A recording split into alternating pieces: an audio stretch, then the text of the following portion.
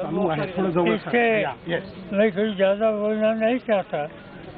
जो कोई डिसीजन हम लोगों ने लिए ये आप लोगों को शायद बताए होंगे। आपको कुछ सवाल पूछना हो तो you can ask me if you want any question.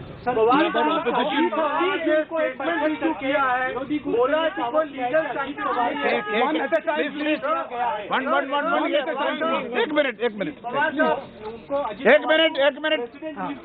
ऐसा दावा है। हाँ, प्रशांत अजीत पवार को नेशनल प्रेसिडेंट नियुक्त किया है 30 तारीख को। किसी ने कुछ कहा मुझे मालूम नहीं। आपको मुझे एक बात पता है कि राष्ट्रवादी कांग्रेस पार्टी का मैं प्रेसिडेंट हूँ। दूसरा किसी ने अपने नाम पर स्टेटमेंट दे दिया, कुछ बात कही, तो बात कह सकते हैं, इसमें कोई इम्पोर्टेंस नहीं, कोई सच्चाई नहीं। सर ये स्टेटमेंट जारी किया गया है, कहा गया है कि आज आपने जो मीटिंग बुलाई वर्किंग कमेटी की, इसके पास कोई लीगल सैंक्टिटी नहीं है, क्योंकि अजीत पवार नए प्रेसिडेंट है और इसके अलावा जो भी मीटिंग होगी सब डिस्प्यूट में है, आधिकारिक नहीं है। ठीक है, कुछ भी कह सकते हैं, इसमें कोई सच्चाई नहीं है। ये जो वर्किंग कमेटी की मीटिंग है अथॉरिटी एज पर कॉन्स्टिट्यूशन हुई है, किसी ने कुछ कहा होगा, इसमें कोई इम्पोर्टेंस नहीं। Sir, my question to you is about about opposition unity, sir, and the fact that we are going to meet in Bangalore on the 17th, 18th. The fact that the MBA now is under threat. Uddhav Thackeray as well as you have been diminished by the BJP in terms of things. Congress. Diminished means they have broken your party. Suppose some people left your party, goes to some other side. It's not happen in political party, but doesn't say it's or this or that. As I said, we will that party.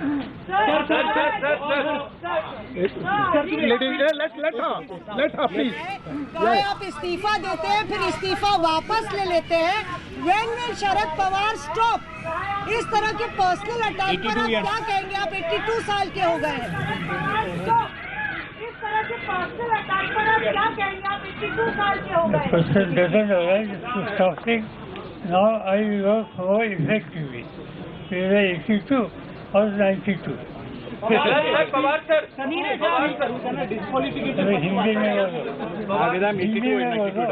आपने explain करके उनको disqualification के से बचाया, ऐसे नहीं आपको लगता है? पवार सर, सवाल यह है कि 1 minute, 1 question from the last. Pawar sir, आप लोगों ने कैविएट दाखिल किया चुनाव आयोग में, अब किस आधार पर लड़ाई लड़ेंगे चुनाव आयोग में? दूसरा सवाल है कि जब शिंदे ग्रुप अपनी लड़ाई शिवसेना की तरफ से लड़ रहे थे तो उनका आधार माना गया था विधायकों की संख्या को। क्या आपने जो भी घोषणाएं संगठन को लेकर की है उसकी जानकारी पहले से चुनाव आयोग को बताई थी? क्या क्या आधार? बात यह है, सुप्रीम कोर्ट जस्टिस चंद्रचूड़ इनका जो जजमेंट है, इस जजमेंट में उन्होंने कहा है कि एमएलए इनकी स्ट्रेंथ, इनका नंबर, ये फिगर करेगा, ये मेजर इशू नहीं है। उन्होंने ये कहा कि political party got more powers and they got every right to take appropriate steps. In fact, political party not every. Come on. मैं भी मुख्यमंत्री बनना चाहता हूँ। कोई भी कुछ चाहते तो मुझे इससे कोई मतलब नहीं। किसी को प्राइम मिनिस्टर बनना हो, किसी को डिप्टी प्राइम मिनिस्टर बनना हो, किसी को चीफ मिनिस्टर बनना हो, किसी को आर्मी चीफ बनना हो, वो चाहते हैं। चलिए, मेरी शुभकामनाएं।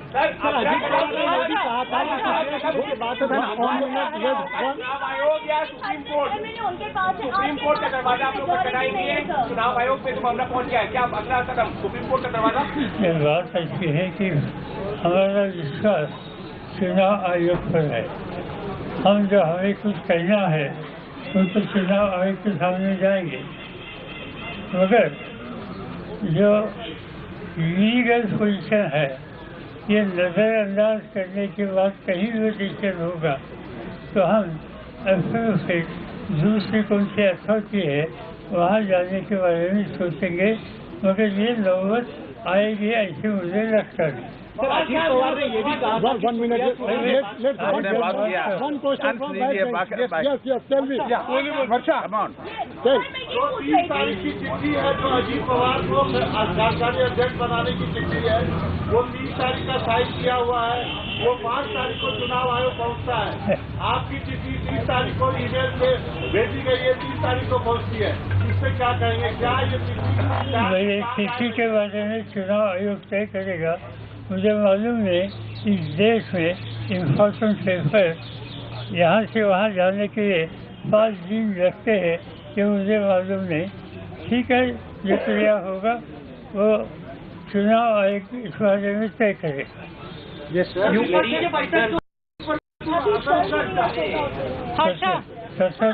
अजीत पवार कह रहे थे, उन्होंने आज भी कहा कि 2/3 मेजोरिटी हमारे पास है। शरद साहब के पास दिखाने के लिए कोई मेजोरिटी नहीं है, इसलिए इलेक्शन कमीशन का भी तक कोई दरवाजा खटखटाया है। तो देखेंगे ना, अभी कल टाइम आएगा, इसमें सच्चाई क्या है ये देखने के लिए, चाहे 2/3 हो या चाहे कुछ हो। एक बात है, हमें पूरा विश्वास है कि इलेक्शन कमीशन वहाँ ठीक तरह से निर्णय लेगा। और दूसरी बात यह है, जहाँ तक लोगों का समर्थन है वहाँ क्या स्थिति है उस राज्य में मैं जानता हूँ। मैंने कुछ डिस्ट्रिक्ट में एक तो विजिट दे दिया। जिस तरह से खास तौर पर नौजवान एक तरह का समर्थन आज हम लोगों को मिल रहा है, इससे मुझे पूरा विश्वास और खुशी है। आपको एक बार मौका It was Satara and Karad district. After defection, Pawar साहब बोल रहे क्या पद्धति ईडी यानी सीबीआई के आरोप अजीत पवार के साथ है, ऐसे में क्या आपके साथ और विधायक आएंगे जो बाद में जो विधायक डिस्ट्रिक्ट है, क्या उनका समर्थन आपके साथ है? आपको पता लगेगा कुछ दिनों में इससे क्या बदलाव हो रहा है। इस तरह से ईडी और सीबीआई के आरोप होते हैं और बाद में लोग जो अपना नेतृत्व है उसको छोड़ के अदर पार्टी में चले जाते, नई पार्टी बनाते। इस तरह से कितनी पार्टियां देश में छुटेगी ये मुझे मालूम नहीं, मगर ये बात सच है कि आज central government Bharatiya Janata party के नेतृत्व में चलने वाला अपोजिशन को दबाव डालने के लिए, वीक करने के लिए ईडी, सीबीआई सेंट्रल एजेंसी इसका इस्तेमाल जगह जगह पर कर रहे हैं। ठीक है, आज 10 महीने 11 महीने बाकी है, इसके बाद चुनाव होगा और स्थिति देश की बदलेगी, तब इसमें क्या सुधार करने की आवश्यकता है, इस पर हमारी टॉप प्रायोरिटी रहेगी। आपको एक बार मौका आप लीजिए संदीप। एकनाथ शिंदे की कैंप में बेचैनी है, कुछ लगता है 3 महीने में पिक्चर बदल जाएगी, तो क्या होने वाला है? ऐसा कुछ वहाँ हो रहा है, ऐसा कुछ वहाँ हो रहा है, मेरे पास नहीं, आपके पास हो तो मुझे प्राइवेट कीजिए।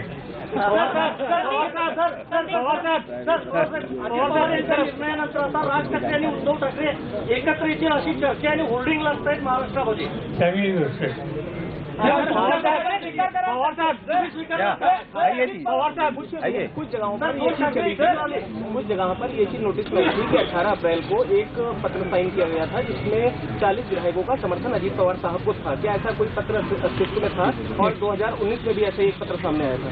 कुछ नहीं, एक बात सच है, 2019 यानी 2 साल में 3-4 साल पहले तब कुछ लोगों ने कहा था साइन करके कि हमारे आगे की नीति कैसे होनी चाहिए, किसके साथ हमें जाना चाहिए, इस पर बात करने की आवश्यकता है। तो हमने कहा था कि मीटिंग हो रहा है, अगर बाद में आगे का इलेक्शन आ गया तो वो कुछ हुआ नहीं। पवार साहब, मेरा सवाल है कि शिवसेना में भी टूट हुई, उद्धव ठाकरे लोगों के बीच जा रहे हैं, आपकी पार्टी में भी टूट हुई, आप भी लोगों के बीच जा रहे हैं। इसका 2024 में कैसा असर देखते हैं महाराष्ट्र की जनता के बीच में? मुझे पूरा विश्वास है कि 2024 में महाराष्ट्र में हुकूमत बदलेगी। आज जिनके हाथ में हुकूमत है उनको लोग दूर करेंगे और जो कुछ अपोजिशन में काम कर रहे हैं हमारे जैसे लोग हैं, इनके खिलाफ जिस तरह के कदम उठाए गए इसकी कीमत उनको देनी पड़ेगी। Pawar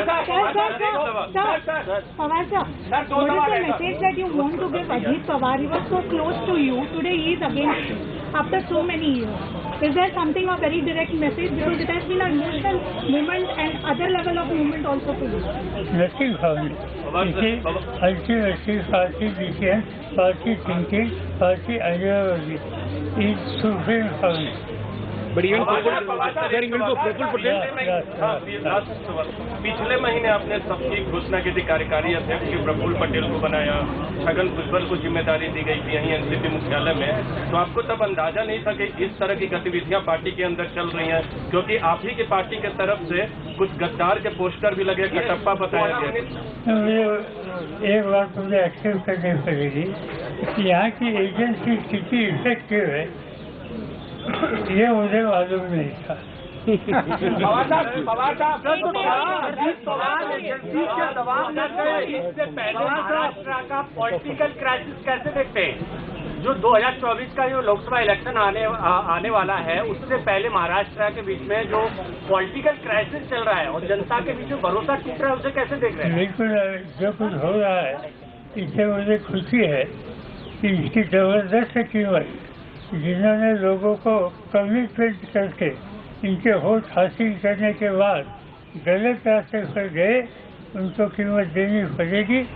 राज की स्थिति बदलेगी, वहाँ राष्ट्रवादी कांग्रेस हो और उद्धव ठाकरे के नेतृत्व सेना का संगठन हो, इनके हाथ में महाराष्ट्र के लोग पूरी हुकूमत देंगे।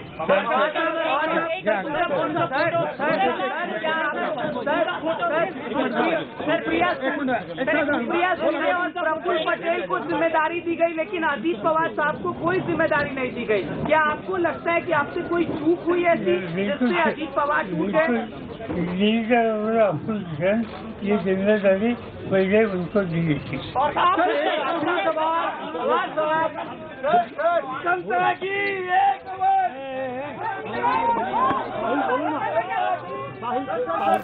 Okay, that's Sharad Pawar there digging in his heels, saying he completely rejects what Ajit Pawar has said about the National Executive Meeting presided over by Sharad Pawar having no legal sanctity. He also says age doesn't matter, whether 82 or 92, it doesn't make a difference. He also says that whoever wants to be the Chief Minister, please go ahead, be happy. I am going to the Election Commission. So this was Sharad Pawar's first public response to the taunts made by his nephew Ajit Pawar, who has now rebelled and become the Deputy Chief Minister, allying with the BJP in the Maharashtra government. Sharad Pawar, who's just held that National Executive Meet in Delhi, where decisions have been taken to expel the 7 MLAs and 2 MPs, 9 MLAs and 2 MPs from the NCP, including Ajit Pawar, Prafull Patel, Sunil Tatkare and others. And that Sharad Pawar is still the president of the NCP. He rejects all claims that there is no real NCP and this meeting is not legal and that the expulsion is therefore illegal. Sharad Pawar is basically saying, "Main zinda hoon, main NCP ka raja hoon," and all other decisions can be ignored at this point of time. Very careful not to take Ajit Pawar's name directly. Neither Sharad Pawar nor PC Chacko was sitting next to him, invoked Ajit Pawar's name directly. A subtle political messaging in that as well, because Ajit Pawar, after all, is from the Pawar dynasty. He's the nephew of Sharad Pawar, said to be close to Sharad Pawar's wife Pratibha Pawar as well. But the big split in the NCP is not any better. In fact, the divide is deeper. The separation between the two factions has increased. The tone and tenor of the words being spoken against each other have become more aggressive, more relentless, more ruthless. And the point of no return has become much more permanent. Mosmi, who was there at that press conference. You heard her asking Sharad Pawar quite a few questions as well, is with me live. It looks like, this is war in so many ways, Mosmi. It has been for the last 3 days. But I think what Sharad Pawar has really signaled today is that there is a point of no return. The meeting that he has presided over has expelled these rebels. It looks like there's no going back. There's no possibility of a U-turn on this. Absolutely. In fact, Sharad Pawar, by the end of the entire press conference, underlined the fact that it is the Maharashtra Vikas Aghadi spelling out Congress and the Uddhav Sena with him, saying that which will actually finally emerge victorious, thereby, drawing the battle line between Ajit Pawar and him. And he also said that this is not true, that Ajit Pawar didn't get anything when he was in the NCP. He also said that, 82 or 92, it doesn't matter, age is just a number. Sharad Pawar said that, the people are with us, and clearly, he didn't seem to be very flustered or nervous, taking all the questions. Sometimes we have seen him, rebuffing journalists, but today was not the day. Sharad Pawar has been in all his elements, responding to whatever the reporters have to say. But what I can make out is, you can see this resolution that has been passed, that Sharad Pawar knows very well that this is a matter of, testing your patience. It is about holding on. And that's why he says that whether it's the election commission, I'm pretty confident that we will stick to our grounds and succeed at the election commission. And though he said that it will not, I don't think there will be a need to go legal. Yes. So Sharad Pawar there, trying to, you can say that in an entire damage control exercise, or perhaps going on the offensive and appearing to be very strong in the face of the entire rebellion that's come in the very late evening of his career.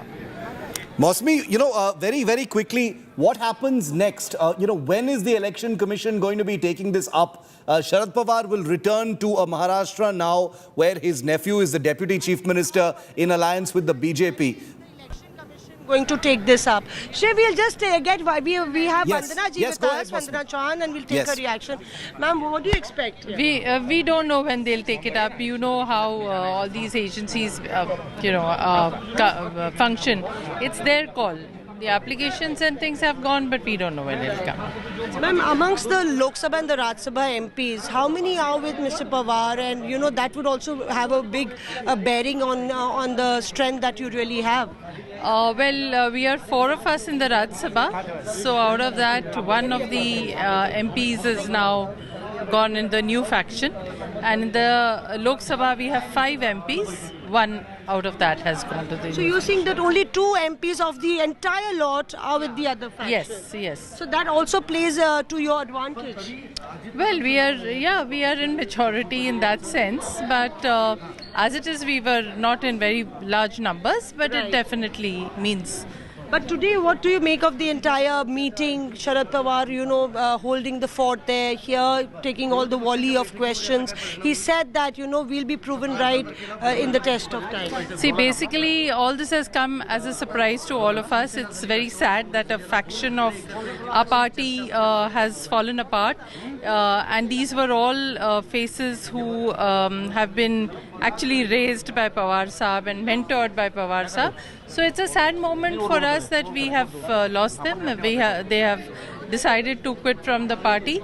But at the same time, you have seen Pawar Saab. Mosmi, we'll keep coming back to you on that. Thanks for that very, very good, important clarity, getting it straight from, a member of the NCP about what happens next as far as the election commission is concerned. Big statement there by Sharad Pawar. We'll keep tracking that story. I'm taking a very quick break, just enough time to give you something very important after this break on Canadian Prime Minister Justin Trudeau and the absolutely unbelievable comments he's made about India's views on the Canadian government and being soft on Khalistani terrorists. That's next.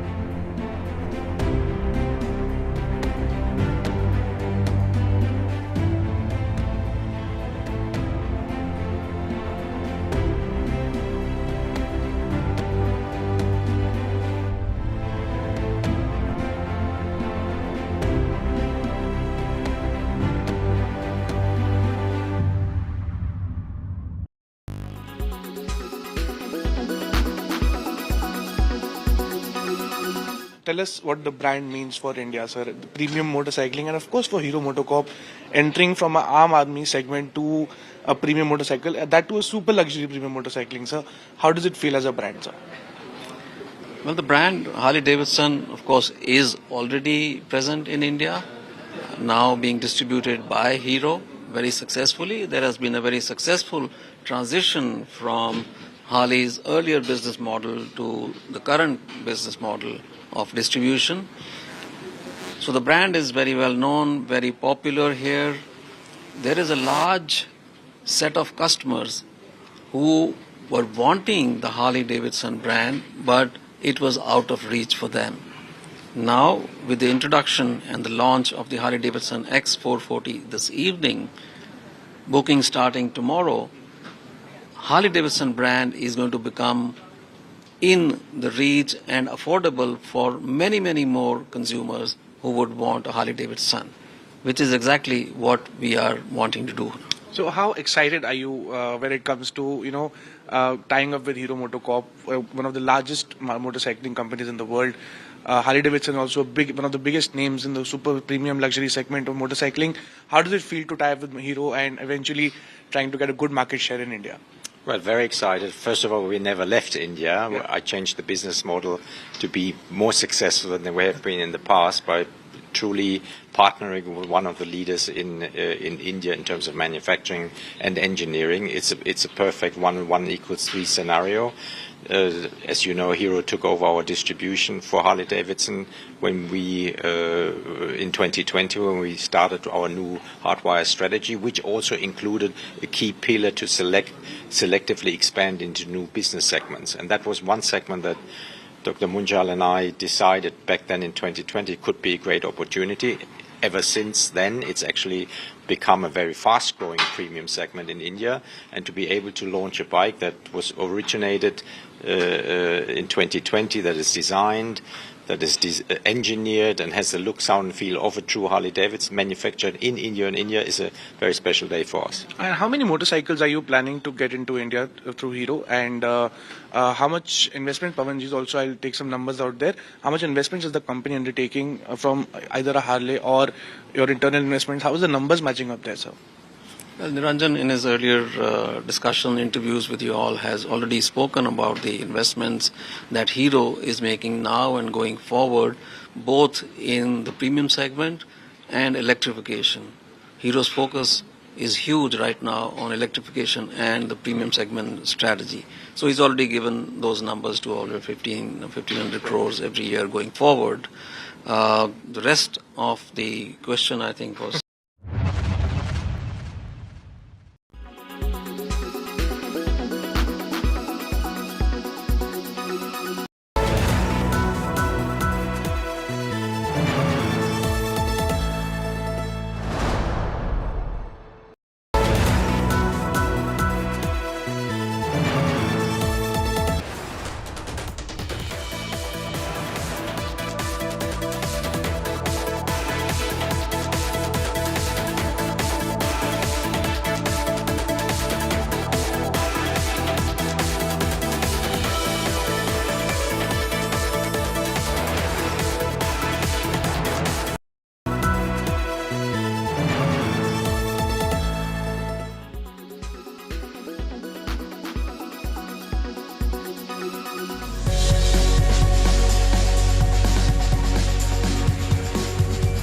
Breathe.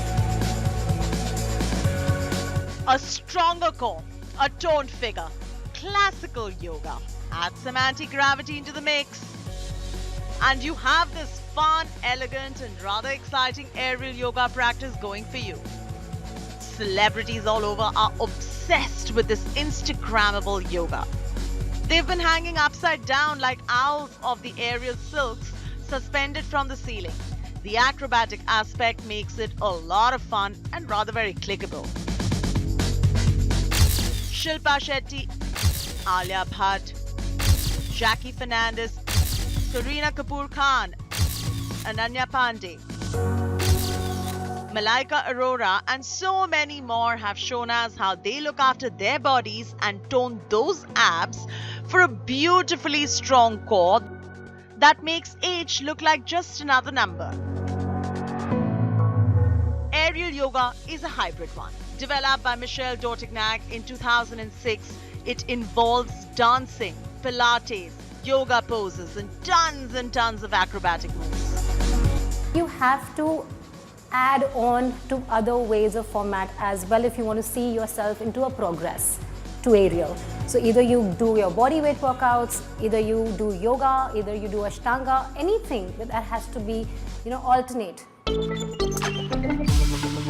If you get bored going to the gym every day or running or walking, does not cut it for you, give this a shot, this anti-gravity yoga as a lifestyle change. It will help you maintain great fitness, help with flexibility and balance. Just remember to check with your doctor first. Yes, doctor, because it is so dynamic that there are some who should not do it. Pregnant women, people with migraines, or anyone who is not allowed to hang upside down for medical reasons, people with blood pressure issues. Your doctor can decide if you are suited for it or not. With that clearance, get set and go. Heart patients, people with cataract eyes, eye operations, people with high fluctuating BPs, definitely they cannot perform aerial yoga. Rest, everybody, depending on their strength, depending on the progression towards flexibility, can perform aerial yoga. We get it if normal yoga is boring for you, and hence look at how the aerial one works. Keep breathing, do not hold your breath. One session can cost you approximately 800 rupees depending on where you go. You require a minimum of 2 to 3 sessions a week for 3 months to learn this properly. And while it looks far more exciting than regular yoga, it has benefits.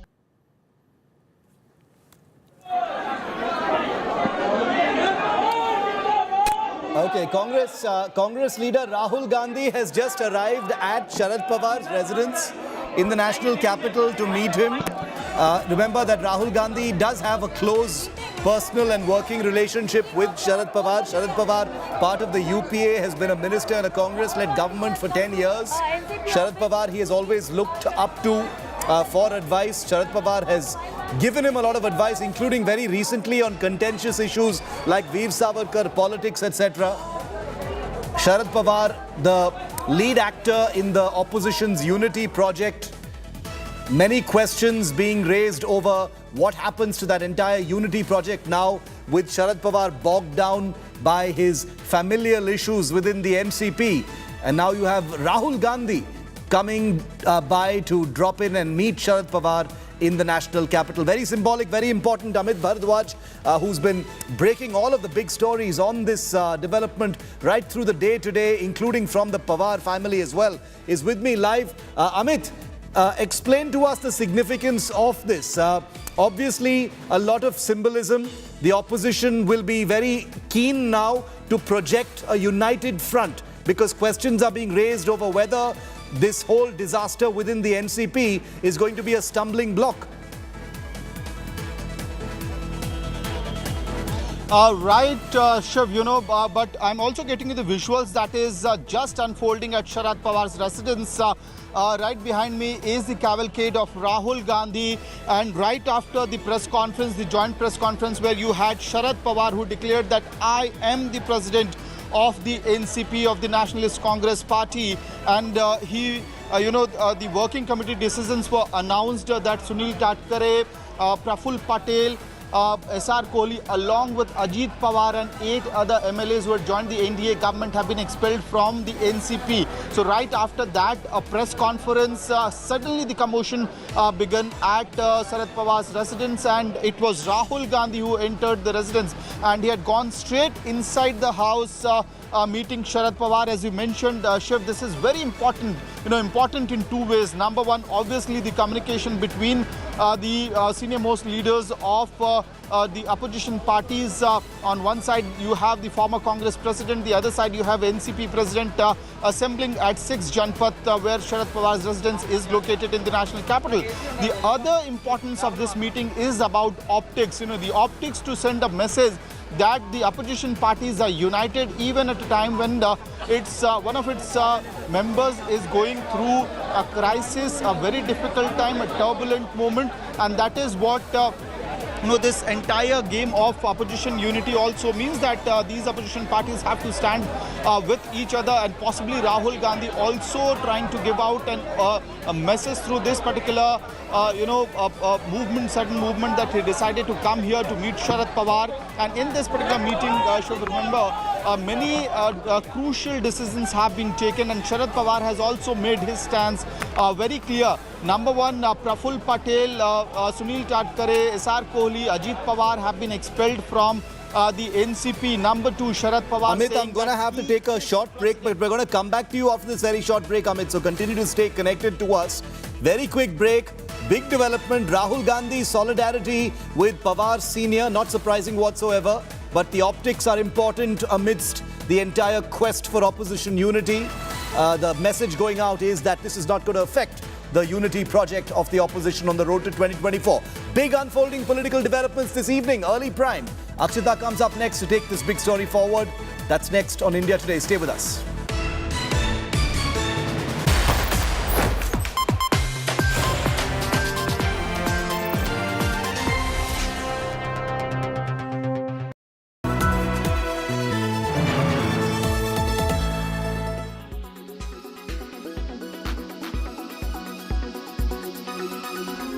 Imagine yourself in the woods, in a wellness retreat away from the hustle and bustle of the city life.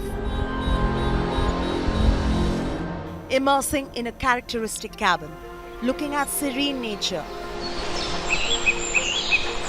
listening to the sound of birds chirping, looking at the flowers blooming. Only that it is not just another wellness retreat. It is a retreat where you're doing all of that. You're processing the shifts and new neuronal connections your brain is making. Because, well, you are at a ketamine wellness retreat. But they are mushrooming all over the United States of America and a few other select countries where this model of psychedelic wellness resort is legal. Corporates taking stressed out workers on these fad retreats.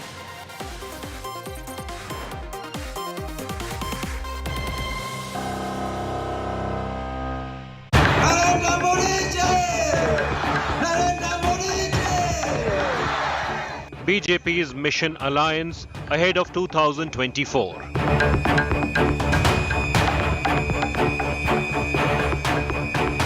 Massive NDA realignment on cards.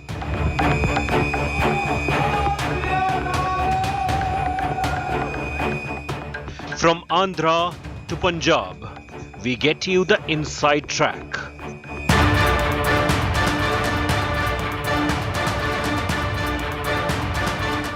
All new NDA to counter opposition unity. BJP's alliance game plan.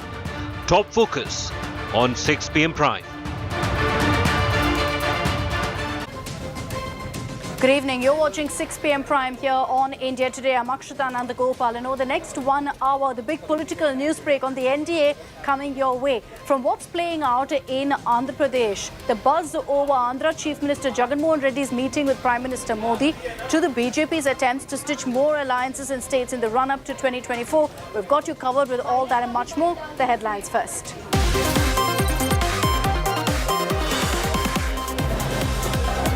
Sharad Pawar faction axes Ajit Pawar, Praful Patel among other rebels. Ajit faction dubs Uncle Sharad's meet illegal.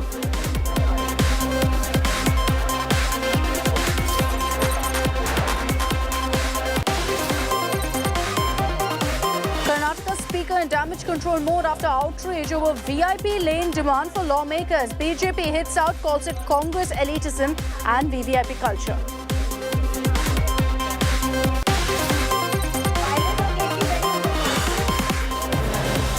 BJP ally AIADMK opposes centre's uniform civil code. Tamil Nadu Chief Minister Stalin hits out at centre, says UCC brought as revenge against those opposing the BJP.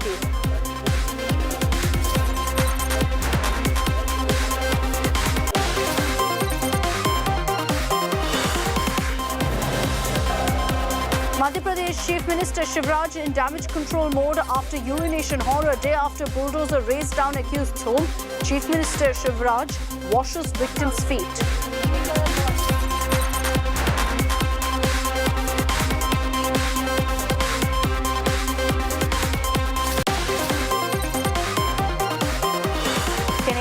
Minister Justin Trudeau fails to condemn repeated Khalistani threats. India lashes out, says Trudeau, legitimizing terror. Let me make the larger point that the issue is not about freedom of expression, but its misuse for advocating violence, for propagating separatism, and for legitimizing terrorism. And the countdown officially begins to the launch of Chandrayaan-3. ISRO schedules mega launch for the moon mission for 14th July.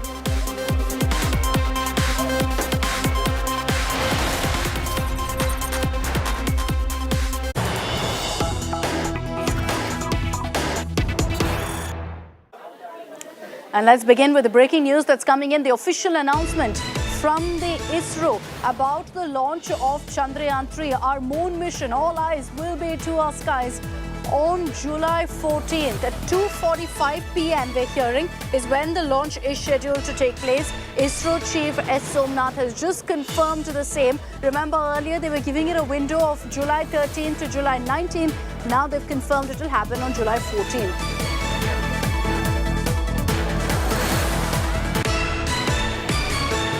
About the launch of Chandrayaan-3, 14th at 2:35 p.m. is the launch liftoff time, and if the launch takes place on that day, then we will be ready for landing on moon possibly by the last week of August. So that the date is decided by when is the sunrise on moon. We will have to land on the first day of the 15th day slot of the day. Then we will have live for at least 15 days. So this is the date on which we have to land. If everything goes well, then it becomes 23rd of August. Okay, it can be 24th of August also, depending upon the calculations which will happen. But it cannot be 25, 26, because if it gets delayed, then what we will do is we will not land. Okay, so that is the statement that came in from the ISRO chief confirming the time. The Chandrayaan-3 launch is something everyone's looking forward to, considering Chandrayaan-2 was a partial failure. ISRO will be looking to make amends this time around when they're looking to, in fact, once again make a successful landing on the surface of the moon. Nagarjun Dwarkanath is joining us with more details on this. Nagarjun, an event, of course, that the whole nation will be looking forward to with our fingers crossed. July 14th is the date that's now been announced by ISRO.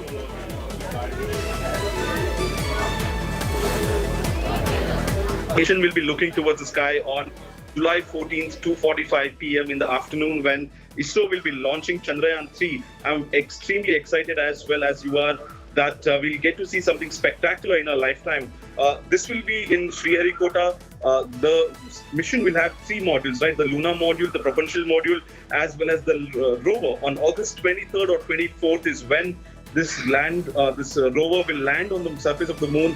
It will be carrying scientific payloads which will carry out experiments on the lunar surface, as we are told. So just a few days from now, on July 14th or 15th, when the weather permits, but as of now it's July 14th, 2:45 p.m. fixed, that Chandrayaan-3 will take off from Sriharikota using a Mach 3 vehicle, that is a propulsion vehicle that we are using. Mach is the heaviest that we have, and it would take around just over a 30-day period to reach the surface of the moon. And what is crucial is the landing time, right? The sunrise on the moon surface will be crucial so that enough light will be there, and also the operation time also it's quite critical. That will be the main point more than the takeoff. It will be the landing time where we'll all be looking at towards our screen and hoping that ISRO lands the rover right on the moon surface, and it will be a big success.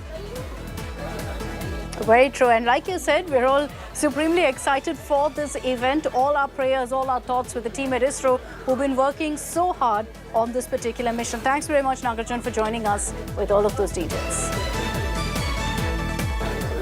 All right, let's move on to the top story in this edition of 6 p.m. Prime. What's brewing in Andhra Pradesh? Yesterday, the Prime Minister's meeting with Andhra Chief Minister Jagan Mohan Reddy has set off tongues wagging. And here on India Today, we got you that news break about how the Andhra Chief Minister is mulling the possibility of preponing the election. Slated to happen in 2024 along with the Lok Sabha elections, could Andhra Pradesh go to polls at the end of this year? Is Jagan following in KCR's footsteps? Let's get you more details on that India Today news break.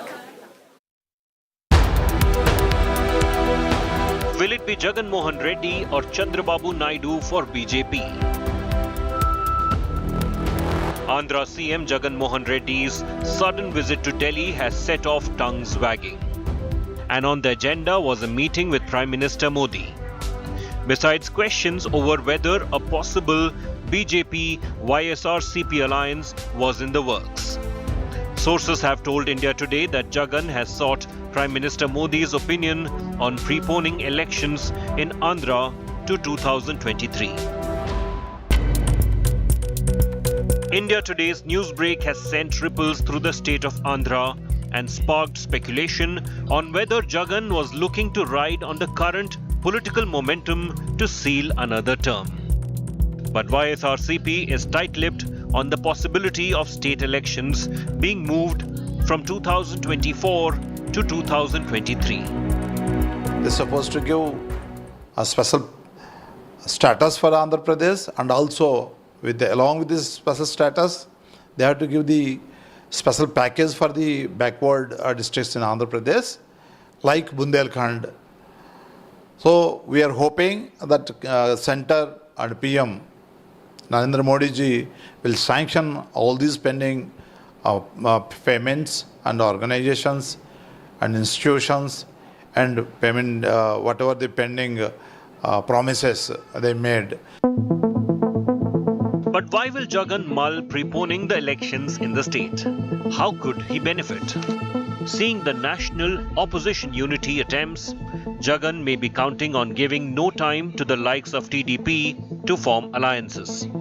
He could also be hoping to ride the current political momentum in Andhra and also may be taking lessons from neighbouring Telangana, where CM KCR preponed polls in 2018. If this does happen, pressure will mount on TDP to seal the deal with BJP, something that's reportedly hit one hurdle after another. Sources have told India Today that BJP's alliance talks with TDP haven't progressed, reportedly because Naidu's unhappy with BJP's closeness to Jagan. But the party has for now countered all talks of a BJP-YSR-CP alliance. We don't find any possibility where Jagan Reddy will either be inducted into the NDA or the BJP aligning with Jagan Reddy for the next forthcoming elections. In one scenario, we can say that Jagan Reddy is kind of a most untouchable person in Indian politics today because he is the most corrupt politician. With the BJP eyeing more allies to join the NDA ahead of 2024, speculation is peaking on who could join the alliance. Will it be Naidu's TDP or Jagan's YSR-CP? With Abdul Bashir in Hyderabad and Himanshu Mishra in Delhi, Bureau Report, India Today. And joining us here on India Today is our National Affairs Editor Rahul Srivastava. We also have with us Abdul Bashir, who's joining us from Hyderabad. Abdul, if I can come across to you first on the newsbreak that you got to us yesterday about Jagan Mohan Reddy contemplating actually preponing the election. What's that about? Why is he actually considering this move? Is it going to actually happen?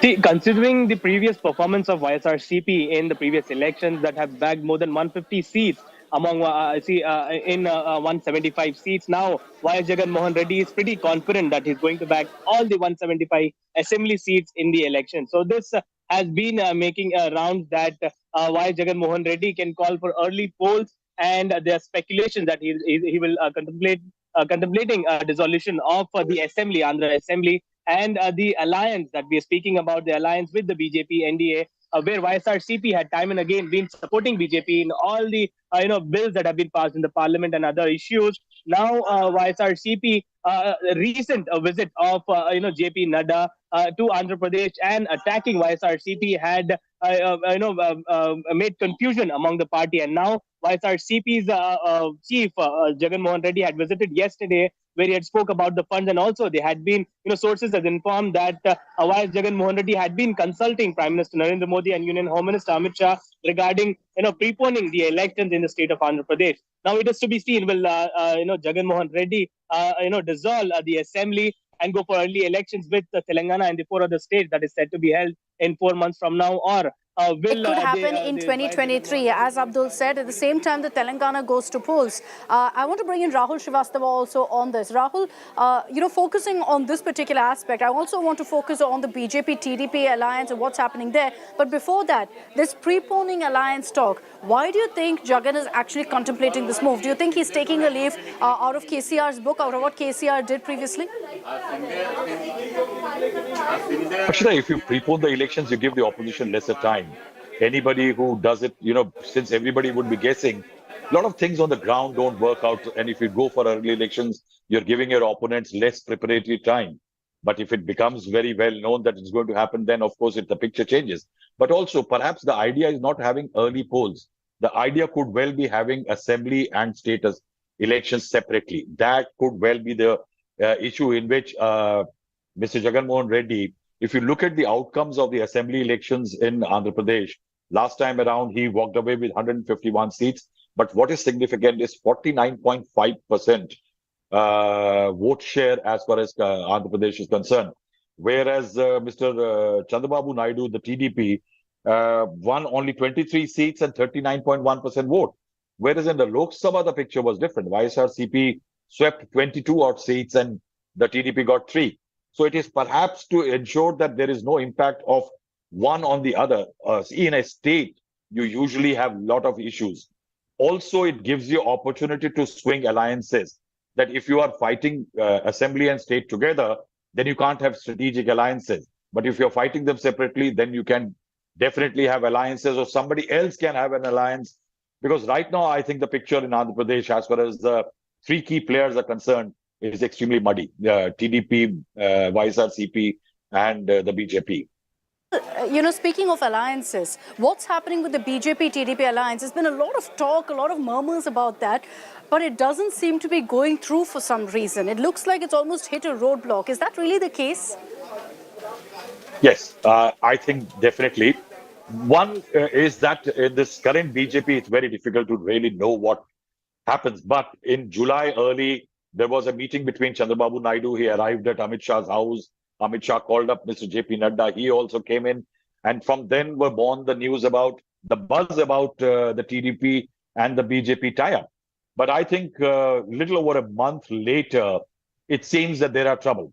Now, there are certain national leaders of the TDP and the BJP who seem to be in favor of an alliance because they think that both stand to benefit if there is an alliance. Otherwise, the BJP hardly has any presence. BJP contested 25 seats in Lok Sabha and the vote share was 0.96%. So BJP is not a great player. It does want to make inroads through alliances. But the problem here is that the state level leaders of the BJP are objecting to alliance. They say that let's grow alone because TDP is a very unreliable player. And that's true. He has been switching sides.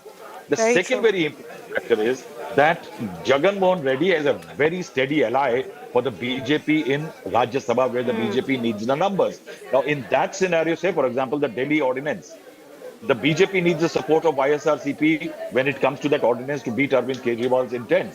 Yeah. In that, will the BJP tie up? And in the last few days, the BJP has cleared funds for Andhra Pradesh. Debts have been cleared by banks. Loans are being cleared.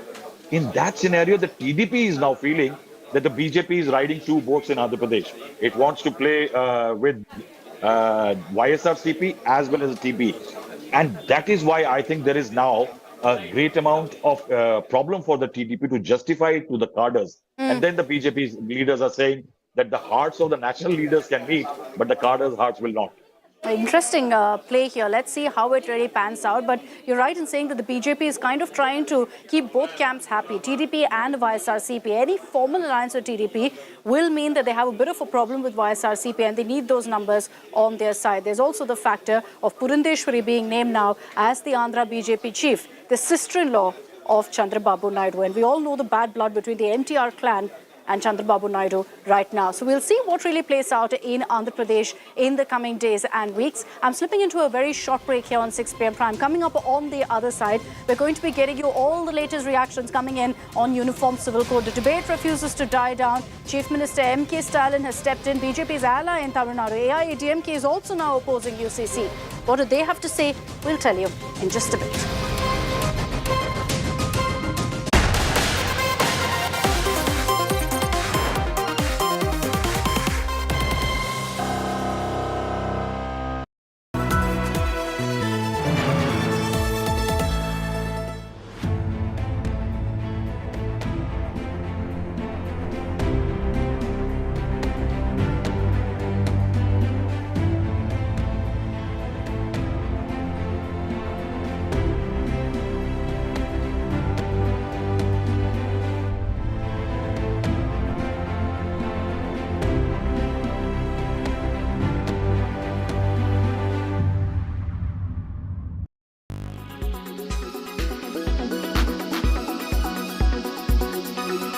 I was just having a conversation with a very old-timer fund manager, mutual fund manager, and he said that the macro story for India is great, but valuations are still not compelling and not challenging and quite challenging. Would you agree with that, or would you say that it's a good entry point for India now? Yeah, thank you, Dan. Thanks for having me here. Yeah, you actually are absolutely right. I would kind of echo the sentiments. I do believe that the macro story is looking very compelling for sure. Quite confident about 15% plus earnings growth, which is like one of the highest that we've seen, that we will be seeing in any of the major markets globally. So yeah, all that is looking quite well. But yeah, but valuations is definitely sticking out. When the markets corrected earlier in February or so, when the Nifty was at around 17,000, it was looking pretty interesting, but the markets have moved up pretty quickly, up about 10% or so from there. And yes, many stocks and sectors are looking expensive at this point in time. Yeah. There is a fear in certain quarters in the market that during the course of this year, we'll get another spike in volatility, and you may even get the market back to the kind of levels which you found interesting. Do you expect something like that? I know it cannot be predicted, events cannot be predicted, but is it a likelihood in your eyes? I think the event that will probably create volatility in the Indian markets will probably have to be a global event or an international event. I do not foresee too many negative or let's say big negative events for the Indian markets, which will be domestically caused. My sense is that you will probably see, or you could probably see some volatility created by either some unexpected change, say in the Fed policy, or some other kind of dislocation that might happen in the capital markets globally or something like that. But as far as the developments domestically go, to me it looks unlikely.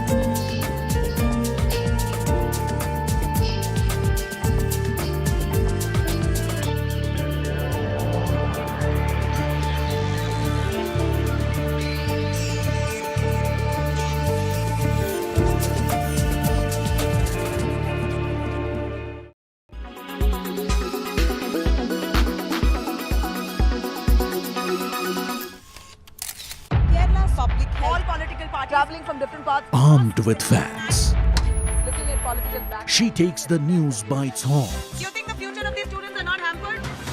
Fierce, bold and direct, setting the tone for the biggest stories from every corner and every angle. Expect nothing but the unfiltered truth. News first, niceties later. Watch me, Nabila Jamal, on India Today.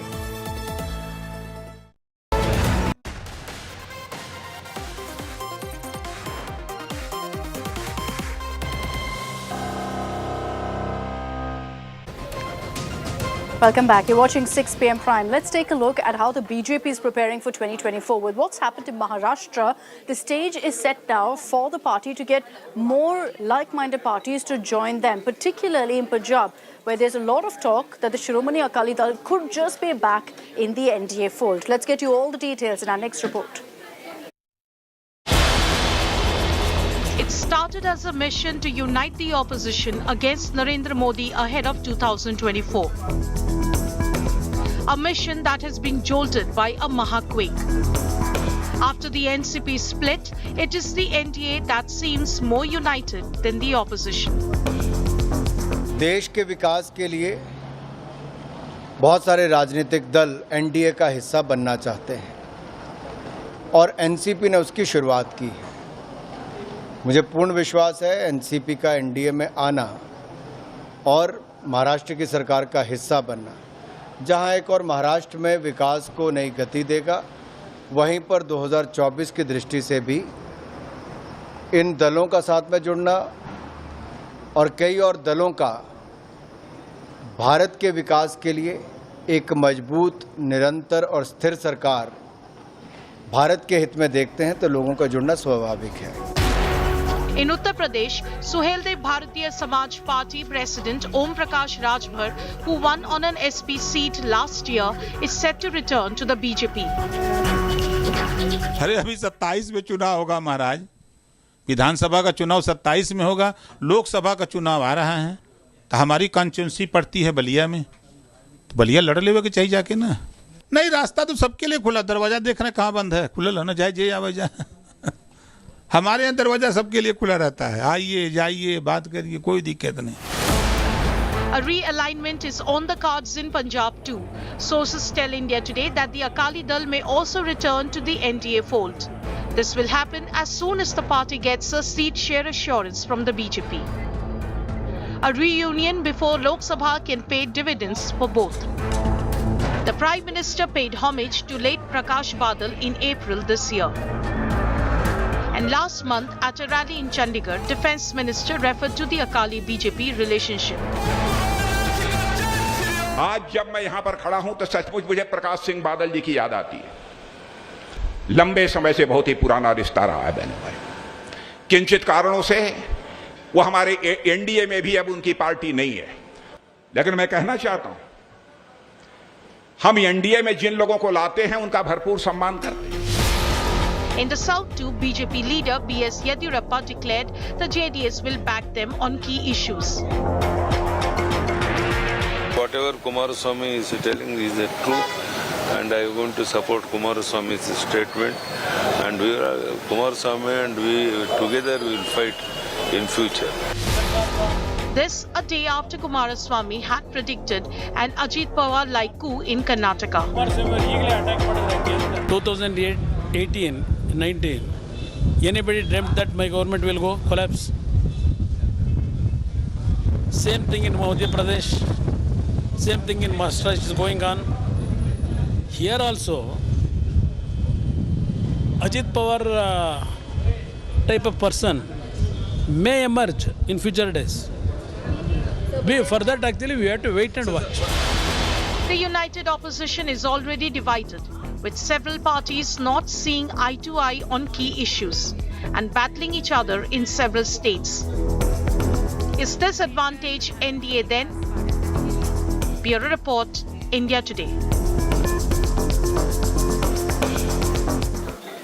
So who are the parties that the BJP is eyeing right now? Some of them are done deals, some they're still talking with. In Maharashtra, of course, with all that's happened in the last few days, they've now got allies in Eknath Shinde as well as in Ajit Pawar, a faction of the NCP at least. What about in a state like Karnataka? Well, the H.D. Kumaraswamy and in fact the BJP, that's the JDS and the BJP, have been essentially flirting with each other, putting out very public statements saying we're looking to work with each other. Will that happen in 2024 is the question. In Andhra Pradesh, as we told you some time ago, there have been talks between the BJP and the TDP, but that seems to have hit a roadblock as of now. We'll have to see if it progresses going forward. In Tamil Nadu, there is a tie-up with, in fact, the AIADMK, but remember that EPS has said that they do not back UCC. Is that going to be a hurdle? We'll have to wait and watch. In Bihar, two parties, the Hindustani Avam Morcha as well as the LJP with the BJP. There could be more parties because of all of the talk of defections as well as other parties ditching the JDU, RJD combined. Then you have Punjab, where there is a lot of talk of the Shiromani Akali Dal returning to the NDA fold. There are talks reportedly happening right now, and this is, in all likelihood, going to happen. Let's take a look at the other states as well. In Haryana, the Jananayak Janata Party, Dushyant Chautala's party, could also be joining hands. And besides that, let's also talk about Uttar Pradesh, where there are two parties right now where there's endless speculation over. SBSP as well as RLD. RLD, of course, has said so far there's no question of us joining hands with the BJP, but there's a lot of talk about the SBSP actually becoming a part of the NDA. Let's in fact talk now and switch focus to what's happening on the Uniform Civil Code, because while the BJP is stitching its alliance, the NDA in 2024, the biggest worry and concern is that many of their allies also are opposing UCC, and will that turn out to be a sticking point? Will that turn out to be a problem in the alliance? The AIADMK, for example, has made it clear that they stick to their stand of opposing Uniform Civil Code. In Tamil Nadu, this issue has become a big talking point, with MK Stalin once again reiterating that they're dead against, the DMK is dead against Uniform Civil Code being implemented. आजकल हम देख रहे हैं कि uniform civil code के नाम पर ऐसे लोगों को भड़काने का काम हो रहा है। आप मुझे बताइए, एक घर में परिवार के एक सदस्य के लिए एक कानून हो, परिवार के दूसरे सदस्य के लिए दूसरा कानून हो, तो क्या वो घर चल पाएगा? क्या कभी भी चल पाएगा क्या? Ever since Prime Minister Modi has made his big UCC pitch, politics over it has only snowballed. With opposition already divided over implementation of Uniform Civil Code, latest to dissent is BJP's own ally, AIADMK.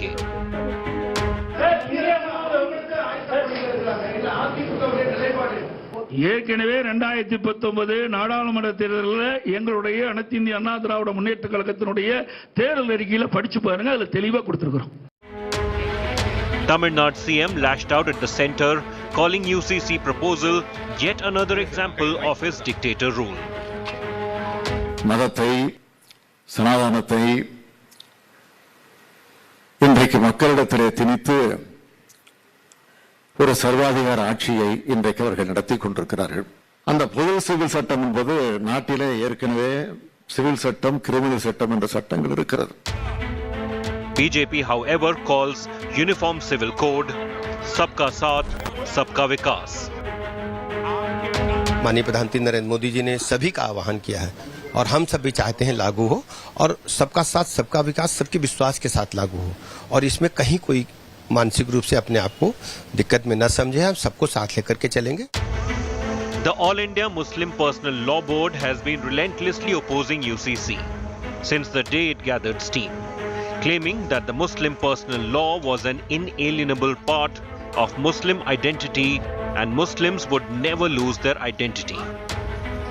Already constitution ने हर हिंदुस्तानी को religious freedom as a fundamental right guarantee किया है, तो वो right हर हिंदुस्तानी के पास बरकरार रखना चाहिए, उसको छीनने का किसी को हक और इख्तियार नहीं है. An unofficial group of senior ministers has been formed that will deliberate upon the various issues related to UCC. This group will be chaired by Union Minister Kiran Rijiju. Battle lines drawn over UCC amid speculations that the Modi government is readying to table the One Nation, One Law bill in the monsoon session. Bureau Report, India Today. And with that report, I'm slipping into a short break here on 6 p.m. Prime. On the other side, we get to our monsoon tracker with a focus particularly on Kerala. The red alert has now been downgraded, but the heavy downpour in the last few days has resulted in homes being completely inundated. Shivimul's reports coming your way in just a bit.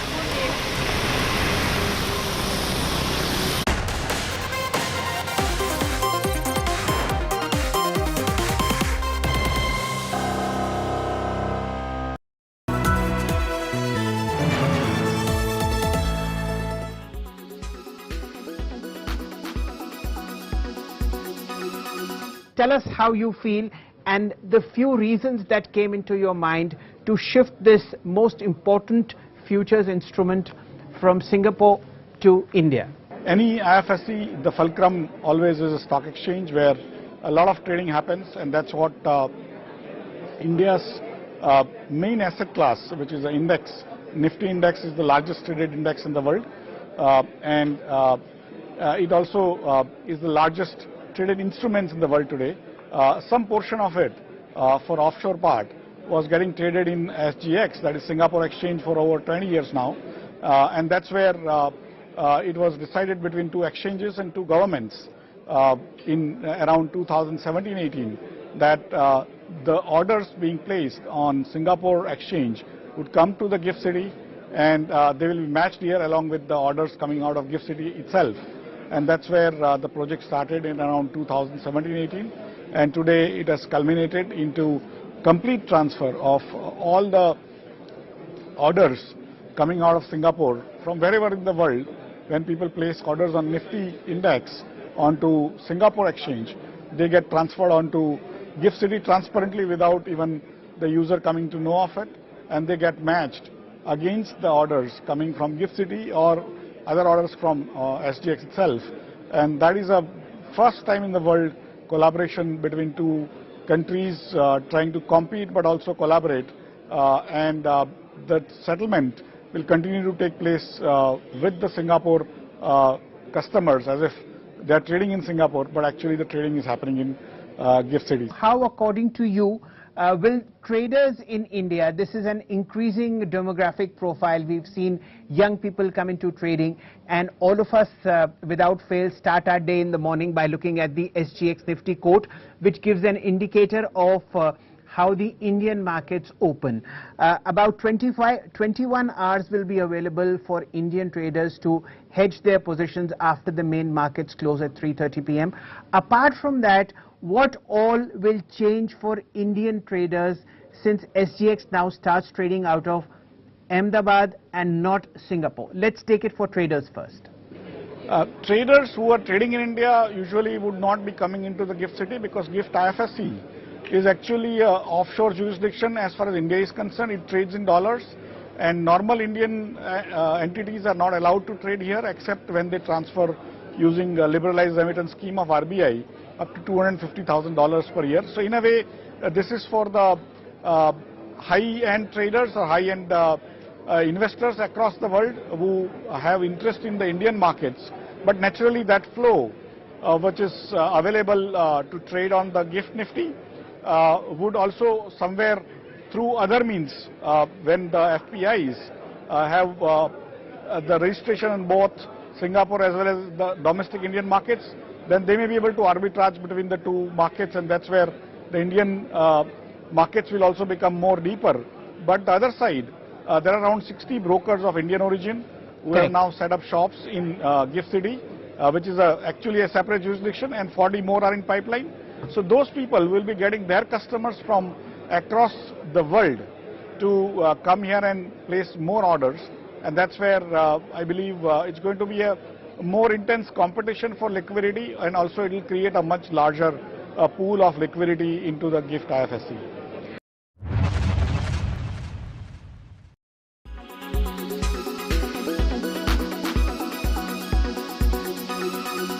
Make your media plan smarter with India Today Live TV on your connected devices. Amplify your brand with 100 million smart internet viewers. To advertise, mail us at sales@aajtak.com.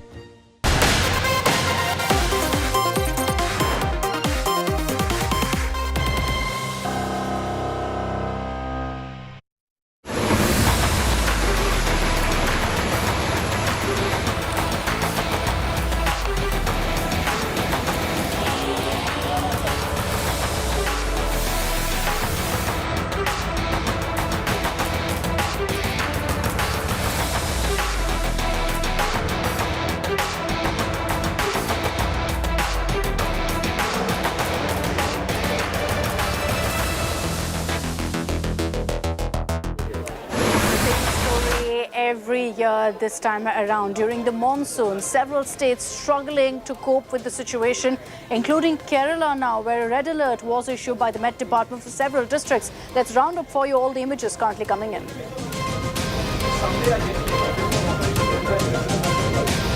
The monsoon has started finally gaining strength in Kerala, but along with it, endless woes for residents. Many districts in the state has received intense heavy rainfall. Waterlogging was witnessed particularly in Alappuzha district, where people are seen struggling to commute through inundated streets.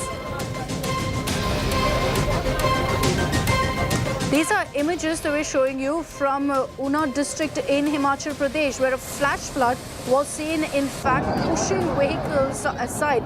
The region has received heavy rainfall, leading to inundated roads and flooded homes in some villages.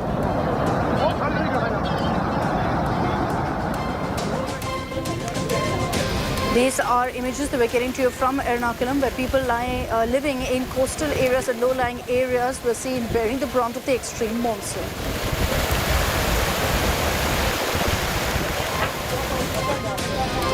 A government hospital in Bihar was completely flooded, leaving patients at the risk of infection. Rainwater entered the emergency ward of the DMCH government hospital. This is the largest hospital in North Bihar.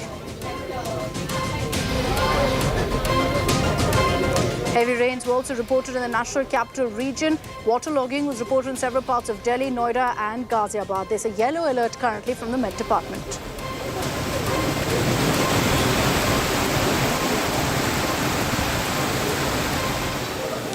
Let's focus on the situation, particularly the state of Kerala, because since Tuesday night, it's been raining literally cats and dogs across the state in several districts, particularly in central and northern parts of Kerala. Right now, the Met Department, fortunately, has downgraded the red alert. In some parts, it's orange alert. In some parts, it's a yellow alert. But the rains for the last few days has left behind, as always, inundation in several parts, leading to rescue workers also pulling out people from low-lying areas. Here's a report by Shibimol.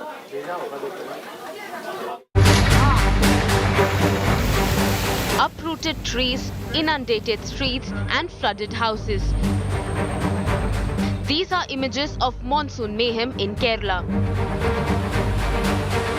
Incessant rainfall across the state since the night of July 4th has caused flash floods in several parts of the state.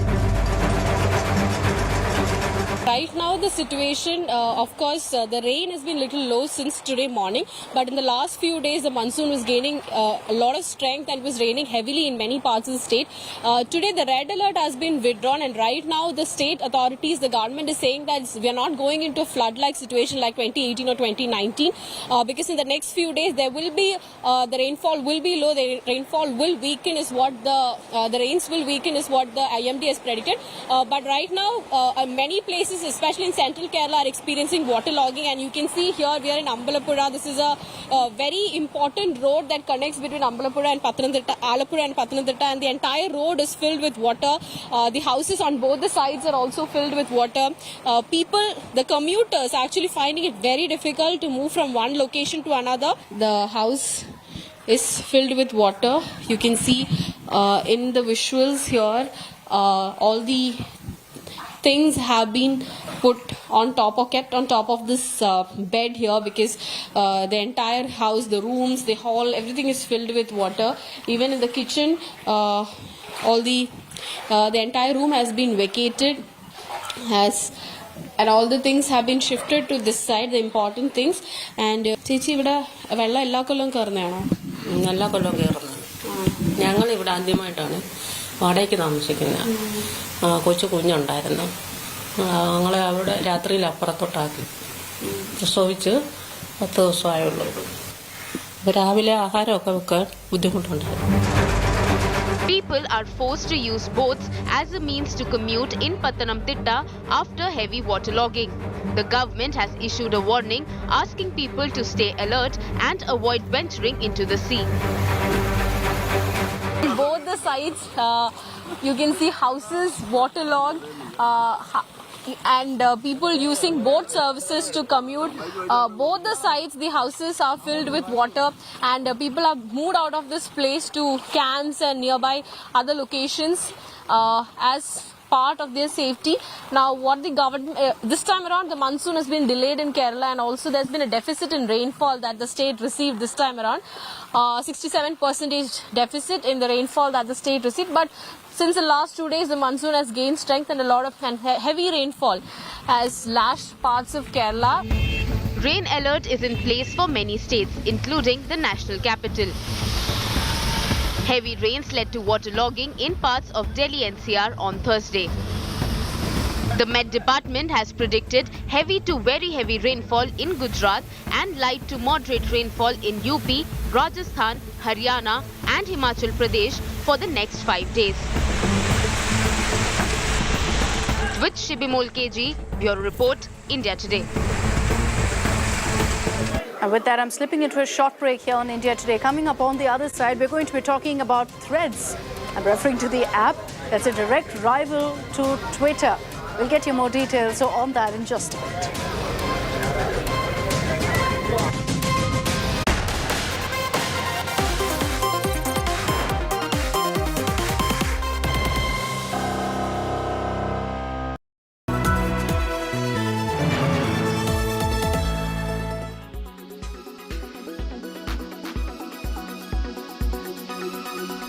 So that was Federal Reserve Chairperson Jerome Powell talking about further rate hikes will be appropriate going forward from here. But now joining in to discuss what can one expect on gold prices going forward. With me I have Sugandha Sachdeva, Executive Director and Chief Strategist at Acme Investment Advisors, joining right in. Welcome Sugandha, and so glad to have you on India Today with us. First up, gold prices really hit 3-month low on the MCX after US Fed decision last night. Do share with us, first of all, how do the gold prices really get impacted with the US Fed's move on the rates, and what does the current pause really mean for the prices going forward? Yeah, hi, good evening, Sakshi. It's a pleasure to be a part of your show.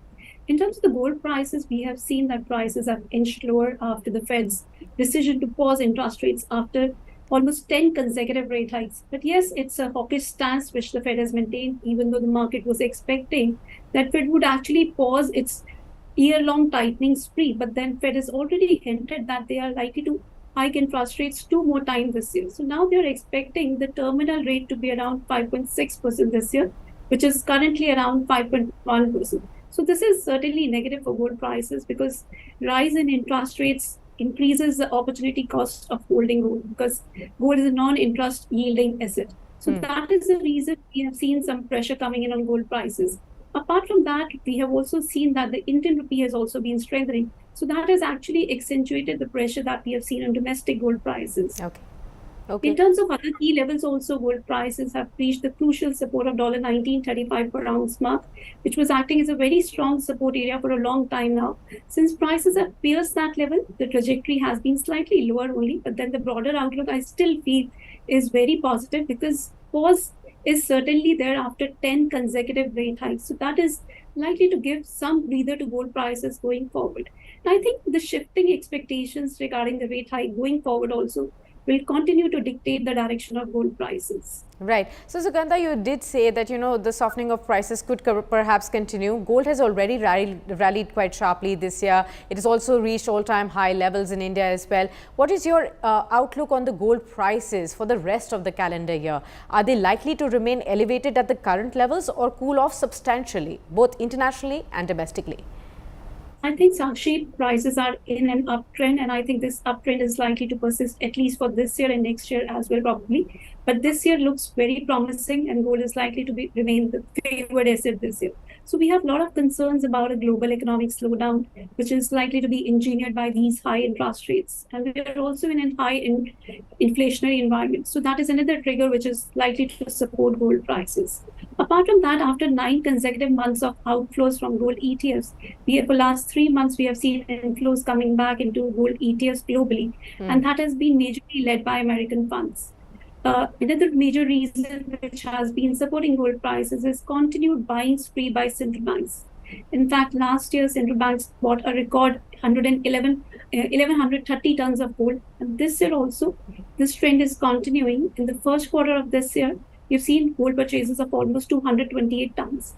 All right. Thanks a lot, Sugandha, for giving us all those insights on what to expect as far as gold prices and the outlook on gold is concerned going forward, and whether these dips could be an opportunity for investors to buy into the yellow metal.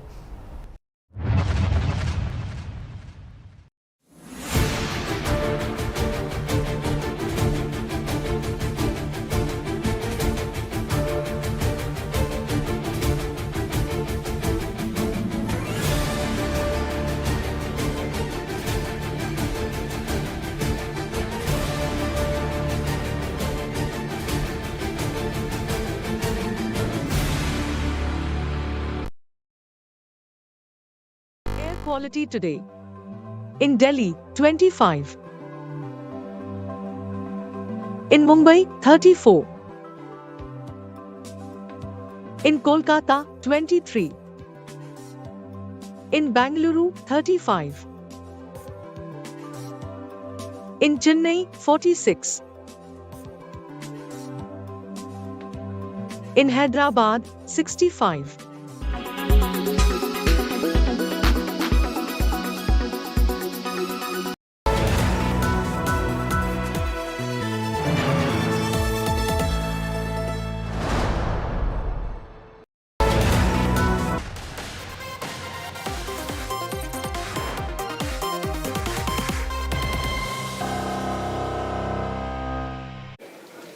As Elon Musk and Mark Zuckerberg are all set to get into a cage fight, they're also fighting it out in the digital space. And that's because Threads has been launched by Facebook and Instagram to take on Twitter. So how different is Threads and what's the response been like? We tell you in our next report.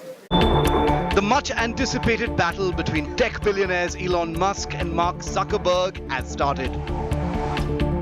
Zuckerberg has made the first move by launching a Twitter rival app called Threads. Instagram's text-based conversation app called Threads is now available for download for both Android and Apple users globally. Threads, just like Twitter, will allow users to post threads on the app and reply to others, all of which will be visible on your timeline. Threads also allows text up to 500 characters, links, pictures and videos up to 5 minutes in length. Meta has made it easy for Instagram users to join the new app by linking the two and allowing them to just port over. They do not have to change their handles and will be able to follow the same people as they do on Instagram. After just a couple of hours of the official rollout, Mark Zuckerberg announced on the app that the Threads app has passed 2 million sign-ups in its first 2 hours live in the App Store. After the launch of Threads, Twitter is now surrounded by several rivals, including Jack Dorsey's Blue Sky and Mastodon. This battle is not just about platforms. For many, it's now become a battle of ideologies and money. Just recently, Twitter announced a rate limit restricting how many tweets users can see per day, which has upset many. Such tweaks can push users away from Twitter, making it easy for Zuckerberg's Threads to bring more subscribers on board. Although the rumored physical cage fight between Musk and Zuckerberg is still uncertain, the virtual battle has clearly begun. Bureau Report, India Today. That's all we have time for in this edition of 6 p.m. Prime. Thanks for tuning in. Coming up on the other side of a very short break is Mission 2024 with Preeti Chaudhary. She's going to be running you through all the latest twists and turns coming in from Maharashtra, as Sharad Pawar has declared that he remains the chief of NCP.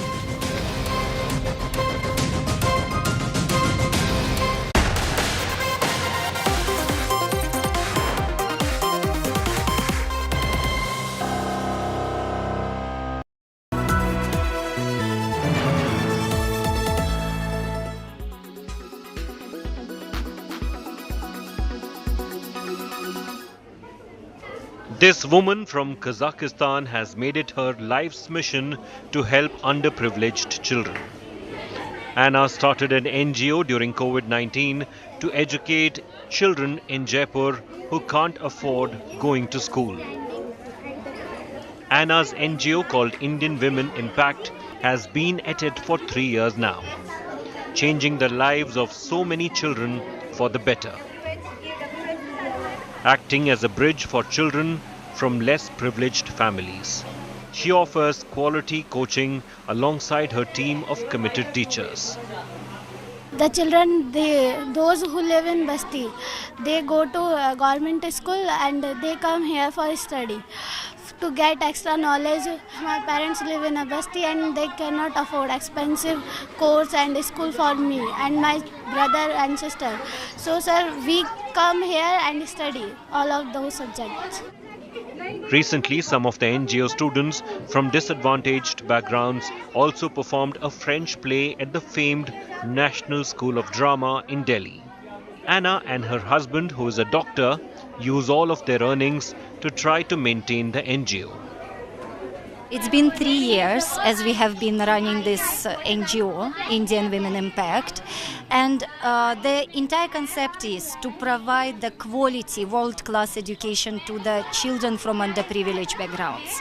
And the dream we have is to create the school that can accommodate 5,000 students from such backgrounds, where we can compete with a world-class education. That's the dream. At this Jaipur-based NGO, students from different backgrounds come together to get an opportunity to achieve all these dreams. At the NGO, Anna and her group of dedicated teachers try to provide wings to dreams of underprivileged students who earlier had little or no avenues to fulfill their aspirations. Once they come over here, they leave their less than perfect backgrounds behind to get submerged into a world of creativity, of learning and of dreaming big. With camera person Manish Devankur Vadhavan in Jaipur for India Today. Weather forecast now. Delhi, maximum 36 and minimum 26 degrees. Mumbai, maximum 28 and minimum 24 degrees. Kolkata, maximum 34 and minimum 26 degrees. Bengaluru, maximum 25 and minimum 19 degrees. Chennai, maximum 33 and minimum 26 degrees. Hyderabad, maximum 29 and minimum 23 degrees.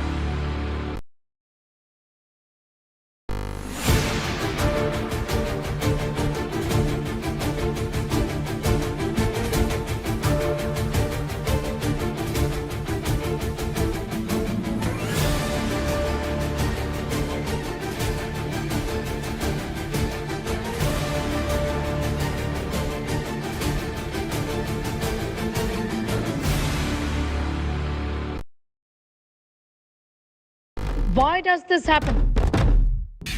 Let me tell you the science behind it.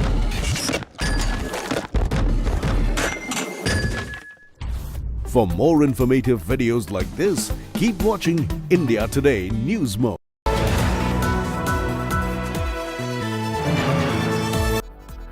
Pokerbazi, you hold the cards.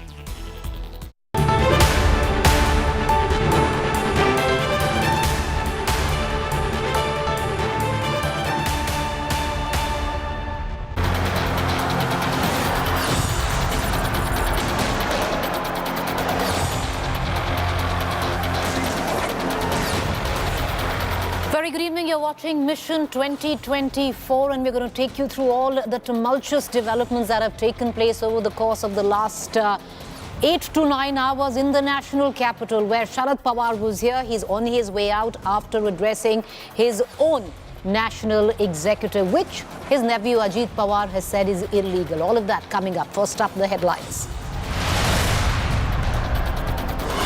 Sharad Pawar faction axes Ajit Pawar, Praful Patel amongst all other rebels. Ajit faction dubs Uncle Sharad's meet illegal. Karnataka speaker in damage control mode after outrage over VIP lane demand for lawmakers. BJP hits out, calls Congress elitist.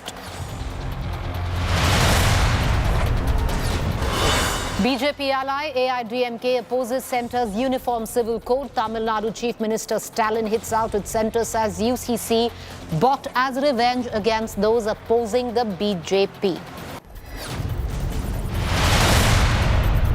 Madhya Pradesh Chief Minister Shivraj in damage control mode after urination horror. Day after bulldozer razed accused's home, Chief Minister Shivraj washes victim's feet.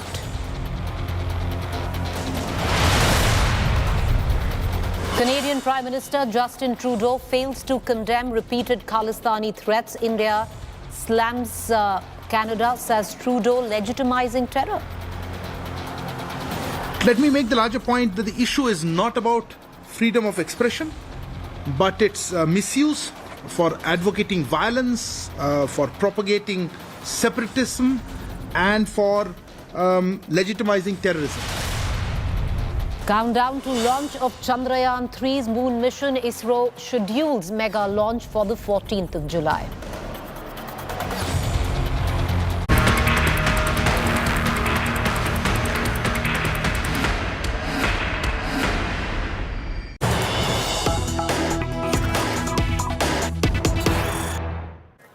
All right, viewers, let's get you up to speed with the latest news break that is coming in, and there's another escalation in the Pawar Parivar party fight. The latest coming in, Sharad Pawar states, I am the NCP president.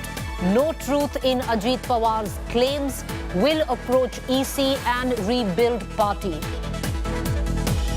Sharad Pawar's faction has disqualified, sacked all rebels. Ajit Pawar, Tatkare, Praful Patel expelled. Rahul Gandhi now has met Sharad Pawar as well in midst of this ongoing fight for the claim of which is the real NCP, Ajit Pawar faction or the Sharad Pawar faction. Those visuals that are coming to you on your television screen after the National Executive, Sharad Pawar, Supriya Sule meeting Rahul Gandhi. Sitting next to them is Jitendra Awad. He is, of course, by the Sharad Pawar faction designated as the leader of opposition. Lots going down. Sharad Pawar is now leaving for Mumbai again. He says he's going to go to the people. He says he doesn't care about Chief Minister's aspirations or who is Deputy Chief Minister. Wishes Ajit Pawar the best, but makes it very clear that the party, the symbol belongs to him, which is Ajit Pawar. While Ajit Pawar has the numbers where arithmetic is concerned, where the numbers stand at 32. At 32, where the Sharad Pawar faction is concerned, the numbers right now at 14, where at least the assembly, Vidhan Sabha assembly in Maharashtra is concerned. On the national scale, if you look at in terms of the MPs and the MLAs, 5 each, both in Rajya Sabha and in Lok Sabha. Out of the 5 in Rajya Sabha, 1, Praful Patel has gone to the Ajit Pawar faction, 4 still with Sharad Pawar. Lok Sabha 1, Mr. Tatkare, Sunil Tatkare has gone to the Ajit Pawar faction, 4 still with Sharad Pawar. So in that sense, Sharad Pawar has majority, but deeply depleted when it comes down to the numbers in the Vidhan Sabha assembly now. Listen in to all reactions. आपको मुझे एक बात पता है कि राष्ट्रवादी Congress party का मैं president हूँ। दूसरा किसी ने अपने नाम पर स्टेटमेंट दे दिया, कुछ बात कही, वो बात कह सकते हैं, इसमें कोई इम्पोर्टेंस नहीं, कोई सच्चाई नहीं है। पार्टी को ठेस फंसाने का काम कुछ साथियों ने किया, इससे फिर मजबूती से पार्टी को खड़ा करना, आगे ले जाना और अच्छी चीज़ें पर लाना, ये मानसिकता हमारे सभी साथियों की थी। मुझे पूरा विश्वास है कि 2024 में महाराष्ट्र में हुकूमत बदलेगी। आज जिनके हाथ में हुकूमत है उनको लोग दूर करेंगे और जो कुछ अपोजिशन में काम करने वाले हमारे जैसे लोग हैं, इनके खिलाफ जिस तरह के कदम उठाए गए, इसकी कीमत उनको देनी पड़ेगी। All right, let's take you through the developments with my colleague Sahil Joshi, Mumbai Bureau Chief, joining us right outside Pawar residence where the National Executive is just about concluded. And Moshmi Singh, because Sharad Pawar also went to meet Rahul Gandhi. Rahul Gandhi expressing solidarity with his ally Sharad Pawar. Party now in a sense of deep turmoil. Sahil Joshi, take us through on what was discussed where the National Executive is concerned. Of course, everything been contested and deemed illegal by the Ajit Pawar faction. Well, this is to assert that Sharad Pawar is still the president, because yesterday Ajit Pawar camp released their press release claiming that on 30th of June, they conducted a meeting in which elected MLAs, many office bearers, the people from the organizations were present, and they passed a resolution saying that the party is not being run by the democratic principles, and that's why it's not even running on the path formed in the constitution of the Nationalist Congress Party, and that is the reason why they are appointing Ajit Pawar as the national president. So obviously there has to be a counter to it, and to reiterate that Sharad Pawar still is the president of the party. Not only that, the party's working committee and extended working committee met today and sacked Praful Patel, Sunil Tatkare and 9 members of Maharashtra Legislative Assembly, including Ajit Pawar, who took oath on Sunday with the BJP Shiv Sena government. Now, interestingly, Sharad Pawar has made it very clear that he knows that the fight is now going to be in the election commission.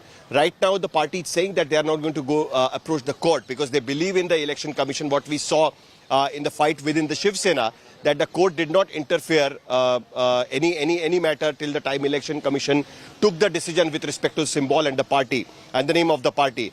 It's very clear now to Sharad Pawar that Ajit Pawar is out to take over the party's name and the symbol the way Eknath Shinde took over Shiv Sena's name and symbol from Uddhav Thackeray, and that is what the fight is going on at this point of time. Another important aspect of this press conference was that Pawar wanted to take this press meeting in Delhi to reiterate that the party's national president is still Sharad Pawar, not Ajit Pawar, the way it happened in Mumbai, and suddenly somebody is claiming that this happened. He also made an important claim about if the meeting happened on 30th of June, why the letter to the election commission reached on the 5th of July, to which the Ajit Pawar group is countering, saying that they had sent a letter on 30th June itself. So there is no question of delay of any sort. They have taken all the legal precautions and the fight is going to be till finish. It's very clear now that the fight is there going to be in the election commission, and only after that Sharad Pawar will get down on the road, as he keeps claiming again and again that the people who have gone with the BJP will face the consequences when the polls, they will face the polls in Maharashtra.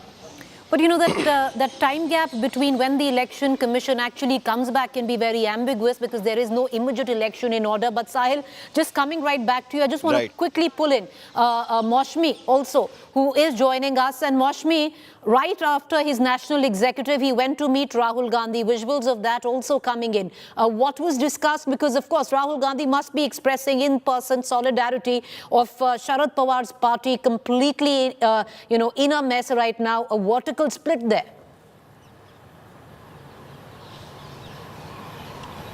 You know, Preeti, 10 Janpath and 6 Janpath are not just a stone throw away, the difference of just 4. But whether 2 and 2 is going to be 4 for the opposition is the big question. And that's one reason that, pictures of Rahul Gandhi, actually, he came in. Rahul Gandhi coming in right here behind me to meet Sharad Pawar was very, very symbolic, because there is a meeting of the opposition on the cards on the 17th and 18th in Bengaluru. And the big question now is whether the opposition is really a weakened opposition, whether Sharad Pawar will be able to make it, who was considered the Chanakya of the entire opposition unity. And there you are, minutes after Sharad Pawar concluded that entire presser, Rahul Gandhi just came here to meet Sharad Pawar for a 10-minute chat they had. Surely he would have said that the Congress is backing Sharad Pawar to the hilt, even as, it's interesting interesting that how the politics is playing out in Delhi and in the state of Maharashtra with, very scathing remarks coming from Prithviraj Chavan on Pawar's ambition and his partiality to Supriya Sule.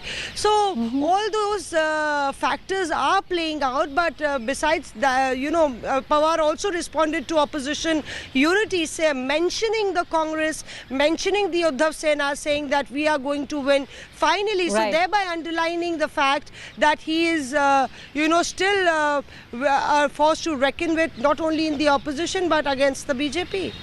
All right, Sahil, pulling you in for one final question. Like you said, that Sharad Pawar wants the EC to make clear on which side who gets the symbol, who gets the party, and then he's going to take to the people and, go amongst the people. But that can take any amount of time. Fastest, I would reckon, it's happened in the case of the Shiv Sena, where it was given to Eknath Shinde. You have other political parties like the LJP, they've still been fighting for that symbol. The symbol is frozen, so, is the party. But having said that, what can be expected now? What's the next course of action?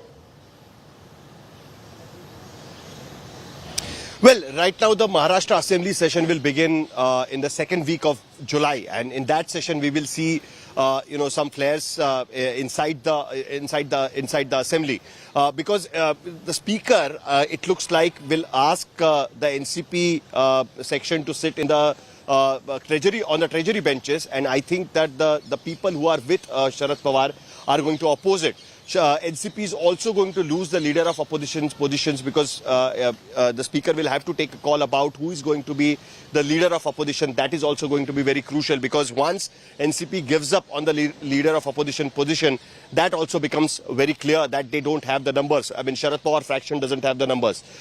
Most importantly, now what we will have to wait and see is that whether this opposition bloc remains together. Because, one of the resolution in today's meeting was that Sharad Pawar has made it very clear that they are going to remain with the opposition unity, and they are going to continue to fight the war against the BJP and the NDA in Maharashtra, as well as during the Lok Sabha elections. But whether the opposition partners are there with him. Today's, as Maushmi was mentioning, Rahul Gandhi is coming to express the solidarity. Even today in Mumbai, there was a meeting of the Congress party, and they also came out and mentioned it very clearly that they are going to stand with Sharad Pawar, the way they had taken a press conference even during when the problem in the Shiv Sena happened. So the course for the opposition is very difficult. The only option for the opposition parties, specifically the Shiv Sena, UBT, Sharad Pawar's NCP and the Congress, to stick together. If they try to dip into their own problems, like the Congress, some of the people from the Congress were very jubilant the way NCP was going. That the breaking of NCP, they were looking out as an opportunity for them. That is going to spoil the opposition game. And that's what it looks like, that even Rahul Gandhi wanted to send a message to the state cadre that do not try these tactics at this point of time. This is a time that the opposition parties to stay united, and that's what the message they are trying to say. Especially after we heard Prithviraj Chavan practically taking on Sharad Pawar for favouring his daughter over what possibly the insinuation was a better, more reliable and more capable prospect in Ajit Pawar. With that, appreciate both of you for joining us. Maushmi there, as well as Sahil Joshi. We're going to quickly shift focus to the developments that are coming in from Karnataka right now. Well, Karnataka's capital, Bengaluru, has been marred with infra crisis, but Speaker UT Khadr has made a VIP appeal, asking the government to have the National Highways Authority of India to provide a separate VIP lane for smooth passage of lawmakers through toll gates. Many of us are stuck on those same very toll gates for hours at end. But this was mooted by the Speaker, saying that lawmakers, even the MLAs that have retired and no longer are MLAs, ex-MLAs, should get safe and clear passage through these toll gates.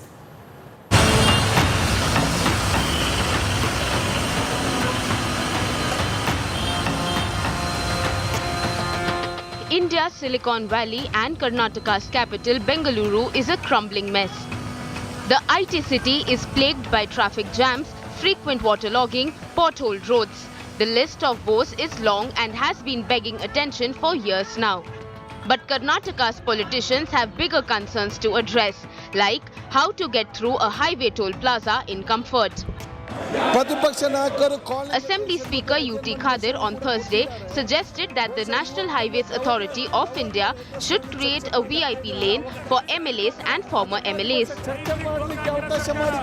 Seniors XML told in the NHA guidelines policy, where they have got already an emergency and representative lane is there. In that MLAs and other names are specified. XMLAs are not specified. We are also respect and dignified and and aged also. So for us also you should consider the request. Demand for a VIP lane for MLAs and former MLAs came after Congress MLA PM Narendra Swamy claimed harassment at a toll plaza. Pass is issued. It is not for everyone. Pass is issued to the elected representatives only. When the treatment of those toll guys are like this, can you ask us to behave gently with them? The speaker's demand for a separate lane triggered sharp reactions. The BJP pointed out that a VIP lane for lawmakers already exists. Already there is a VIP lane. Already there is a VIP line. Who should be allowed in that VIP lane is important. Probably in this direction, the ambulance and the VIP line has been already created. So only thing is who has to be included, has to be looked into it. Probably let us see what Honorable Speaker has been suggesting. BJP MP Tejasvi Surya called the Congress elitist for seeking a VIP lane. Karnataka PWD minister has denied any plan to add more VIP lanes. ನಾವು ಎಕ್ಸ್ಪರ್ಟ್ನ ಕೇಳಿ ಮಾಡ್ತೀವಿ. ನಾವು expert ನೇಮಿಸ್ತೀವಿ. ಮತ್ತೆ ಯಾವ್ದು ಸೇರಿಸಬೇಕು ಯಾವುದಿಲ್ಲ ಅಂತ expert committee ಮೇಲೆ ನಿರ್ಧಾರ ಮಾಡ್ತೀವಿ. ನಾವು ಮಂತ್ರಿಗಳು ಮಾಡಲ್ಲ. The Karnataka Speaker's demand for separate lane for MLAs at toll plazas has reignited the debate on the VVIP racism that pervades the system. Bureau Report, India Today.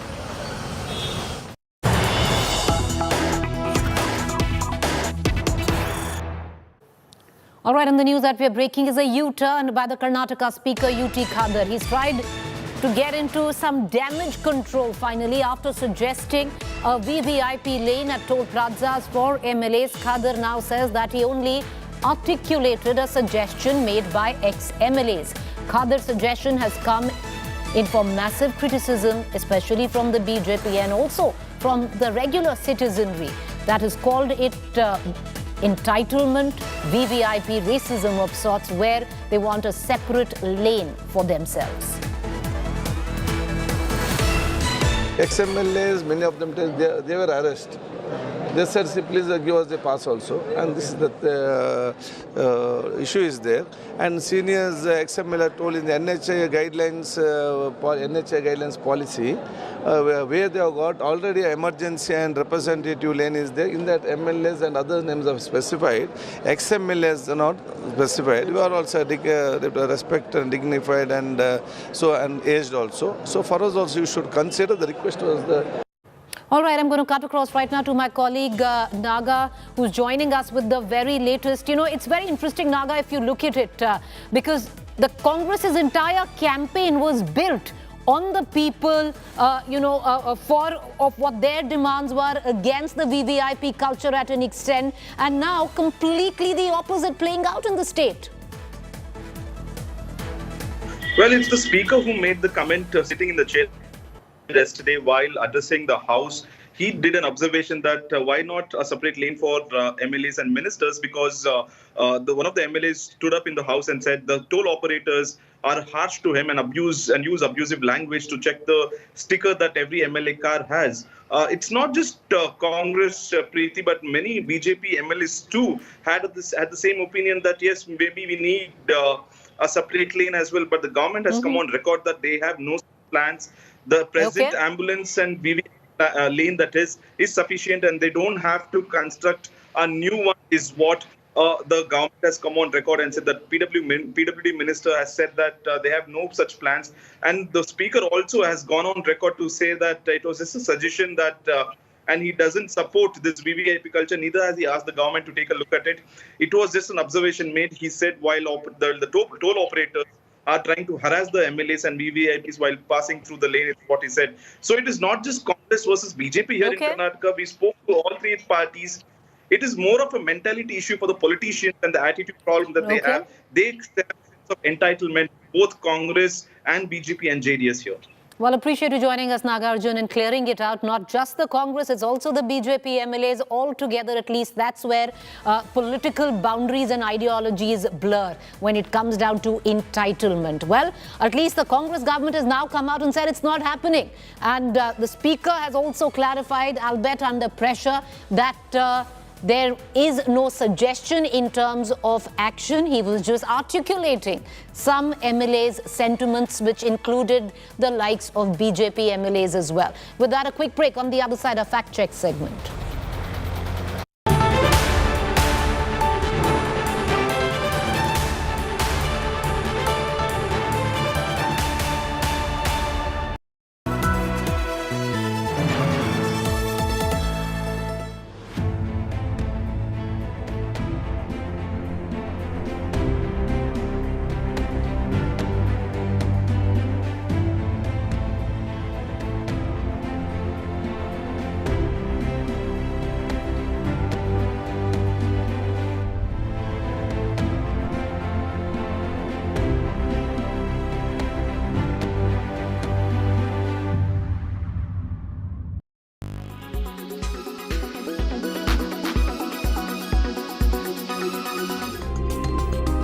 This, ladies and gentlemen, is a dystopic reality, and it is by any yardstick a growing epidemic.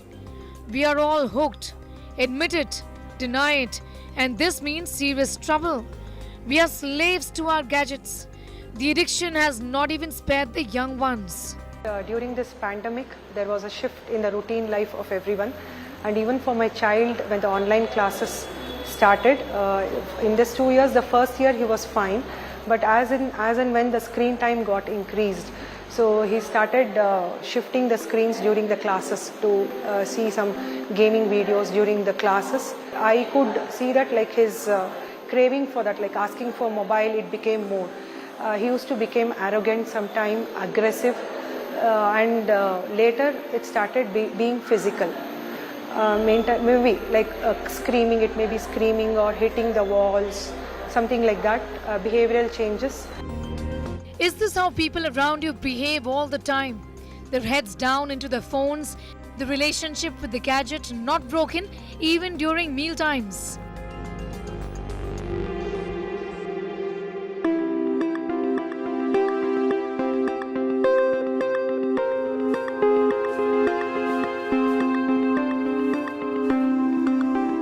Well, does this happen to you often? Lost in the real world, only present in the virtual? Are you one of those people who can't do without your phones? You have a relationship only with your gadgets and your screens and not with your friends and family members. Therapy and de-addiction to recover from technology addiction is fast catching up in India, given the situation we found ourselves in. But what exactly is addiction to gadgets? A lot of this watching screen all the single time is just illuminating our brains quite a lot. You've seen a Christmas tree all lit up? Our brain has a lot of these neuropaths. So every time you see a stimulus, some neuropath gets lit up. And when we are watching screens, it's so stimulating. These games, these video games, these vlogs and these reels that are going on for every 1 minute, you know, something keeps getting stimulated for you all. So a lot of neuropaths are getting lit.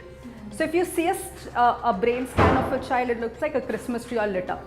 So it becomes very difficult for someone with such an excited brain to cool themselves down, to calm themselves down. So yes, this is an epidemic.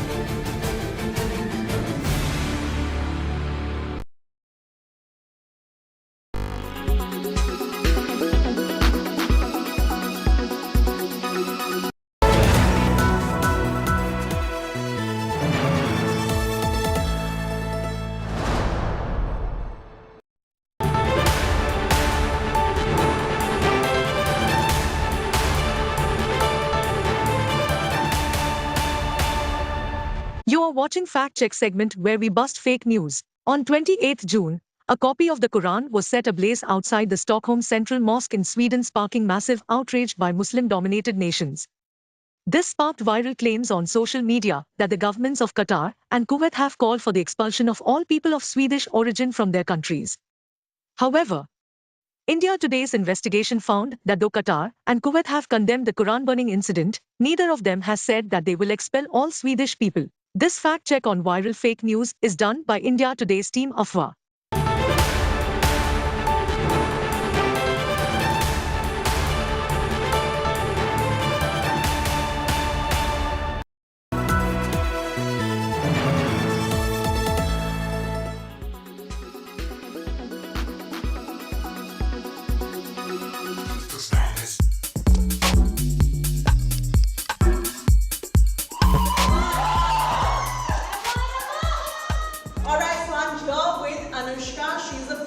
Expert, and I'm going to show you all the different ways to achieve your fitness goals. If you see, I'm hanging by a harness over here. Very interesting because I'm about to do aerial bungee jumping. Anushka is an expert at that. She's going to teach me and Nitika how to do this. It combines dance, acrobatics, and lets you achieve your overall fitness goals.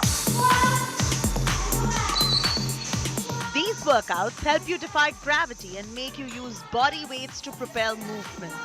You are strapped to a harness, a bungee cord that is secured to the ceiling. This form of workout has been around for many years, but only just recently picking momentum in India, quite literally.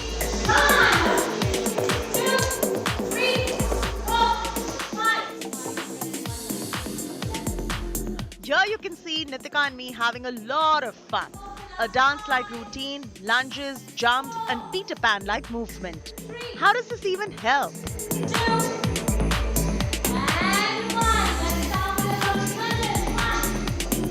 You burn your beautiful calories in a beautiful way. Yeah. Second, you sweat because you sweat, your pores get open and activated. Yeah. Because of your heart pumping, there's so much of blood rush, your blockages get open. Yeah. Then you have knees functioning. Yeah. So the function of your knee, because the format in such a way that it's a low impact. These exercises are extremely nice. They are basically taking off the weight from your joints. There are certain injuries that you're still predisposed to, especially if you are a person who has low back pain involvement of any kind. So if you're an osteoporotic person, bungee jumping may not be, or the bungee exercises may not be the best workout for you.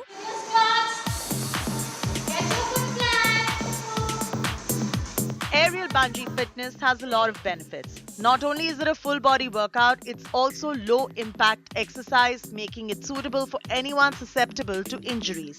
It will give you core strength and stability and enhanced flexibility. It also helps with stress relief and mood enhancement, which is a given with any workout.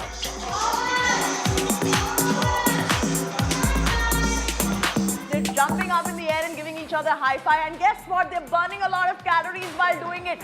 Why would you not go in for an exercise which is so much fun? Now, just to give you a download, one session can cost you anything between 800 to 1000 rupees, and you should ideally do it thrice a week to maintain that continuity. I've had a great session with you doing this workout. Tell me a little bit about who should not do this, because it involves a lot of movement. Okay, so we're talking about who should not do this because it's definitely very hard on your heart. So anybody with heart diseases will not perform bungee. Second, pregnant ladies, anybody with knee injuries, any fracture which has not been healed cannot perform this.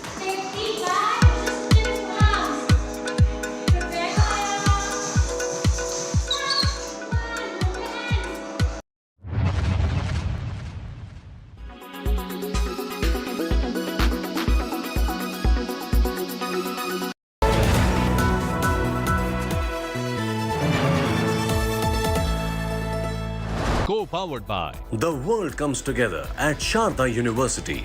SBI Mutual Fund, a partner for life. UBI, अच्छे लोग अच्छा bank.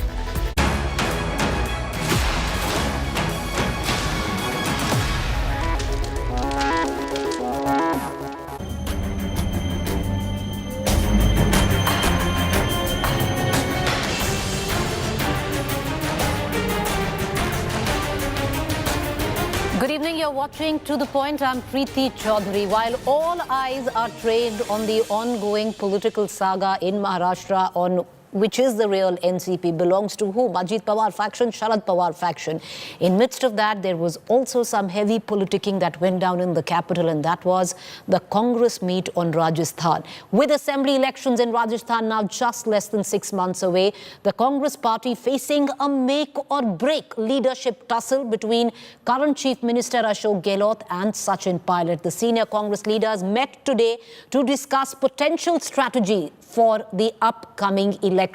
The visuals that you see are of the Congress senior leadership alongside of Sachin Pilot, and virtually joining was the Chief Minister Ashok Gehlot. There was an attempt to resolve the ongoing leadership dispute. The meeting, which was held at the party's headquarters, saw the participation of Congress President Mallikarjun Kharge, former party chief Rahul Gandhi, Congress General Secretary K.C. Venugopal, State in charge Sukhjinder Randhawa. Also present was State Unit Chief Govind Singh Dottasara and other senior Rajasthan Congress leaders.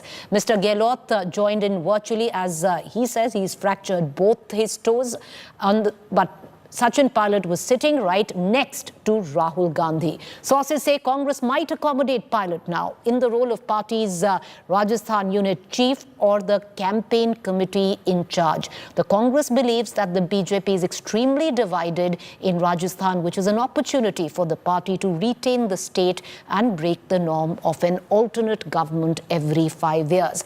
Now, over the past month, Mr. Pilot has been publicly critical of Mr. Gehlot's administration over alleged inaction against corruption charges levied against the previous Vasundhara Raje-led BJP government. Mr. Pilot has also called for the disbanding of the Rajasthan Public Service Commission and demanded action for victims of job exam paper leak.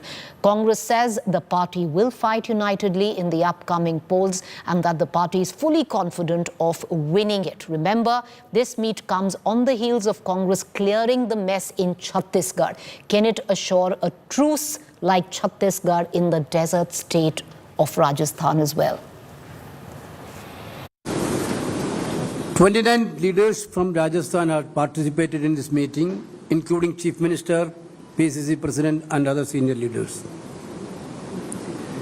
Everybody unanimously decided that we have to win Rajasthan and we can win Rajasthan easily, provided there should be total unity. Therefore, everybody unanimously resolved that there will be a unity among the Rajasthan Congress.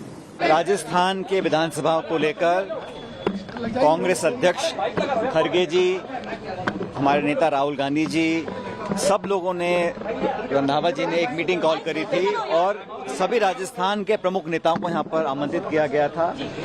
लगभग 4 घंटे हमारी ये चर्चा हुई। आने वाले कुछ महीनों के बाद राजस्थान के विधानसभा के चुनाव में उन चुनावों के लिए क्या स्ट्रेटेजी होनी चाहिए, कैसे पिछले 25 सालों में लगातार यहाँ पर एक बार भाजपा एक बार कांग्रेस का जो प्रकरण चल रहा है उसको खत्म कर कर पुनः दोबारा सरकार कांग्रेस की कैसे बने, इस पर बहुत सार्थक, व्यापक और महत्वपूर्ण चर्चा हुई। सभी मुद्दों पर हम लोगों ने डिस्कशन किया, बड़े खुले दिमाग से किया और मुझे बताते हुए खुशी है कि सभी लोगों ने ये कॉन्फिडेंस व्यक्त किया है कि हम अगले कुछ महीनों में मेहनत कर कर अपनी सरकार को रिपीट कर सकते हैं। All right, so how was the peace brokered? Number one, it seems an assurance has been given that the Chief Minister face of elections will not be announced. Will Pilot once again get the state chief post? That's a big question. All 3 demands of Pilot have been partially accepted, is what we are being given to understand. Now, Congress's leadership issues as well in the recent past, they've been settled. Will the Congress be able to settle Rajasthan is the question. In Karnataka, Dr. D.K. Shivkumar versus Siddaramaiah resolved. Where Chhattisgarh is concerned, Bhupesh Baghel versus T.S. Singh Deo temporarily resolved. T.S. Singh Deo now Deputy Chief Minister. Madhya Pradesh, Kamal Nath versus Digvijay Singh resolved. Clearly, Kamal Nath coming in, possibly being the chief ministerial face and under whom the election would be fought in the state of Madhya Pradesh. But in Rajasthan, Ashok Gehlot versus Sachin Pilot. unresolved. Let's cut across to our guest this evening, Sanjay Jha, political analyst, someone who's batted for Sachin Pilot quite fiercely in the past. Rashid Kidwai, senior journalist. Sharad Kumar, senior editor, Jaipur Bureau. I want to cut across to our Jaipur Bureau chief before we go to Rashid Kidwai and Sanjay Jha. Sharad, क्या हलचल है? कुछ settlement दिखाई दे रही है अब? क्योंकि एक बात तो तय है, जो चीफ मिनिस्टर की मांग थी वो अब नहीं रही है। एक स्टेप पीछे सचिन पायलट ने भी लिया है, एक क्या कह रहे हैं, काफी स्टेप पीछे सचिन पायलट गए हैं। क्या प्रॉमिस हुआ है? कुछ आंकड़े निकल के आ रहे हैं?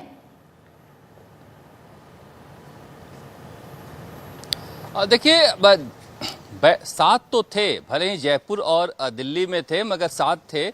दिल भी मिल रहे हैं क्या, ये बड़ा सवाल है। हम लोग कर्नाटक की बात करते हैं, छत्तीसगढ़ मॉडल की बात करते हैं, मगर मुख्यमंत्री अशोक गहलोत क्या सचिन पायलट को किसी भी भूमिका में स्वीकार करने के लिए तैयार हैं क्या?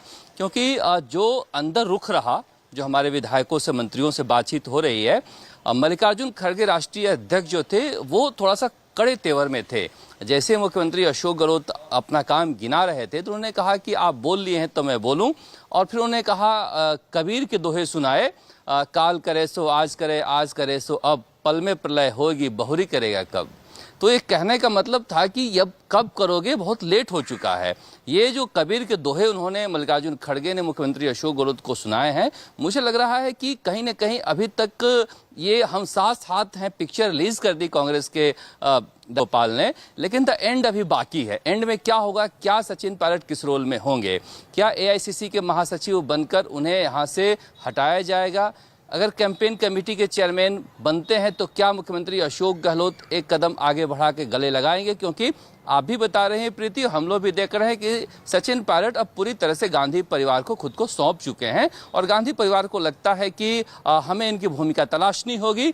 अब लोग कह रहे हैं कि ऐसी क्या इमरजेंसी थी, पैर में चोट लगी थी, 7 दिन का बेड रेस्ट था, 7 दिन पूरा होने वाला था कल, बहुत होता तो 7 दिन और हो जाता, ये मीटिंग ठीक होने के बाद शरीर उपस्थित हो जाते अशोक गहलोत। मगर कांग्रेस ने दिखाने की कोशिश की है कि चुनाव आ गया है, अब आला भी हम हैं और कमान भी मेरे पास है, तो हम आपके बिना भी मीटिंग कर सकते हैं। आप चोटिल हैं तो वीसी से जुड़ जाइए। और जिन नेताओं को बुलाया गया था वो सारे वो नेता थे जो रिकॉन्सिलेटरी बात करते हैं, जो किसी धड़े के नहीं हैं और जो तेवर नहीं दिखाते हैं। तो कहीं ना कहीं एक संदेश दिया है कांग्रेस ने कि जो कांग्रेस पार्टी के बारे में सोचते हैं वो हमारी पार्टी, हम उनको दिल्ली बुलाकर मीटिंग कर सकते हैं, आप लोग लड़ोगे तो लड़ते रहो। एक और बात कही है राहुल गांधी ने कि लॉयल्टी जो है, लॉयल्टी कांग्रेस में रॉयल्टी देगा, हम लॉयल्टी को आगे रखते हैं और कभी न कभी आप लोगों को मिलेगा। वो सचिन पायलट की बगावत का जिक्र था, और 25 सितंबर को जो कुछ मुख्यमंत्री अशोक गहलोत के लोगों ने या इनके कहने पर किया गया, उन दोनों का वो सीधे जिक्र न करके दोनों नेताओं को एक संदेश देना चाह रहे थे। लेकिन देखिए, सचिन पायलट जिस बात पे अड़े हुए थे प्रीति कि आरपीएससी का पुनर्गठन हो और दूसरा वसुंधरा राजे के शासन के दौरान जो भ्रष्टाचार उसकी जांच हो, तो उनका फेस सेविंग तो देखिए कांग्रेस ने कर दी है कि आपको हम तरजीह दे रहे हैं। अब आगे रोल को लेकर कहा जा रहा है कि हो सकता है कि आज रात तक डिसाइड हो जाए, सचिन पायलट थे, उन्होंने हर रैली में बहुत बोला था इन तीनों पे कि वो हिलेंगे नहीं जब तक ये 3 चीजें सरकार नहीं मानेगी। एक फेस सेवर दे दिया है उनको। अगर आप देखें तीनों में गहलोत जी ने वो एक्सेप्ट कर लिया है या उनको एक्सेप्ट करने के लिए बोल दिया गया है? देखिए, एक्सेप्ट कर लेते तो शायद किसी वेणुगोपाल को प्रेस कॉन्फ्रेंस पे बात नहीं कहनी पड़ती। उन्होंने कल ट्वीट किया, लेकिन ट्वीट में पुनर्गठन की बात जो है वो छुपा गए थे, जिसे केसी वेणुगोपाल को कहना पड़ा कि हम विधेयक लेकर आएंगे और कानून बनाएंगे कि कैसे सदस्य बन सकते हैं, क्योंकि अभी बाबूलाल कटारा पकड़े गए थे। अब राजस्थान में सही भी है कि जिसको जो मन चाहे मुख्यमंत्री बना सकता है आरपीएससी का सदस्य, और फिर पेपर लीक में पकड़े जाते हैं। तो फेस सेविंग तो दे दिया है, लेकिन वही मसला अटका हुआ है। बहुत सारे मंत्रियों और विधायकों ने, 4 मंत्री और विधायक ने कहा कि आप यहाँ पर बीजेपी से जीतने की बात तो कर रहे हो, राहुल गांधी, मल्लिकार्जुन खड़गे का, लेकिन जो हमारे 2 बड़े नेता हैं सचिन पायलट, अशोक गहलोत, उनको साथ लाओ, क्योंकि बीजेपी इसी मुद्दे पर हमें घेरती है। उनको कैसे साथ लाओगे, आप इसकी बात करो। राहुल गांधी और मल्लिकार्जुन खड़गे इस बात को सुन रहे थे, तो मुझे लग रहा है कि वो जो फीडबैक लिए हैं हो सकता है कुछ काम करें। अब प्रताप सिंह खाचरियावास जैसे नेता हैं, उन्होंने कहा कि पावर का सेंट्रलाइजेशन हो गया है, एक ही आदमी के पास पावर है, पावर जो है बंटना चाहिए, 3 महीने का समय है, पावर शेयरिंग कीजिए आप। रघु शर्मा जैसे नेता, उन्होंने कहा कि अच्छे 98 के बाद हम कभी बहुमत में नहीं आए हैं, पिछली बार अशोक गहलोत सचिन पायलट साथ थे तब भी हम बहुमत में नहीं आ पाए, तो स्थिति इतनी आसान नहीं है। और राहुल गांधी ने कहा कि योजनाएं जो है अच्छी हैं, मगर सिर्फ योजनाएं नहीं जिता सकती हैं। तो मुझे लगा कि घर संभालने की एक कवायद की शुरुआत है और आज बहुत अच्छा खुशनुमा माहौल में सारे कांग्रेसी खुश हैं वहां से, और सचिन पायलट भी खुश हैं, जो गए थे वो खुश हैं, कार्यकर्ता खुश हैं। मगर फिर कह रहा हूँ कि प्रीति अभी पिक्चर का तो एंड है, देखिए पिक्चर हर जगह बाकी है। महाराष्ट्र में पिक्चर बाकी है, राजस्थान में पिक्चर बाकी है, हर जगह बाकी है। बने रहिएगा शरद आप हमारे साथ। I just want to bring in Rashid Kidwai, Sanjay Jha into this conversation. Rashid Kidwai, you know, what are your sources telling you? Earlier on, it seemed that the Congress was not in a mood to entertain Sachin Pilot. That has thawed right now. One by one, leadership issues or the crisis that has been faced is seemingly getting resolved in each state. We just saw what went down just 4 days ago, where Mr. Dio was given deputy CM-ship. This is a little more complicated than that. But Rashid Kidwai, what was offered? Because we are given to understand, number one, Sachin Pilot was very clear that he wanted to be the campaign committee in charge where Rajasthan is concerned. At least he'll have a say in ticket distribution. The other thing which seemingly was offered is the post of General Secretary, either Maharashtra or Kamal Nath saying, because close to Sachin Pilot, that you come to Madhya Pradesh. What really went down, Rashid Kidwai?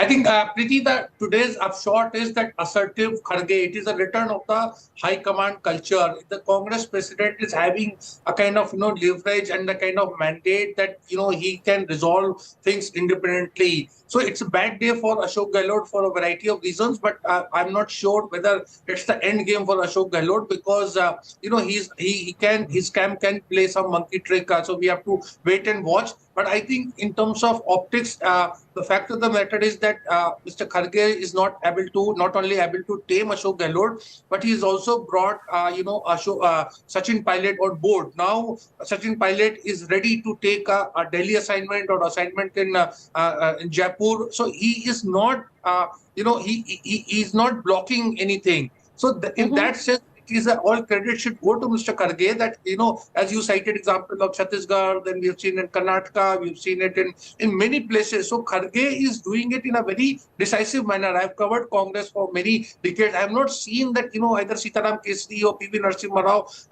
being able to do things in organization the way Mr. Kharge is doing it. And this goes to his credit.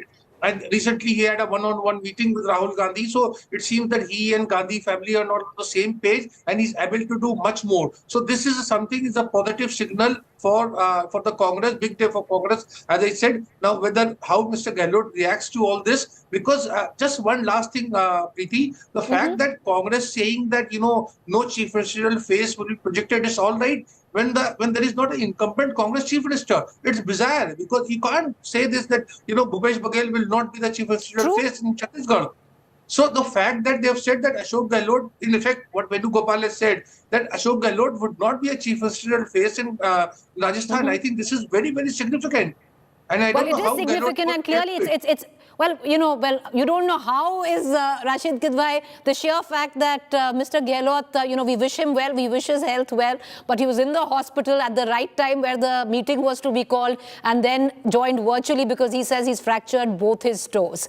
But Sanjay Jha, I want to bring you in. Do you also see that, Sachin Pilot also needed to, and he has now, clearly calmed down a bit, taken a step back, reassessed his position and then played his, hand, because earlier on he was also being very aggressive in terms of language outside and then the stand that he also has taken with the Congress High Command. There's been a climb down on his part as well.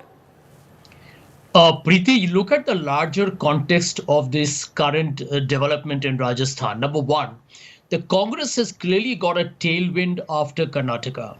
Now, we all know that there are 5 states going to the elections in November, December.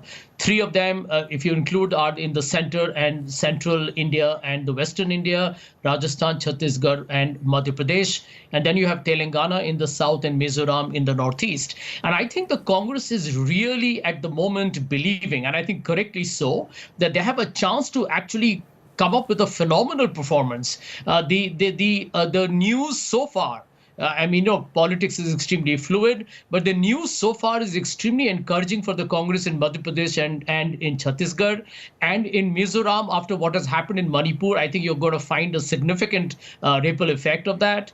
And in Telangana, I also believe that once again, the Congress seems to be getting its edge back into play. So at the moment, and I agree with Rashid what he's saying here, that Mr. Kharge becoming the Congress president and, Rahul Gandhi being relieved of this executive decision making, that is not an easy job, I think is turning out to be a very formidable combination. So the only state where the Congress seemed to be concerned, and genuinely so, was Rajasthan, and because of a very, brazen public gridlock between the 2 leaders. And I think the Congress has recognized that they have now a distinct chance to, hopefully upset the BJP in Rajasthan, because it is a swing state that moves from one state to the one party to the other.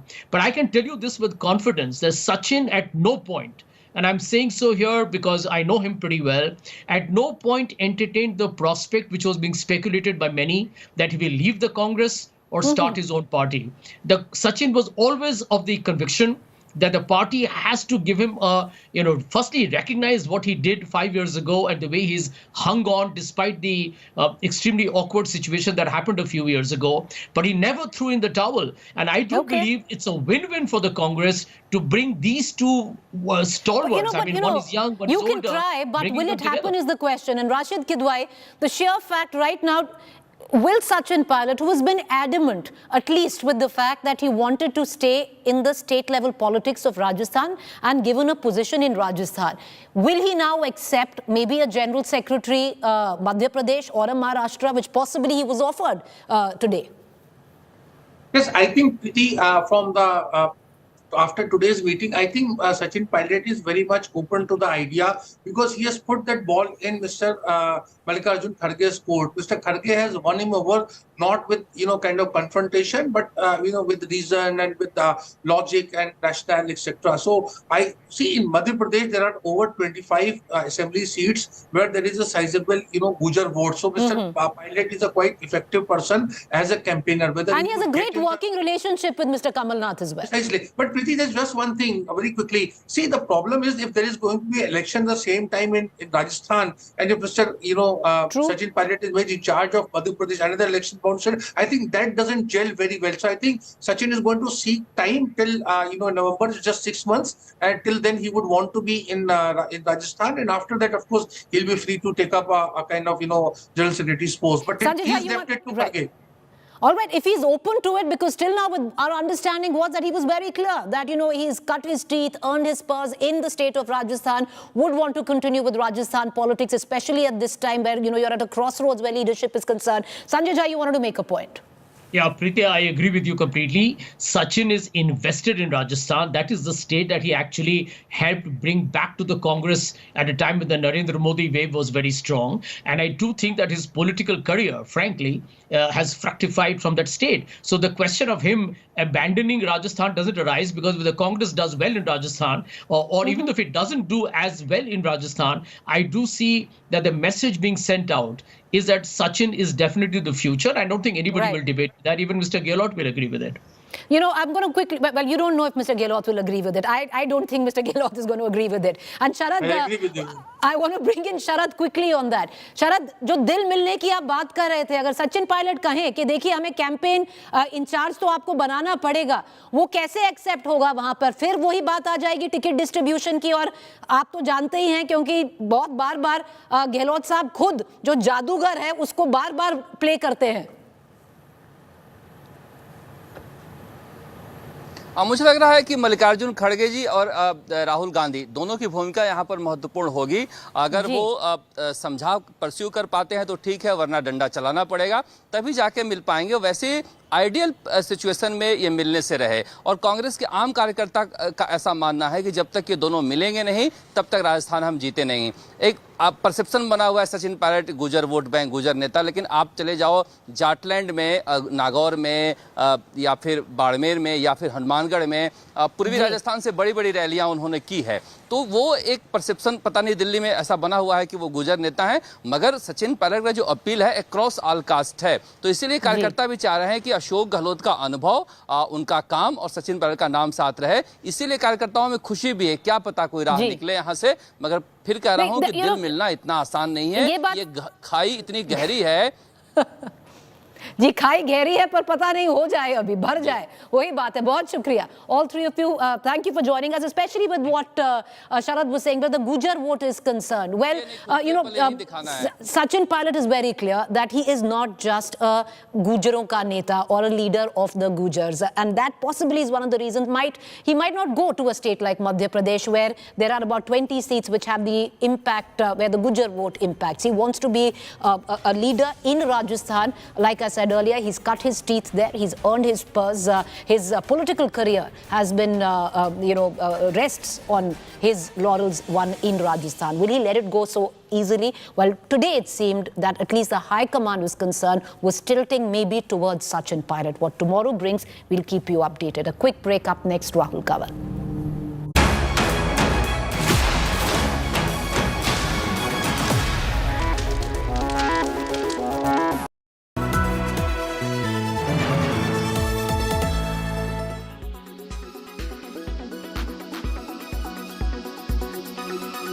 Tell us what the brand means for India, sir. The premium motorcycling, and of course for Hero MotoCorp, entering from an Aam Aadmi segment to a premium motorcycle, that to a super luxury premium motorcycling, sir. How does it feel as a brand, sir? Well, the brand Harley-Davidson, of course, is already present in India, now being distributed by Hero very successfully. There has been a very successful transition from Harley's earlier business model to the current business model of distribution. So the brand is very well known, very popular here. There is a large set of customers who were wanting the Harley-Davidson brand, but it was out of reach for them. Now, with the introduction and the launch of the Harley-Davidson X440 this evening, booking starting tomorrow, Harley-Davidson brand is going to become in the reach and affordable for many, many more consumers who would want a Harley-Davidson, which is exactly what we are wanting to do. So how excited are you when it comes to, tying up with Hero MotoCorp, one of the largest motorcycling companies in the world? Harley-Davidson also one of the biggest names in the super premium luxury segment of motorcycling. How does it feel to tie up with Hero and eventually trying to get a good market share in India? Well, very excited. First of all, we never left India. Yeah. I changed the business model to be more successful than we have been in the past by truly partnering with one of the leaders in India in terms of manufacturing and engineering. It's a perfect 1=3 scenario. As you know, Hero took over our distribution for Harley-Davidson when we, in 2020, when we started our new hardwire strategy, which also included a key pillar to selectively expand into new business segments. And that was one segment that Dr. Munjal and I decided back then in 2020 could be a great opportunity. Ever since then, it's actually become a very fast-growing premium segment in India, and to be able to launch a bike that was originated in 2020, that is designed, that is engineered and has the look, sound and feel of a true Harley-Davidson, manufactured in India, and India is a very special day for us. And how many motorcycles are you planning to get into India through Hero, and how much investment, Pavanji, also I'll take some numbers out there, how much investment is the company undertaking from either a Harley or your internal investments? How is the numbers matching up there, sir? Well, Niranjan, in his earlier discussion interviews with you all, has already spoken about the investments that Hero is making now and going forward, both in the premium segment and electrification. Hero's focus is huge right now on electrification and the premium segment strategy. So he's already given those numbers to over 1,500 crores every year going forward. The rest of the question, I think, was...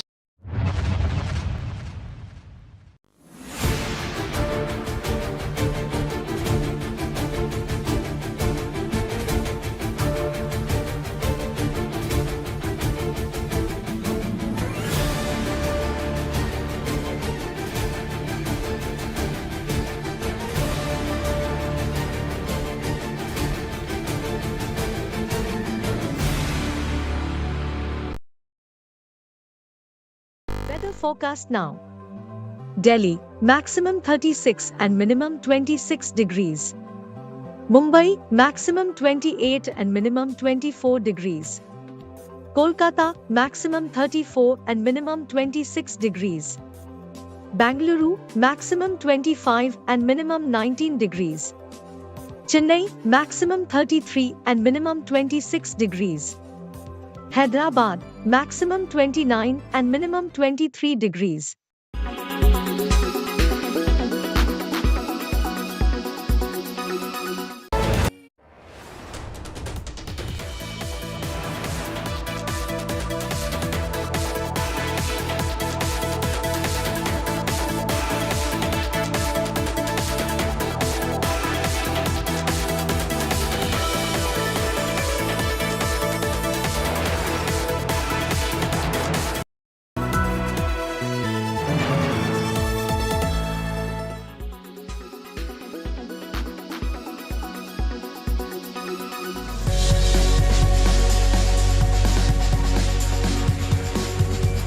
Breathe.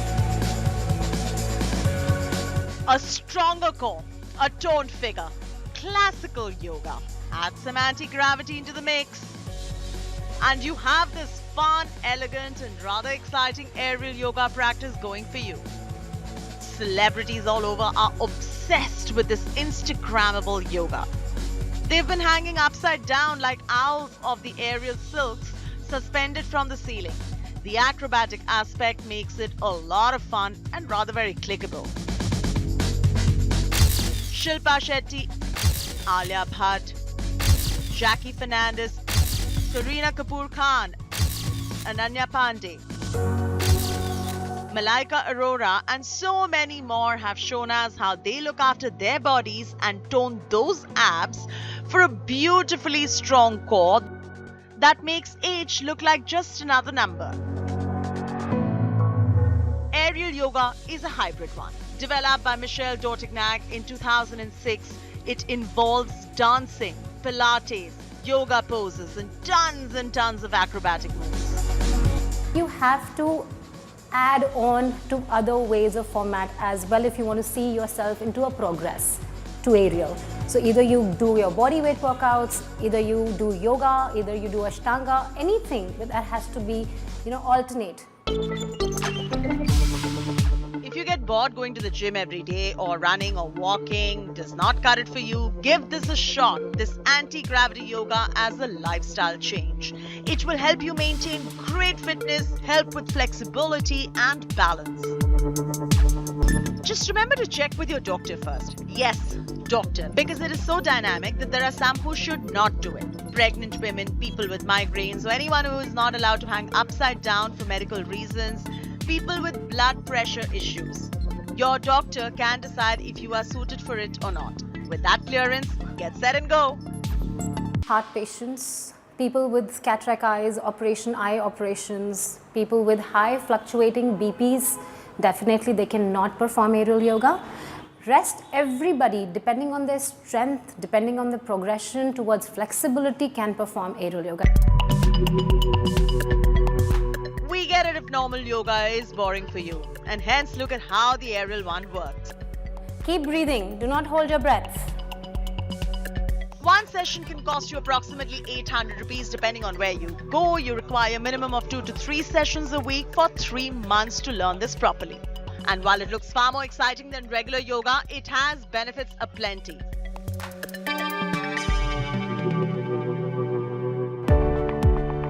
It enhances flexibility, boosts your mental health, it can boost spiritual well-being, It could help strengthen your core, help tone the body, help you achieve overall fitness goals.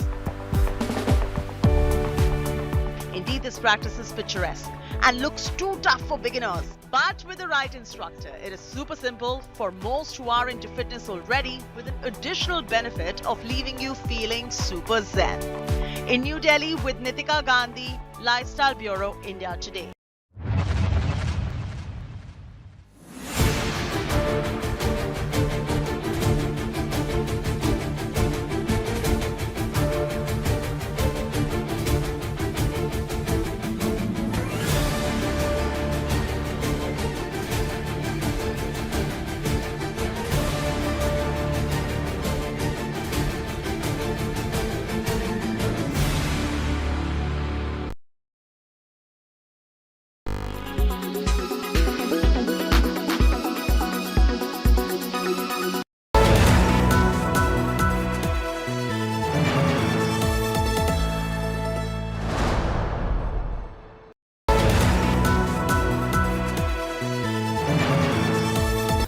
Presented by RP Sanjeev Goenka Group, Growing Legacies.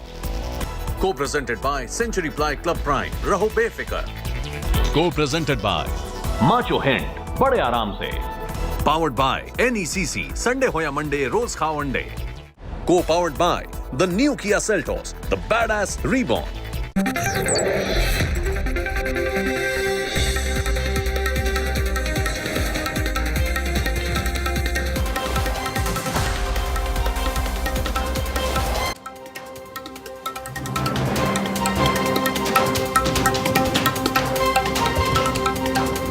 Good evening and welcome. You're watching the news track.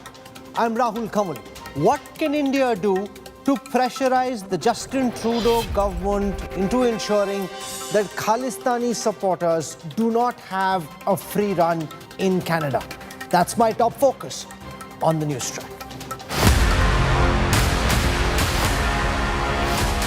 Kill India posters. Khalistani gatherings.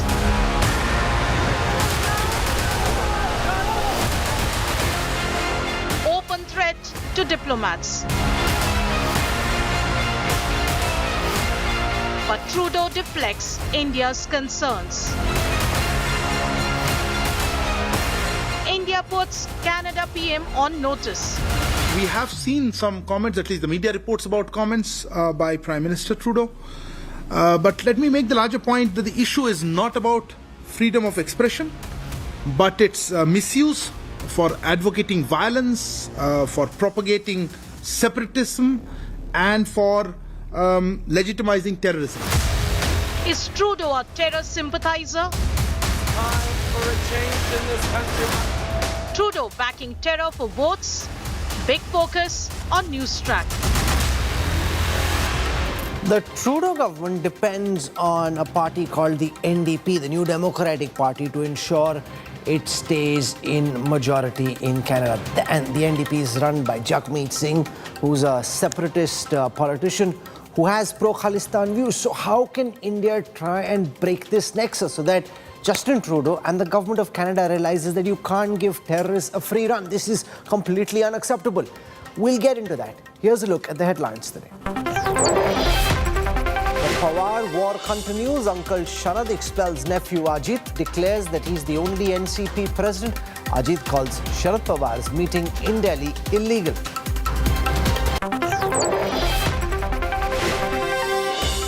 Karnataka Speaker suggests a separate VVIP lane for lawmakers at toll plazas. Has to backtrack after outrage. Now says this was a suggestion made by ex-MLAs. Tamil Nadu Chief Minister Stalin hits out of the centre over the UCC. Says it's being brought in as revenge against those opposing the BJP. NDA ally AIADMK also opposes one nation, one law.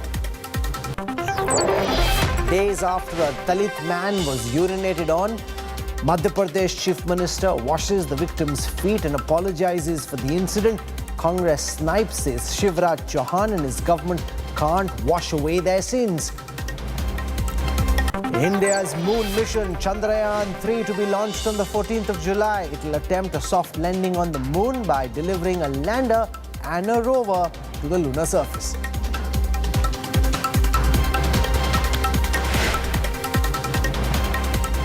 The Canadian government is under fire for a massive Khalistani surge in the country. But Prime Minister Justin Trudeau doesn't think he has a problem on his hands.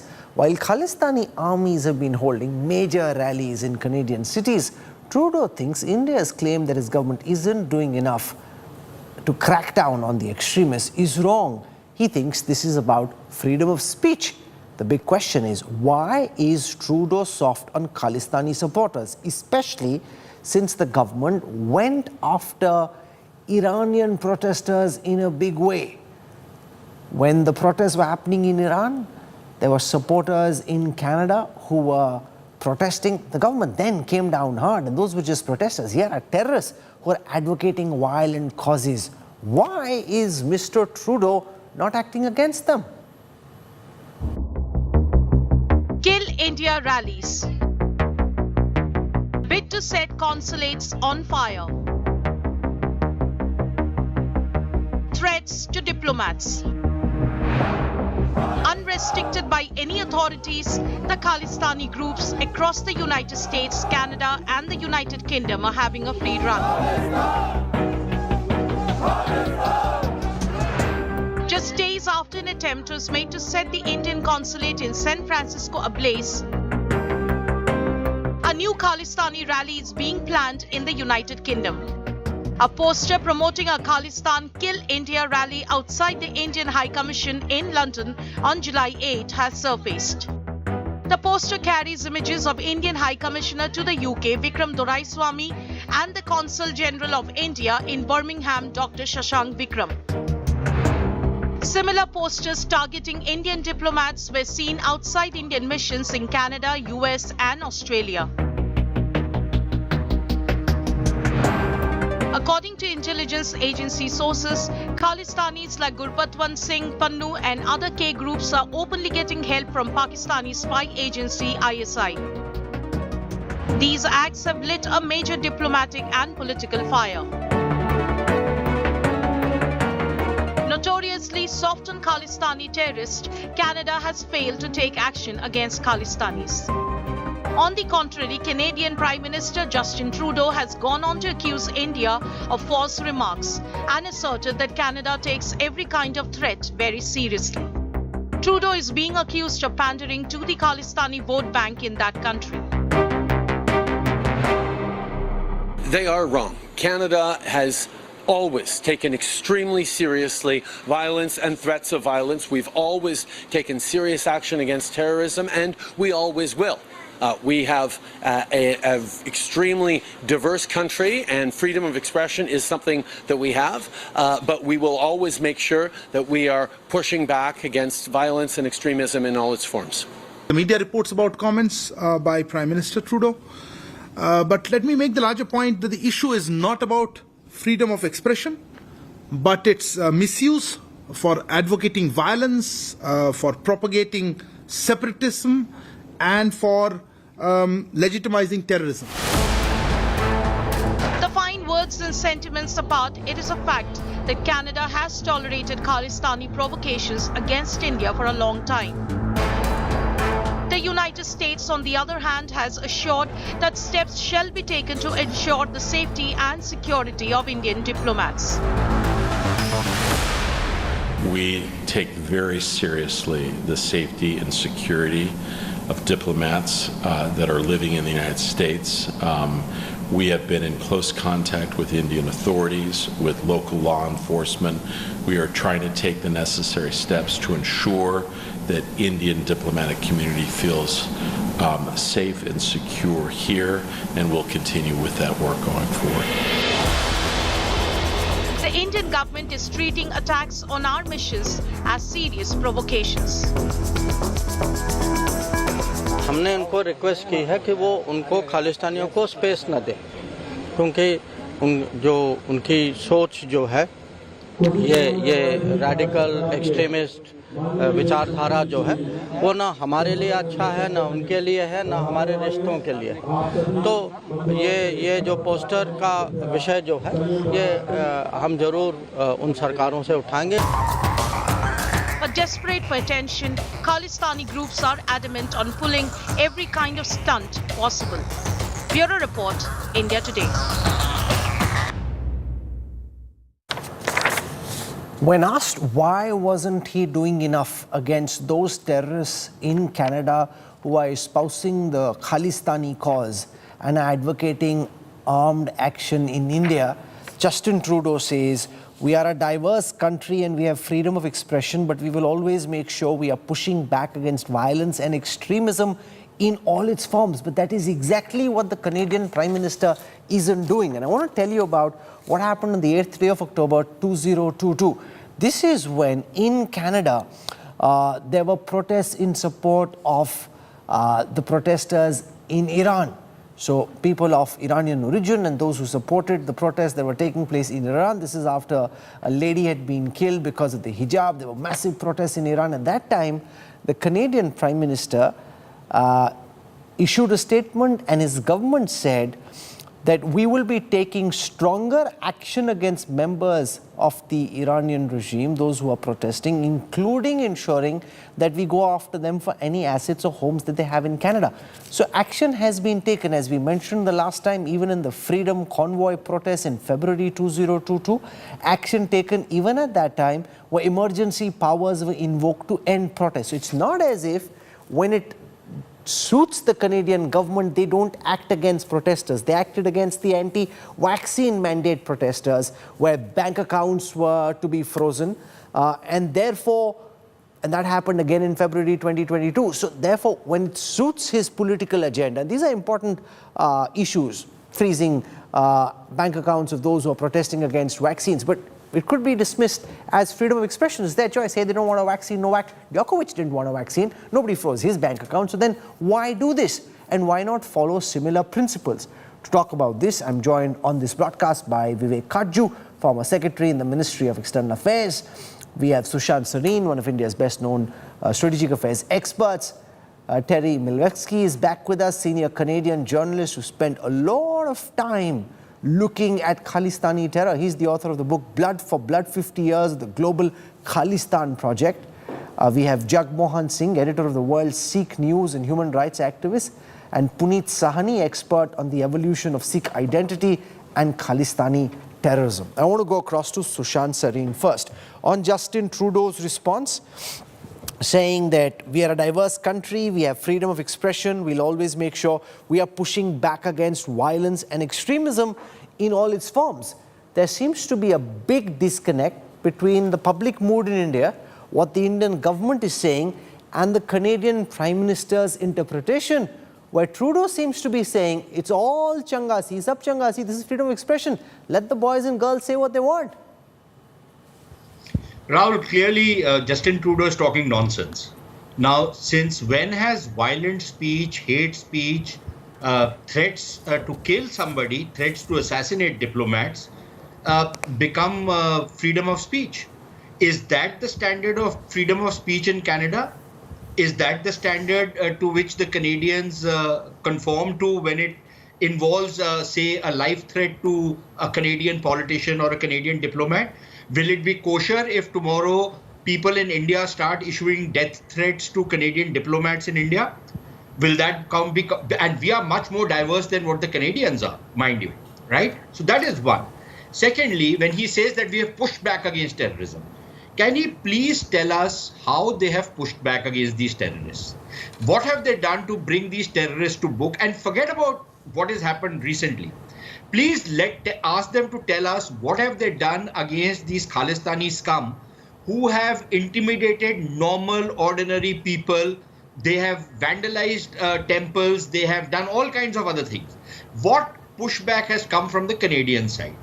Can he please let us know? Because we are clearly not aware of what exactly he has done. Number three, we keep talking about his political compulsions. Now, Jagmeet Singh might be part of the Khalistani scum brigade. That's pretty clear. But are you trying to tell me that the NDP is basically a Khalistani party? That he is so terrified of Jagmeet Singh and the NDP and the Jagmeet Singh's hold over the NDP that Mr. Trudeau has lost all political savvy to try and make sure that relations with India and Canada is not a Pakistan or a China, that it's a hostile country, it's supposedly a friendly country. For them to carry out or allow this kind of activity to take place in Canada, I don't see how this is acceptable. And finally, let us examine Mr. Trudeau's own record. Puneet, of course, is very qualified to talk on it. But Mr. Trudeau himself has sacked people from his own party who have stood up against the Khalistanis. And he has planted a whole lot of these Khalistanis in his cabinet. So for Trudeau to pretend that he is actually not hand in gloves, not sleeping with the Khalistani element, not holding a brief for them, I don't think it convinces anybody in India. Terry Milevsky, you've studied the Khalistan problem. You've looked at the Canadian Prime Minister's response. He says, we are doing what we can. We take action against violence and threats of violence extremely seriously. However, those who are issuing these threats, taking out posters, wanting to kill our ambassador, our consul general in the United States, in Australia, in Canada, no action has been taken against them. Does the Canadian Prime Minister's response convince you in the least, sir? Your audio is cut out. Okay, can you hear me okay? Try that again. Your audio is... Okay, I'm going to ask you about the Canadian Prime Minister's response. He says that there is freedom of expression, but we are against violence and extremism. He also hasn't so far acted against those who are issuing threats to Indian ambassadors. All right. I'm sorry, I didn't hear part of your question, but I get the drift, and you're quite right. First, there's no question that what has happened with these posters is quite simply that Seeks for Justice, the organization that is running the referendum on independence for Khalistan, is painting targets on the backs of Indian diplomats. It's impermissible. It's outrageous. And the Prime Minister's statement, it pains me to say as a Canadian, is not just clueless. I mean, it totally misses the moment, fails to understand how seriously this must be taken. And secondly, it's false. It's flat out false for any Prime Minister of Canada to look at Canada's record in dealing with terrorism. And I mean, in particular, the one that does involve Khalistanis, the bombing, the Kanishka bombing, the bombing of Flight 182 in 1985 with the deaths of 329 innocent civilians. Any Prime Minister who could look at the extensive record, the hundreds of pages of findings and evidence in that case, that any Prime Minister could say that we have been extremely serious about terrorism is utter nonsense. I'm amazed that the Prime Minister seems not even to have been briefed at all, let alone briefed properly. I mean, the Canadian officials, spies really, had the culprits in Air India under surveillance, and they were wiretapping their phones for 3 months before the bombing and did nothing about it. They tailed them to a test bombing 3 weeks before the real thing, did nothing about it when they heard the explosion in the woods. And, by the way, 3 weeks before the real thing, the government of India and the Air India bosses sent pleas to Canada saying, look, you've got to assure that absolutely tight baggage security on our flights leaving Canada, because we're getting a wave of threats and somebody's going to try to smuggle a bomb on board in either the checked baggage. What is so shocking? Which is exactly what happened. Mr. So Terry that's not Milevsky, extremely, that's not serious. Why does Justin Trudeau have blinkers on? Why is he so soft on the issue of terrorism? If this was a rally in support of Osama bin Laden, or if this is a rally in support of some Taliban terrorist, I don't think Justin Trudeau would be soft in this fashion. Then he wouldn't say this is freedom of speech. It's cowardice. It's cowardice. The conventional answer, as you well know, is, it's vote bank politics. They don't want to give up the votes of the Khalistanis. But, I mean, that's cowardice in the face of a very feeble threat. I mean, there are just as many Hindus in Canada as there are Sikhs in the Indian diaspora here. I mean, there's no real need, if you look at the voting figures, to be terrified that if I say a bad word about the Khalistan movement, that I won't get elected next time.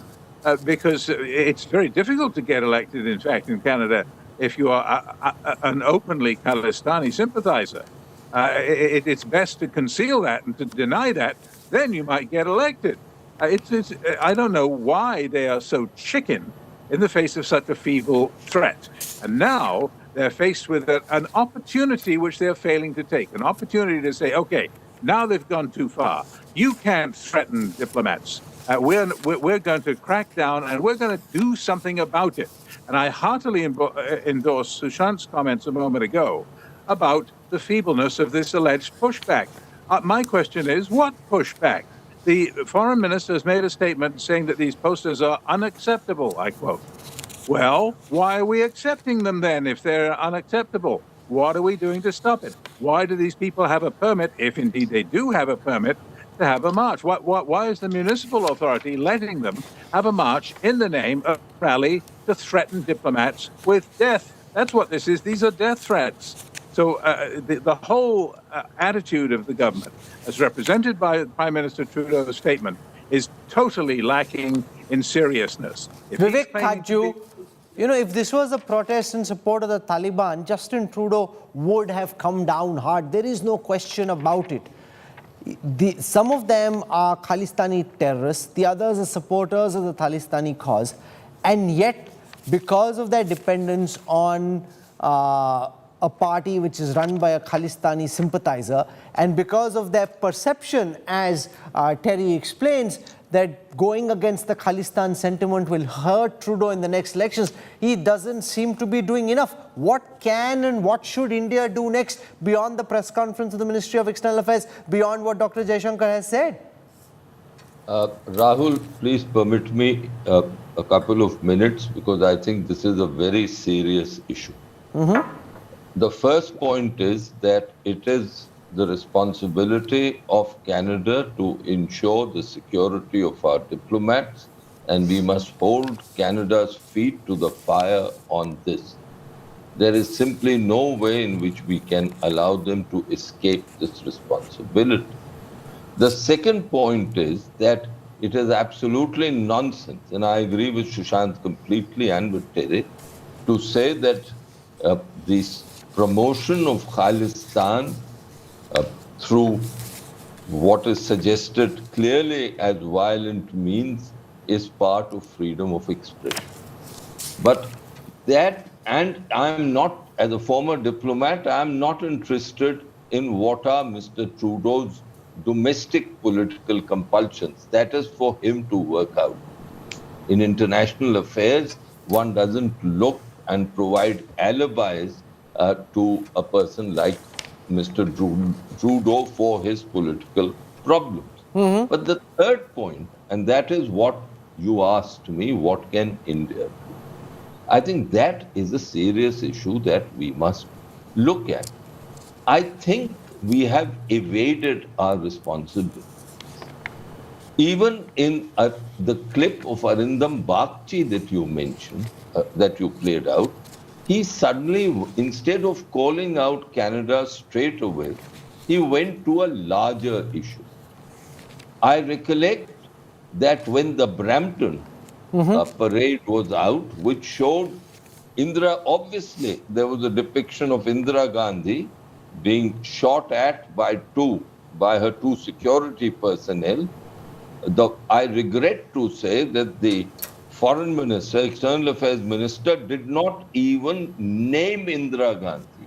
He went again to the larger issue of terrorism being bad for Canada, being bad for us, etc. We must call out Canada straight away and not get involved in our own domestic politics in this process. And my third point, we've been too indulgent with the Canadians. For instance, the Canadians, do you know, ask visa seekers who belong to and are former members of Indian Defence Forces to list out their service records. And very often they deny visas to those of our service personnel who have served in Jammu and Kashmir. This is a fact. You can check it out. Absolutely, absolutely. And yet, Rahul, what have we done about it? It is not only Mr. Modi's government. It is the previous government too. I recollect, and permit me to say this, as secretary, when I was serving as a secretary in the Ministry of External Affairs, there was a case which came out in the papers of a BSF person belonging to the BSF, and I recollect calling in the Canadian High Commissioner and telling him in no uncertain terms that he had no business to ask for the service record of our personnel. These were confidential documents, and these confidences are to be maintained. And no, so but what can we do? That's the question. Remember. No. Please. Can we do anything extra, sir, beyond what's been said? That is what I'm saying.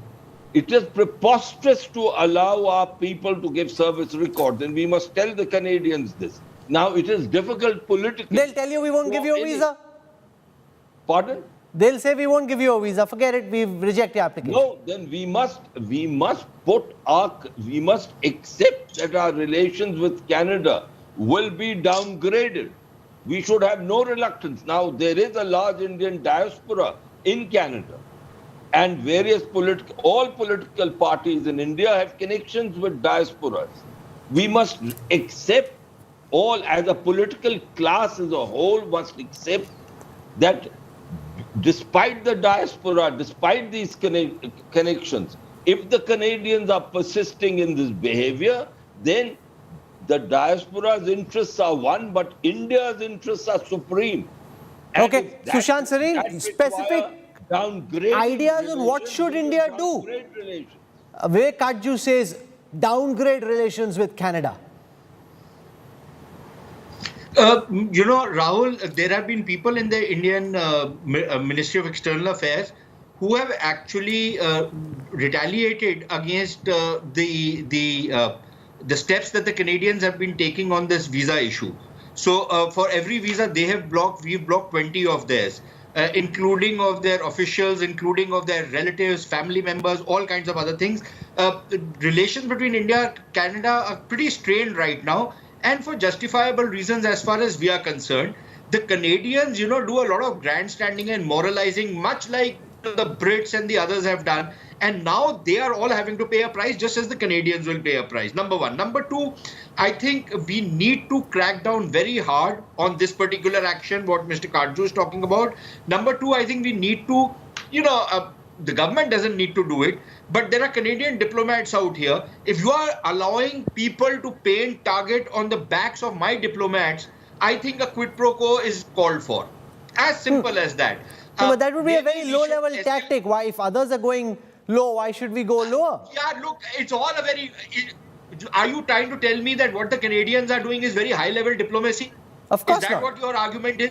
Not at all. So, no, what I'm saying, you don't have to go down the same path. Pakistanis, one second, Rahul, when the Pakistanis would assault Indian diplomats, do you think a démarche or something like that would work with the Pakistanis? You caught hold of their guys out here and you beat the hell out of them. And that the message sinks in real fast at that point of time. So, it has to be a quid pro quo. If you are going to mistreat my diplomats, you are going to mistreat my people, I am going to do the same thing to your guys. It's as simple as that. And if this is not acceptable, then start downgrading relations. Frankly speaking, I don't think there's much to gain from Canada if they continue along this path. What is the difference between what the Canadians are doing and what the Pakistanis do?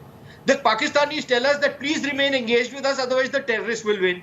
The Canadians are saying the same damn thing, that you continue doing business with us, we'll continue doing all sorts of things with you, but we will not stop the terrorists. How does that work for me? Puneet Sahni, do you have any specific ideas on how India can try and break the current situation where Canada claims completely wrongly that it's doing enough, but chooses not to act against those who put up posters advocating violence? What can and should India do? So, Jai Ma Bharati Rahul, thank you for letting me speak. So, I would just make, what Mr. Trudeau is saying is a bunch of lies. And if I had more time, I would have actually explained. But anyway, so his father, Pierre Trudeau, this guy, Talvinder Parmar, there was an extradition request in 1982. And he did not extradite the terrorists to India because he said India did not respect the sovereignty of the Queen or something like that, some ridiculous reason. And that guy went on to bomb the Air India airliner. So much for Canada doesn't support terrorism.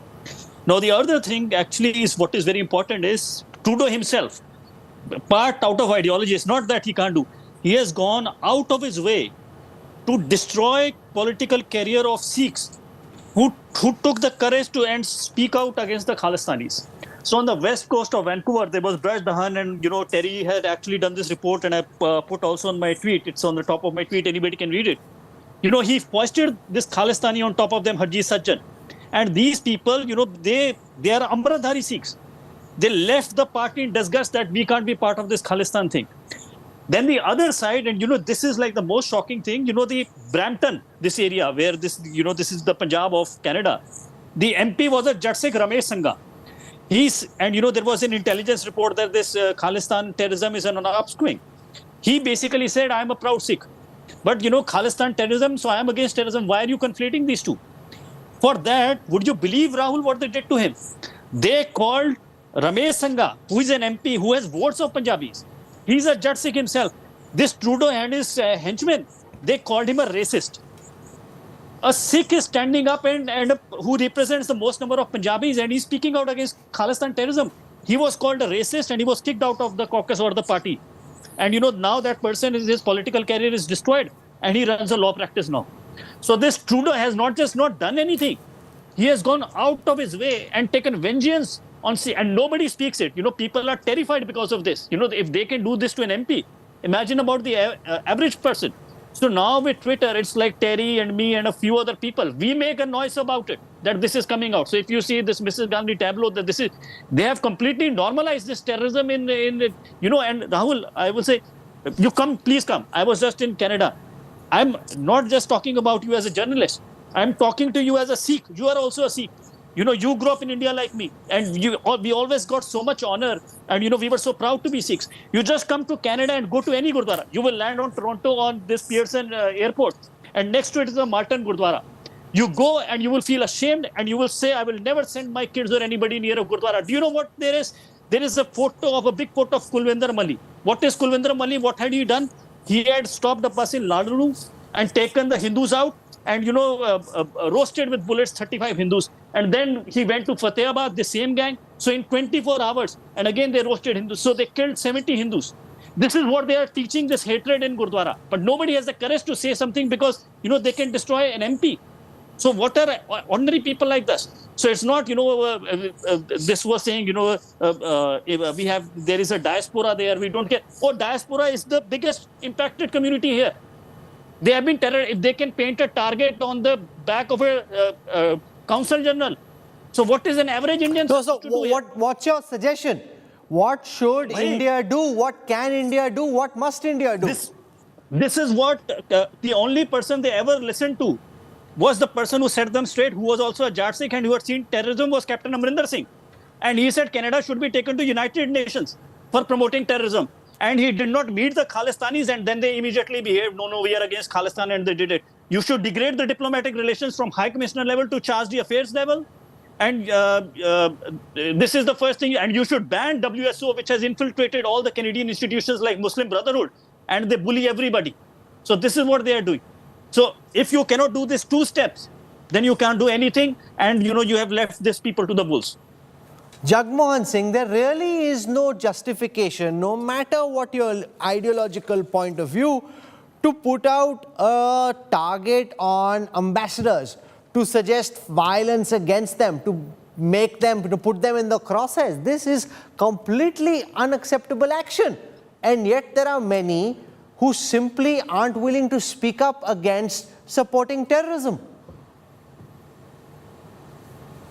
This is the panelists before me have been talking about history of 1985 without talking about the fact that you must understand whether it is the protagonists of self-determination, whether in India or in Canada.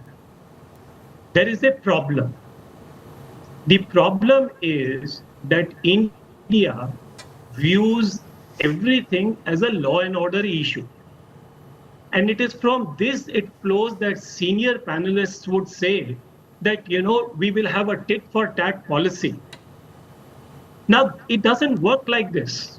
India and Canada must sit down together and understand that this is a conflict between the Sikhs and the Indian state. And therefore, we need to see as to how we can allow this ensure kind of that to come be on the show. I mean, this is absolutely atrocious stuff, unacceptable totally to me, and I'm sure to the other panelists. As an Indian, you were given adequate time to speak, honorable sir. Yeah, we were given adequate time, but to you are listen talking to an an alternative viewpoint. Who is Canada to interfere in India's internal affairs? You will have to give me the opportunity to present my viewpoints. If you don't want to listen, then it is for the anchor to decide, and I can keep quiet. I don't want to listen to your drivel. You keep quiet. Better you keep quiet, sir. Sovereignty, you can mute yourself. There's no question you can of it. mute yourself. Sir, the Taliban has a certain point of view. They think in their heads they are justified. How can violence be justified, sir? Rahul, I did not intervene when everybody else was speaking. You will allow me to have my say. You understand, let India understand that there is a conflict. And the conflict is not that by if India calls people sitting in the US or the Canada to be terrorists. There are peaceful demonstrators. There are people who want to. I am not condoning what they are doing with respect to the diplomats. I'm not condoning that at all. I am only saying that if you brush everybody with the same sweep, then you are creating more problems rather than solving them. Okay, let Sushant Sareen respond to what you're saying. Don't paint everyone with the same Khalistani brush. There are different shades of grey over here. Some are out and out terrorists. Some may just be peaceful protesters. They are entitled to a different point of view. They're not advocating violence or terrorism against the state. Sushant Sareen first. Let Sushant Sareen respond. Rahul, let Sushant respond. We haven't painted everyone by the Khalistani brush. It's Justin Trudeau and these Khalistanis who have painted all Sikhs with the Khalistani brush. And they have assumed that all the Sikhs support this losing cause, number one. Number two, for this guy sitting in wherever he's sitting, to say that India and Canada need to sit down together to decide the future of Sikhs. Who the hell is he? He has left this country. He has nothing to do with this country. Who the hell is this fellow to say that India and Canada, what is Canada's locus standi? Apart from the fact that the Canadians are supporting terrorists and giving them covering fire, what is Canada's local standi? Number one. Number two, tomorrow the Pakistanis will tell us that, there are so many people out here, so you sit with us and you talk to them. Are we going to talk to them? Why should we? So this nonsense cannot be accepted. It is simply unacceptable. Vivek Kachu wants to come in and respond to what we just heard from Jagmohan Singh. Then action has to be taken. Mr. Kachu. Look, I have a simple viewpoint. Whatever may be Canada's political system, in India, we will never compromise with our territorial integrity and sovereignty.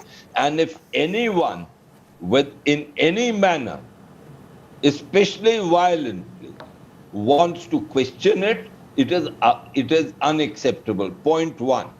Point two, the nexus of the Khalistanis with the Pakistani agencies and their guidance that they take from Pakistan is well known.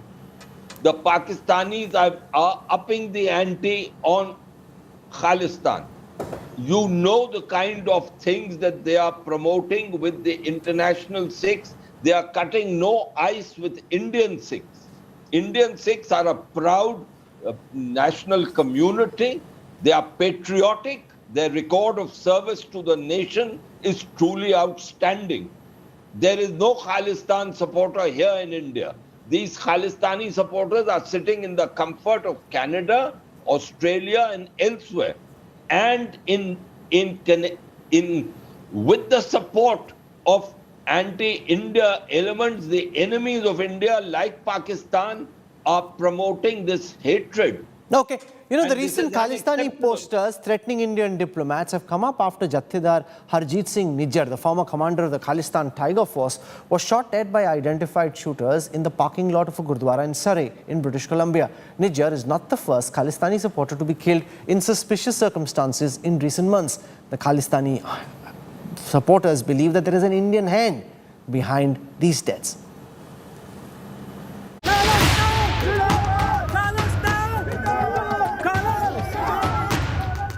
A Kill India poster in Canada.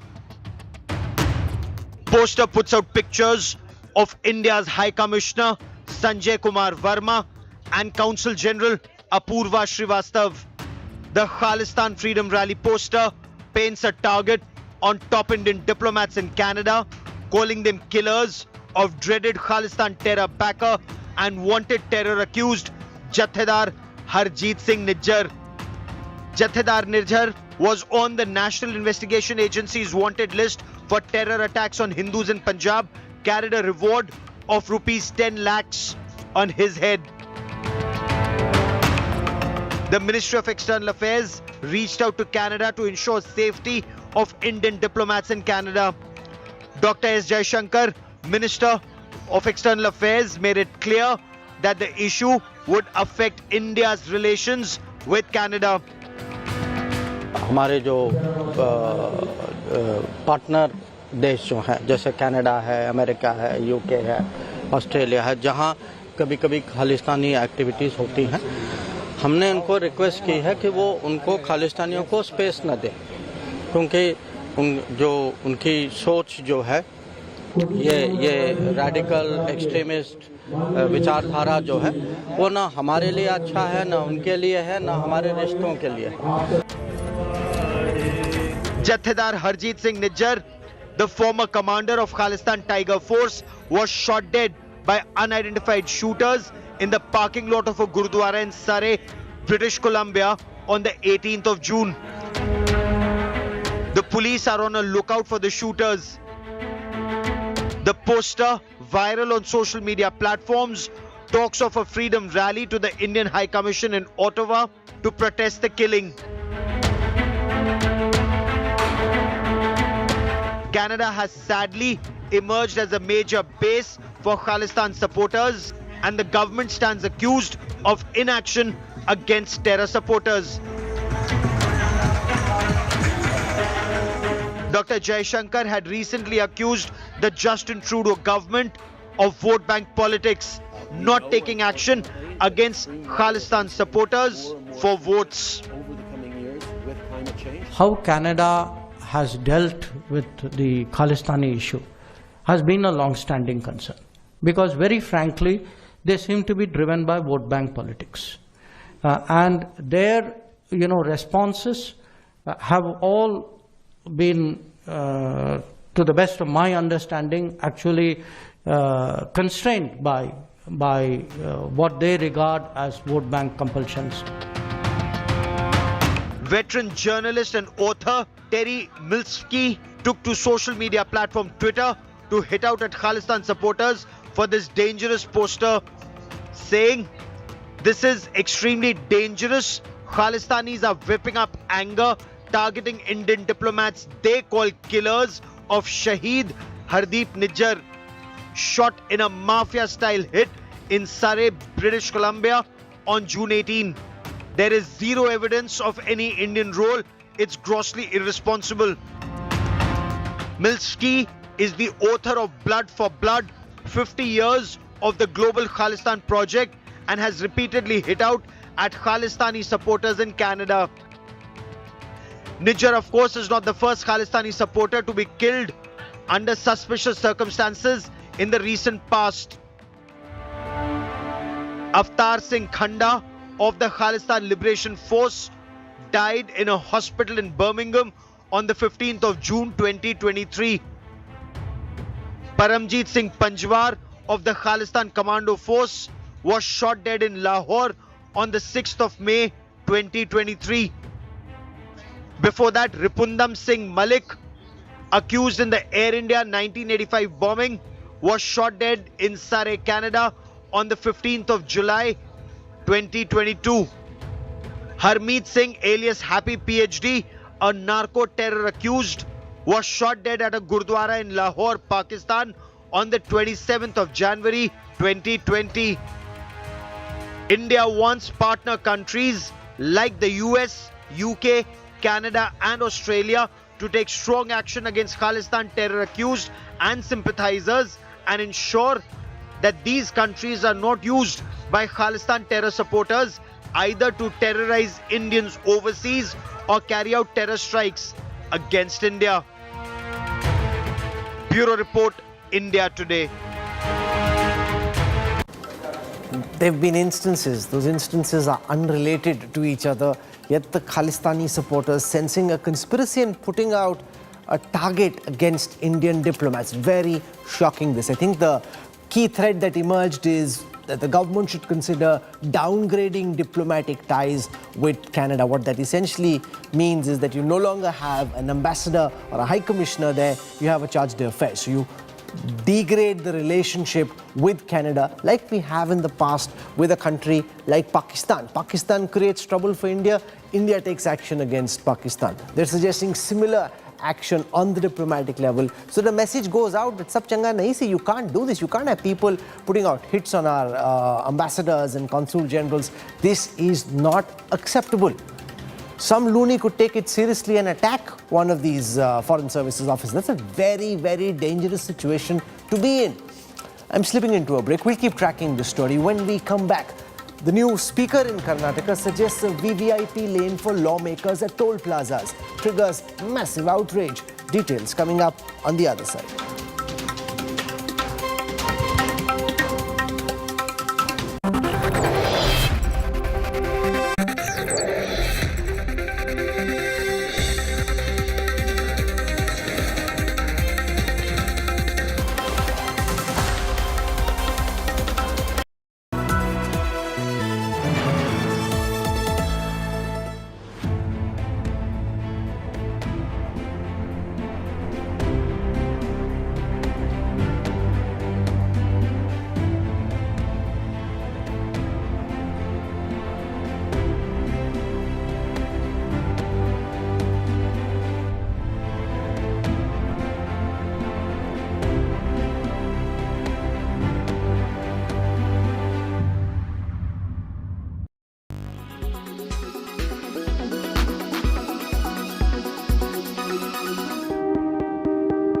The WHO has put the spotlight on fake sugars, but artificial sweeteners has only been an ever-growing market in India, and outside increase in cases of diabetes and the growing burden of obesity world over has ensured that people turn to alternatives.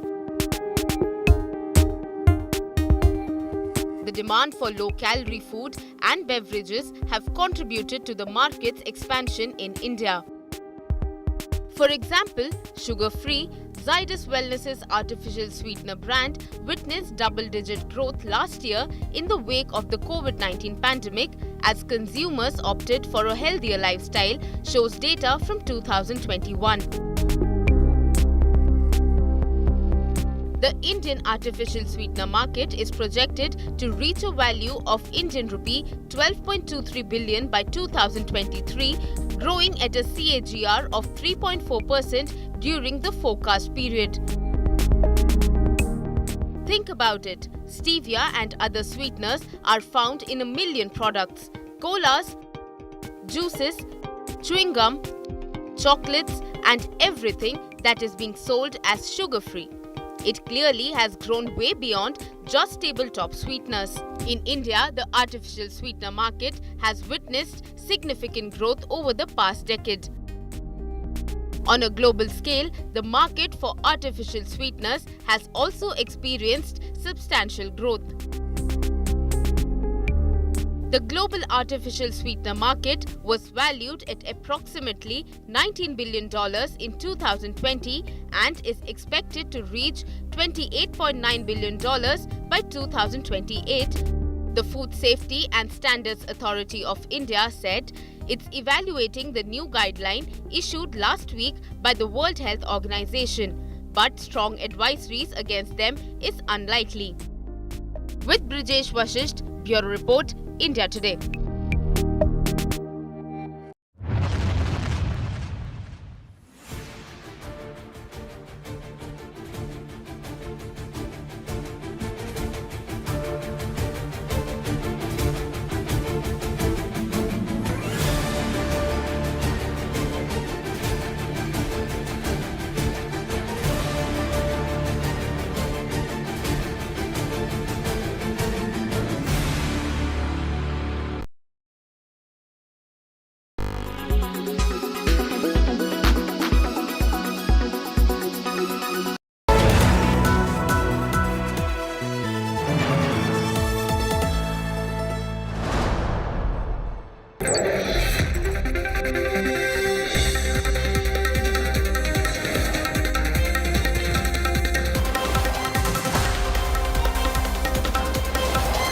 Bengaluru traffic is now as famous or infamous as its IT hub. And while you and me endure the snags, the Karnataka speaker and Congress leader UT Khadar has made a VVIP appeal.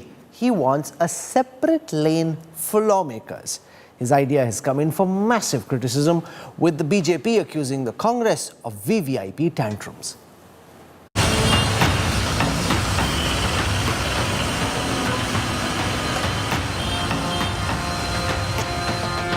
India's Silicon Valley and Karnataka's capital, Bengaluru, is a crumbling mess. The IT city is plagued by traffic jams, frequent waterlogging, potholed roads. The list of woes is long and has been begging attention for years now. But Karnataka's politicians have bigger concerns to address, like how to get through a highway toll plaza in comfort. Assembly Speaker UT Khadir on Thursday suggested that the National Highways Authority of India should create a VIP lane for MLAs and former MLAs. Seniors XML told in the NHA guidelines policy, where they have got already emergency and representative lane is there. In that MLAs and other names are specified.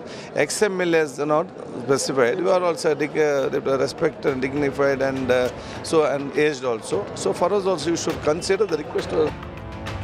Demand for a VIP lane for MLAs and former MLAs came after Congress MLA PM Narendra Swamy claimed harassment at a toll plaza. Pass is issued. It is not for everyone. Pass is issued to the elected representatives only. When the treatment of those toll guys are like this, can you ask us to behave gently with them? The speaker's demand for a separate lane triggered sharp reactions. The BJP pointed out that a VIP lane for lawmakers already exists. Already there is a VIP lane. Already there is a VIP line. Who should be allowed in that VIP lane is important. Probably in this direction, the ambulance and the VIP line has been already created. So only thing is who has to be included, has to be looked into it. Probably let us see what Honorable Speaker has been suggesting. BJP MP Tejasvi Surya called the Congress elitist for seeking a VIP lane. Karnataka PWD minister has denied any plan to add more VIP lanes. ಮಾಡಬಹುದು ನಾವು ಎಕ್ಸ್ಪರ್ಟ್ನ ಕೇಳಿ ಮಾಡ್ತೀವಿ ನಾವು expert ನೇಮಿಸ್ತೀವಿ ಮತ್ತೆ ಯಾವ್ದು ಸೇರಿಸಬೇಕು ಯಾವುದಿಲ್ಲ ಅಂತ ಎಕ್ಸ್ಪರ್ಟ್ ಕಮಿಟಿ ಮೇಲೆ ನಿರ್ಧಾರ ಮಾಡ್ತೀವಿ ನಾವು ಮಂತ್ರಿಗಳು ಮಾಡಲ್ಲ.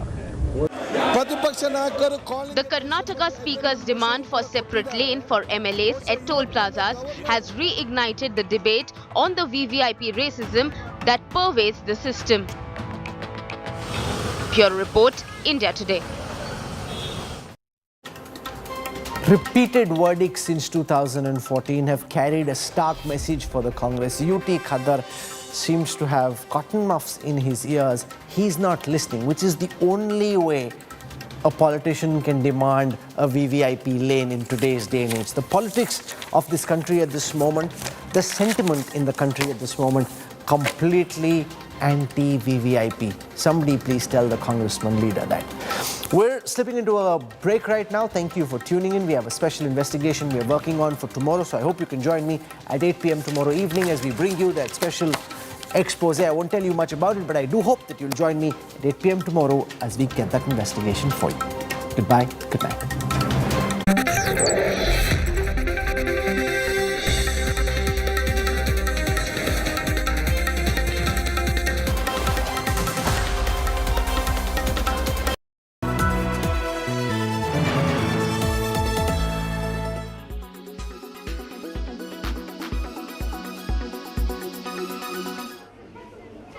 This woman from Kazakhstan has made it her life's mission to help underprivileged children. Anna started an NGO during COVID-19 to educate children in Jaipur who can't afford going to school. Anna's NGO called Indian Women Impact has been at it for 3 years now, changing the lives of so many children for the better. Acting as a bridge for children from less privileged families. She offers quality coaching alongside her team of committed teachers. The children, those who live in Basti, they go to a government school and they come here for study. To get extra knowledge, my parents live in a Basti and they cannot afford expensive course and school for me and my brother and sister. So sir, we come here and study all of those subjects. Recently, some of the NGO students from disadvantaged backgrounds also performed a French play at the famed National School of Drama in Delhi. Anna and her husband, who is a doctor, use all of their earnings to try to maintain the NGO. It's been 3 years as we have been running this NGO, Indian Women Impact, and the entire concept is to provide the quality, world-class education to the children from underprivileged backgrounds. And the dream we have is to create the school that can accommodate 5,000 students from such backgrounds, where we can compete with the world-class education. That's the dream. At this Jaipur-based NGO, students from different backgrounds come together to get an opportunity to achieve all these dreams. At the NGO, Anna and her group of dedicated teachers try to provide wings to dreams of underprivileged students who earlier had little or no avenues to fulfill their aspirations. Once they come over here, they leave their less than perfect backgrounds behind to get submerged into a world of creativity, of learning and of dreaming big. With camera person Manish Devankur Vadhavan in Jaipur for India Today.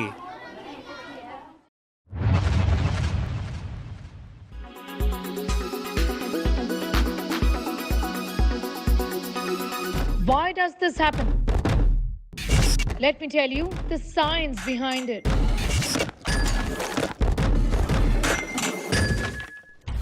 For more informative videos like this, keep watching India Today Newsmo.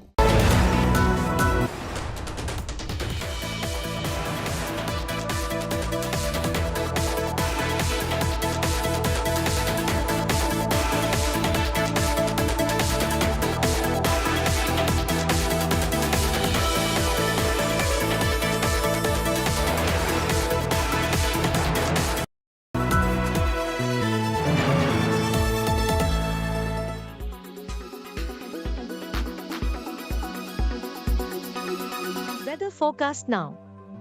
Delhi, maximum 36 and minimum 26 degrees. Mumbai, maximum 28 and minimum 24 degrees. Kolkata, maximum 34 and minimum 26 degrees. Bengaluru, maximum 25 and minimum 19 degrees. Chennai, maximum 33 and minimum 26 degrees. Hyderabad, maximum 29 and minimum 23 degrees.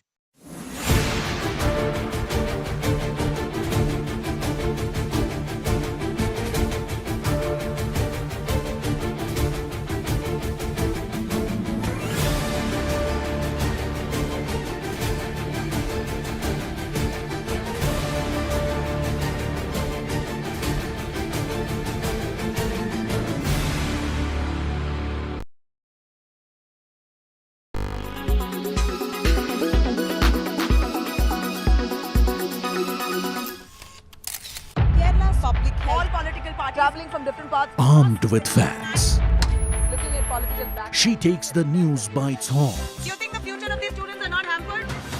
Fierce, bold and direct, setting the tone for the biggest stories. From every corner and every angle. Expect nothing but the unfiltered truth. News first, niceties later. Watch me, Nabila Jamal, on India Today. Make your media plan smarter with India Today Live TV on your connected devices. Amplify your brand with 100 million smart internet viewers. To advertise, mail us at sales@aajtak.com.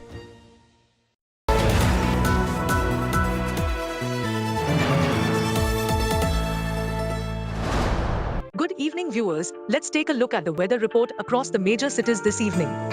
Thiruvananthapuram is at 30 degrees Celsius with an AQI of 17. Mumbai is at 28 degrees Celsius with an AQI of 35. Panji is at 25 degrees Celsius with an AQI of 26. Ahmedabad is at 30 degrees Celsius with an AQI of 45.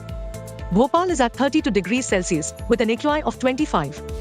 Jaipur is at 32 degrees Celsius with an AQI of 63. Delhi is at 31 degrees Celsius with an AQI of 116. Srinagar is at 27 degrees Celsius with AQI being 37. Lucknow is at 33 degrees Celsius with an AQI of 61. Patna is at 35 degrees Celsius with an AQI of 53. Kolkata is at 28 degrees with an AQI of 33. Hyderabad is at 30 degrees Celsius with an AQI of 45. Bengaluru is at 24 degrees Celsius with an AQI of 31.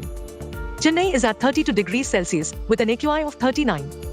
This is all we have for you in this segment. Hope wherever you are, you find favorable weather around you. Keep watching India Today for all the weather updates with me, AI Sana, all through the day. Co-presented by Star Health Insurance, the health insurance specialist. Co-presented by JK Tyre Ranger Series, Stay Wild at Heart. Co-presented by Hayfler, Let's Reimagine. Powered by NECC, Sunday Hoya Monday, Rose Khao Monday. Co-powered by Watcho OTT Super App. One hai to done hai. Co-powered by the new Kia Seltos, the badass reborn.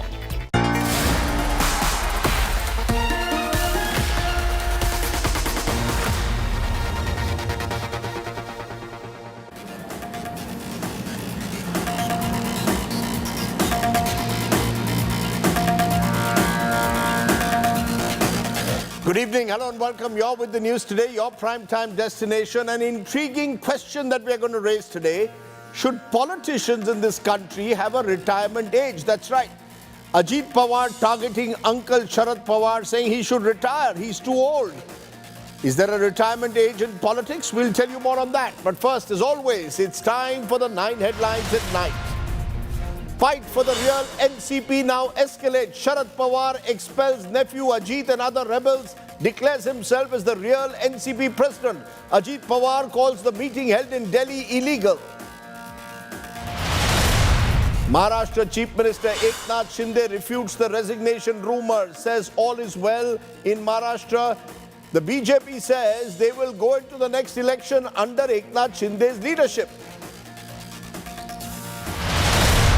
Madhya Pradesh Chief Minister Shivraj Singh Chauhan washes the feet of a victim urinated upon by a BJP youth worker. Congress hits out at the Shivraj government, says they can't just wash away sins.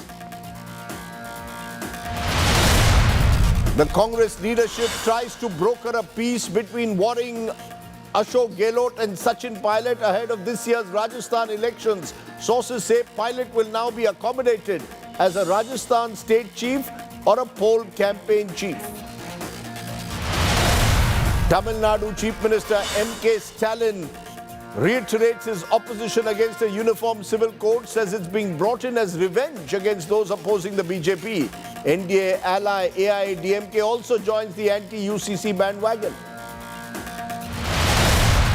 Outrage after Karnataka Speaker demands separate VVIP lane for lawmakers at toll plazas, then is forced to backtrack, now calls it a suggestion by ex-MLAs. Strife-torn Manipur reopens schools after 2 months, but no end to the violence. Woman shot dead by unidentified people outside a school. India's moon mission Chandrayaan-3 to be launched on 14 July. It will attempt a soft landing on the moon by delivering a lander and a rover to the lunar surface. And Canadian Prime Minister Justin Trudeau faces flack for saying strict action taken against Khalistani attacks on Indian consulates.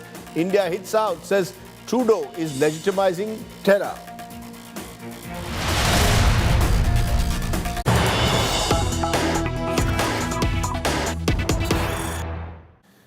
But the story that's breaking at the top, Prime Minister Narendra Modi is meeting his number 2 Home Minister Amit Shah at 7 Lok Kalyan Marg, a meeting that's coming amidst growing speculation that Mr. Modi will be going in for a reshuffle any day from Sunday until the monsoon session of Parliament in the middle of July.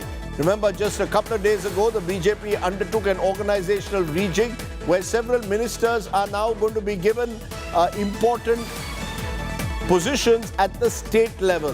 It's this party revamp that many believe will force a reshuffle now in the run-up to 2024. So with every day passing, apparently more discussions being held as to how that reshuffle has to be worked out. It's likely to happen, we are told, anytime within the next week. Paulomi Saha is tracking it.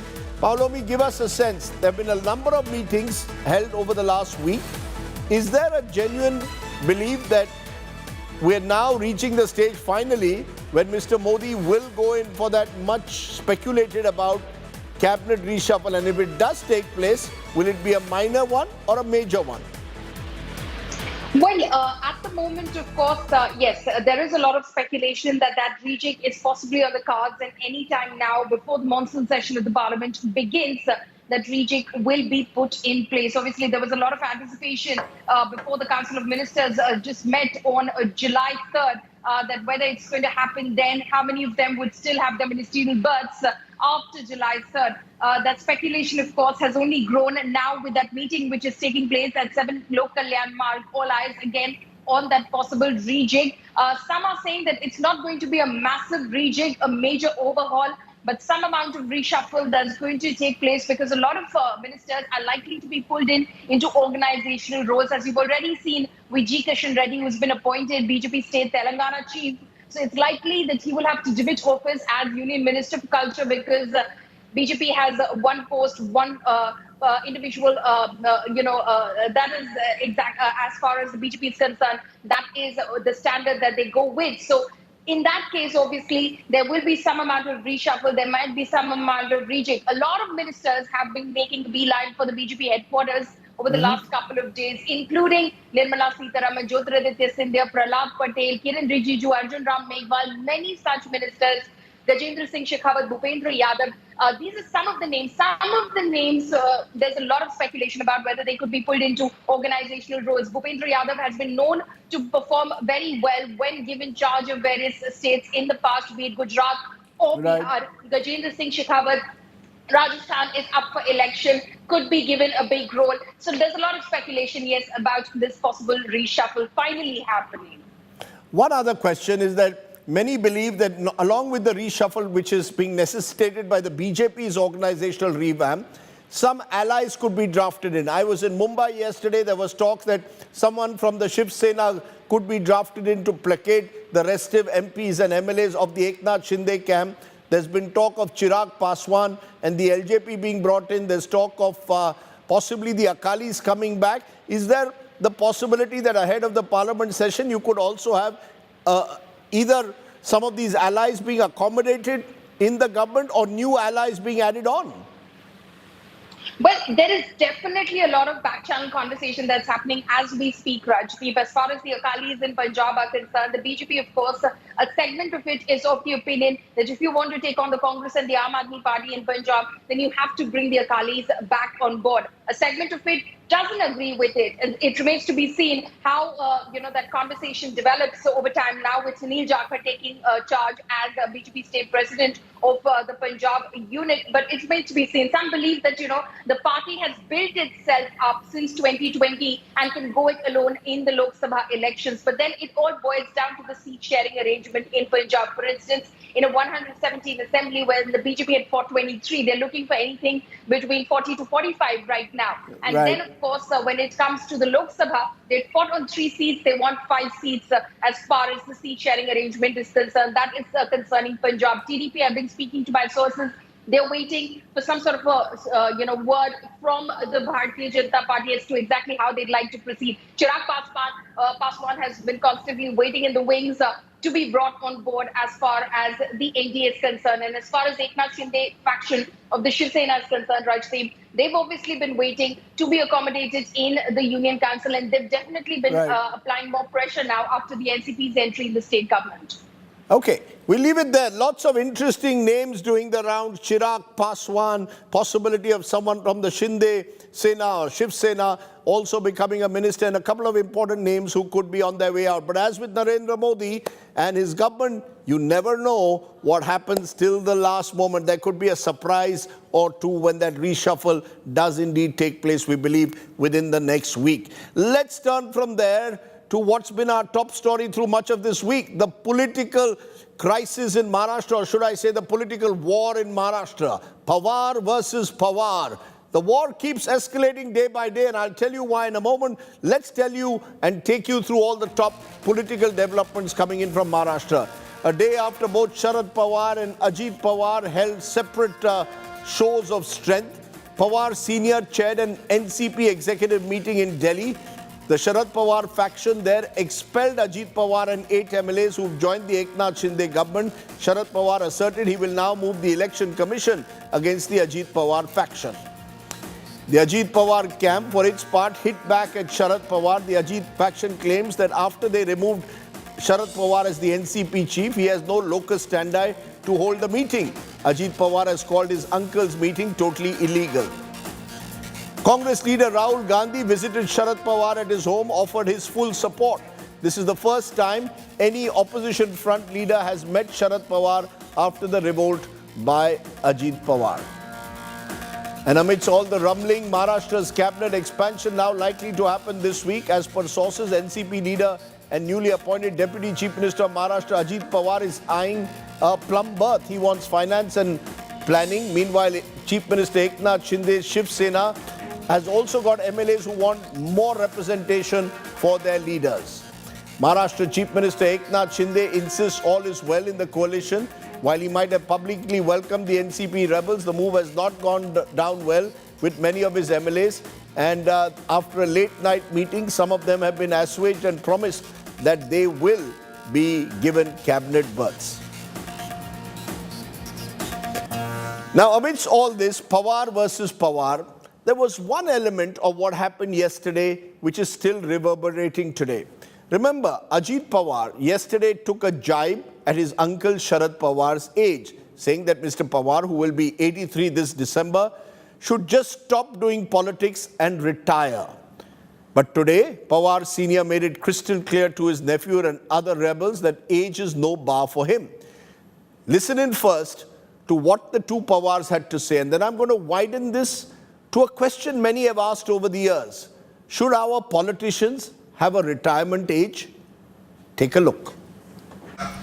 एखादा माणूस नोकरीमध्ये लागला तर महाराष्ट्र सरकारमध्ये 58व्या वर्षी retire होतो. IAS IPS असेल तर 60व्या वर्षी रिटायर होतात. राजकीय जीवनामध्ये असेल तर भाजपमध्ये 75 वर्षांनंतर रिटायर केलं जातं. आता जर वय जास्त झालं, 82 झालं, 83 झालं, तुम्ही कधी थांबणार आहात का नाही? Question doesn't arise to stopping. Now I work more effectively. We were 82 or 92. आपको मुझे एक बात पता है कि राष्ट्रवादी कांग्रेस पार्टी का मैं प्रेसिडेंट हूँ. दूसरा किसी ने अपने नाम पर स्टेटमेंट दे दिया, कुछ बात कही, वो बात कह सकते हैं. इसमें कोई इम्पोर्टेंस नहीं, कोई सच्चाई नहीं है. So should politicians have a retirement age? Does a neta's age influence voting preferences? Does the BJP's Margdarshak model that Prime Minister Modi has been pushing really work? Is a younger leadership much more difficult to find in family-run parties? These are some of the questions we'll raise amidst all that's happening in the world of politics. Gaurav Bhatia, the BJP's spokesperson, Mahesh Tapase, NCP spokesperson, Mohan Kumar Mangalam of the Congress, and Rahul Srivastav, our National Affairs Editor, are joining us. Interesting question, which Mahesh Tapase, you can take first because you're from the party NCP, whose leader Sharad Pawar is being told, please retire. You're 83 now. His own nephew is saying, look, government servants retire at 58, 60. Why should politicians carry on till 83? Retire gracefully. How do you see a remark like that? Well, Rajdeep ji, good evening to you and all panelists and all viewers. I think if you recall Pawar Saab's speech a couple of weeks ago, he said that I am not going to contest any election henceforth. As far as politics in this country is concerned, the people know when to retire any politician, how, whether he's young or old does not really matter. But the electorate really knows when to retire a politician, how relevant he is, how irrelevant he is, and based on the work that he has done whilst being in office. So as far as Ajit Dada's remark regarding Pawar Saab is that I think the Maharashtra people have not taken it very sportingly. We really did not like the remark made by Ajit Dada to his patriarch uncle Sharad Pawar ji, telling him to retire. I think no son in this country can ever tell his first generation leader, father, uncle, who's the head of the house, to retire from whatever he's doing. I think this remark is absolutely unacceptable as far as Maharashtra, and I'm very sure that we all come from a very united family culture, and this kind of a statement from Ajit Dada has definitely not gone down well with us. Okay. Let me get Gaurav Bhatia in, because Gaurav Bhatia, the BJP was the one, when Prime Minister Modi took over, which evolved, it appeared, this concept of Margdarshak Mandal. The likes of L.K. Advani, Murli Manohar Joshi, Yashwant Sinha earlier when he was with you, a number of leaders over the age of 75 are effectively retired. Now, that has led to some to believe that's unfair, the manner in which it was done. Others are now saying, look, the BJP can do it. Why can't every party have some kind of a unofficial retirement age? What's the belief? Is there your view that Mr. Sharad Pawar and leaders in their 80s, Mallikarjun Kharge is 80, I'll put out a list of various leaders and their ages. Do you believe they should retire?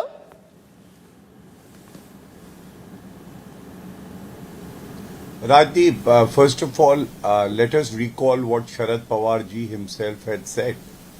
रोटी अगर समय पे ना पलटी जाए तो वो जल जाती है. That means मायने ये नहीं रखता है कि रोटी पलटता कौन है, मायने ये रखता है कि रोटी जलनी नहीं चाहिए.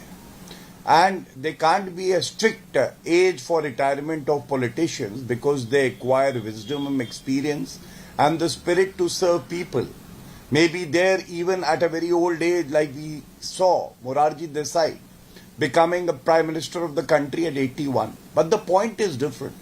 The point is different because the Bharatiya Janata Party is a party where people, they work hard, they attain a position, they serve the organization and the country. And then they know what is the right age to make way for other leaders who also aspire to work for the country. So as the famous saying goes, retire when people ask you why, rather than waiting when people start asking when. So we have seen how even in the current leadership, Shri Narendra Modi ji, Amit Shah ji, our President JP Nadda ji, they have risen up the ranks through hard work. It's not their last surname that has given them this position. But if we now contrast this with family fiefdoms who are serving their own interest rather than serving the interest of the nation. Congress Party, Jawaharlal Nehru to Indira Gandhi to Rajiv Gandhi, Rajiv Gandhi to Sonia Gandhi to Rahul Gandhi. Now what are the qualifications of these leaders, if I may say so, for Rahul Gandhi? Rahul Gandhi, was he in a position or had he earned his place in the Congress Party to be the Vice President and the President of the party? Under his leadership, the Congress lost 39 elections out of 49. So the question remains, the leader might retire, but if the baton is passed to the daughter or the son, the other very meritorious leaders would not get a chance. That system has to be ensured within all political parties. Samajwadi Party, from Mulayam Singh Yadav to Akhilesh Yadav, DMK, Karunanidhi to Stalin, NCP, Sharad Pawar has been the chief since the inception of the party. Why not other leaders should be given chance? Mamta Banerjee, same thing is happening. So I think it is very suffocating for leaders of these political parties that they work hard but they are not able to get the party president position to serve the people. Are you saying, therefore, the question is not about age, but it's about merit and the manner in which family-run parties are organized? But before I move on to my other guests, just one question that I asked you. You know, you said the BJP doesn't have, in a sense, a Margdarshak Mandal. People know when to retire. But an LK Advani effectively after the 2014 elections was, even though he wanted, it seems, to be in politics, was effectively eased out. So are you saying to me that the BJP has a concept of easing out their senior leaders naturally, or these leaders on their own know when to go? I think be it LK Advani ji, Atal Bihari Vajpayee ji or Murli Manohar Joshi ji, they have been the beacon of light for us. They are the guiding factor for the party, and they have ensured that they do not hold any position, but yet they guide the party. And that is what grace and dignity is all about. Rather than sticking to a chair when leaders of your own party start revolting against you. G23 group, Rajdeep, what was it? Sonia Gandhi and Rahul Gandhi were presidents of the Congress party for 23 long years without holding an election. Would it not be asked? What about other leaders who have worked equally hard, who also have contributed to the growth of a political party, but they will never get the chance to be the president and make some good decisions for the party and invariably serve democracy and our country? It's interesting that you seem to suggest that LK Advani on his own sort of one day decided enough is enough. There are varying interpretations of that. Can you show me one quote? Okay. No, interesting. Rajdeep, see, no, interesting. That's why I said. You tend to make these statements very irresponsibly. No. Can you I'm not show me one quote of LK Advani ji? We have seen how the Prime Minister also gives him respect, touches his feet. If you show me one quote of his, that he was pushed out of the party and he was disrespected, then I will have to yield and I'll have to say that yes, you are right and I'm wrong. Okay.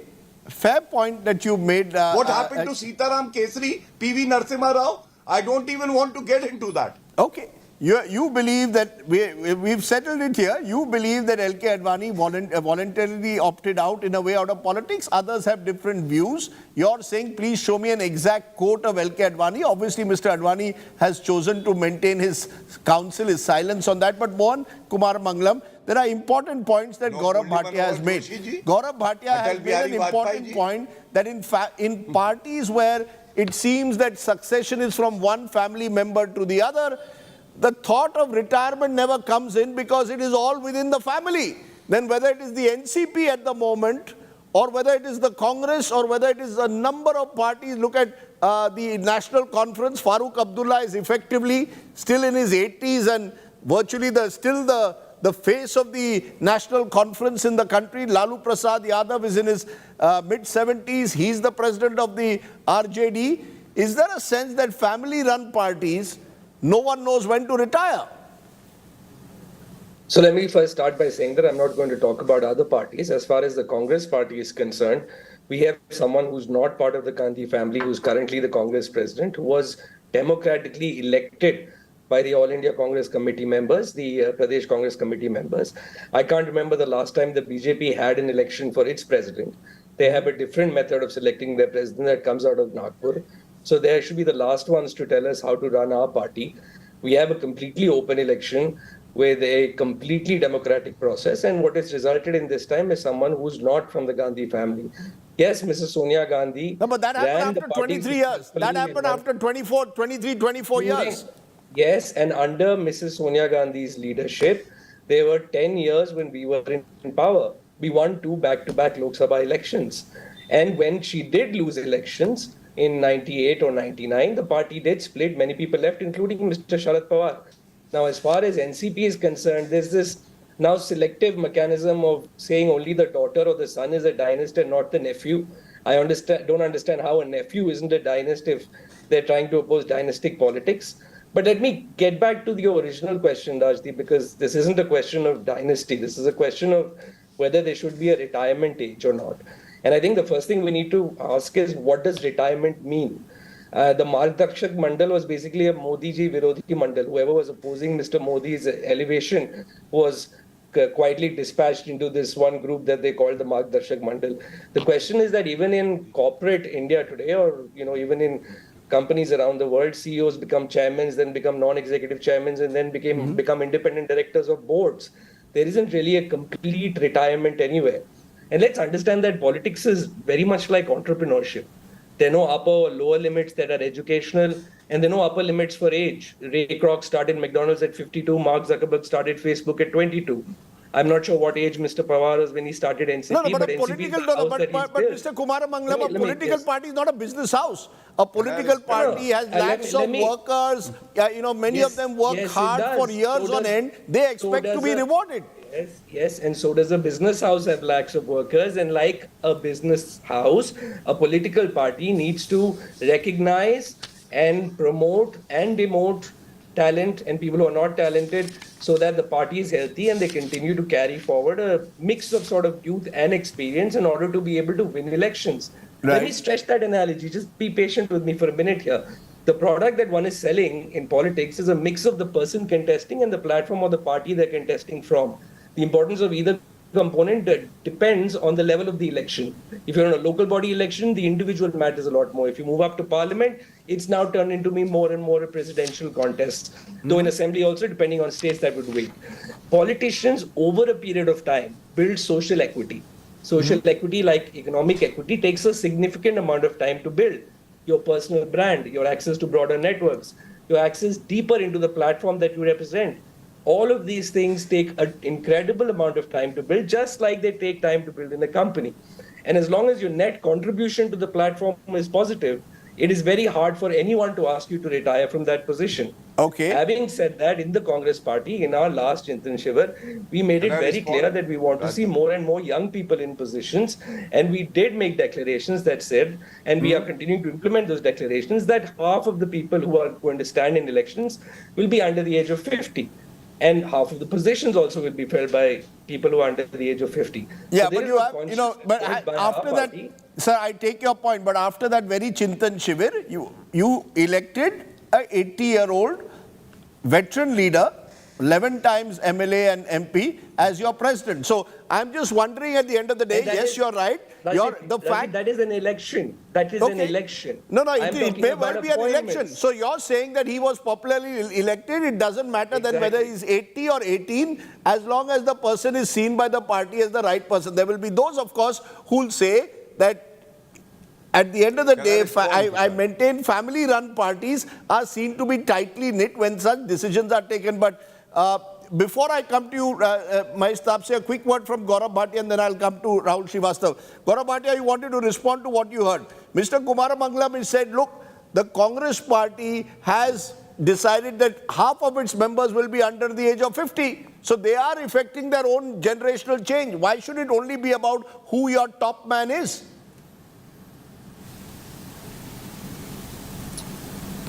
He's entitled to his views, and I very respectfully disagree with him, and I'll give you the reasons. Rahul Gandhi, when he was given the ticket for Member of Parliament elections, what were his own credentials? Rajiv Gandhi was made the Prime Minister at 40, Rajdeep. What were his credentials? We all need to ask. Tell me something, Rajdeep. Say if you do not belong to a parivar like the Gandhi parivar or the Yadav parivar, in the case of Lalu Prasad Yadav and Mulayam Singh Yadav, if you fail 39 times, like Rahul Gandhi did, I mentioned that fact, would you be given an opportunity without the surname? The answer is a categorical no. And this is what I'm talking about. Priyanka Vadra Gandhi, she was General Secretary in charge of the state of UP. 2022, UP saw elections. Congress won 2 seats, Rajdeep. She is still the General Secretary. All state presidents were sacked. There were 5 states that had gone for elections. Priyanka Vadra Gandhi was not sacked. Now, coming to the BJP, you know what makes us proud? Why India believes in the leadership of Shri Narendra Modi ji? The top 3 leaders, Narendra Modi ji, he has worked hard to be the Chief Minister of Gujarat and then the Prime Minister, never lost an election. Rahul Gandhi lost his family fiefdom, Amethi, because he does not inspire confidence. JP Nadda ji, again, He does not belong to any political parivar. That is why he's been made the president of the Bharatiya Janata Party. It is because of his own merit. Yeah, Amit but the Shah analogy ji, could be a that JP person who Nadda used lost to his home paste state of posters on Himachal. walls campaigning. No. 1 minute. Gaurav Bhatia, you know, somewhere all political parties tend to compromise merit for convenience. All political, JP Nadda is hard working, but remember he lost his home state of Himachal.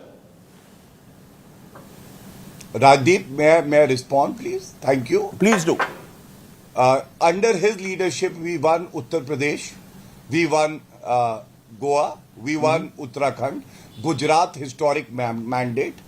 Don't you think we lost Himachal? We never blamed the EVM. The point is not that. The point that I'm making is that he became president of the Bharatiya Janata Party because he deserved it through his hard work, great determination, honesty, commitment to people. That Okay, is you made your missing in the point. Gandhi Parivar and other family fiefdoms. You're saying They are being family-based promoted to the parties do post not of put president merit because they are son and daughters of a particular leader. Okay, you're saying family-based parties compromise on merit. Rahul Srivastava responded. It's a very interesting. It's a, just a minute, Sana. Debate. Let me just quote. Yes. Let me quote one example. Yes. Okay. As you wish. But this was a very interesting example. Please do. Please quote it. Seconds. Please quote it. Okay. Yes. Samajwadi Party, Mulayam Singh Yadav ji was the national president. His son Akhilesh Yadav was the chief minister of the state. Shivpal Yadav was the state president.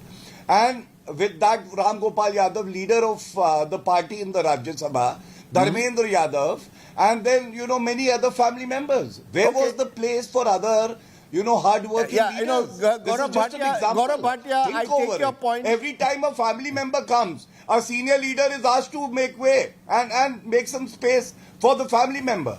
Okay. Remember, Gaurav Bhatia at one time was in the Samajwadi Party, so he has experience of that. But Rahul Srivastava, I want you to respond to what you're hearing.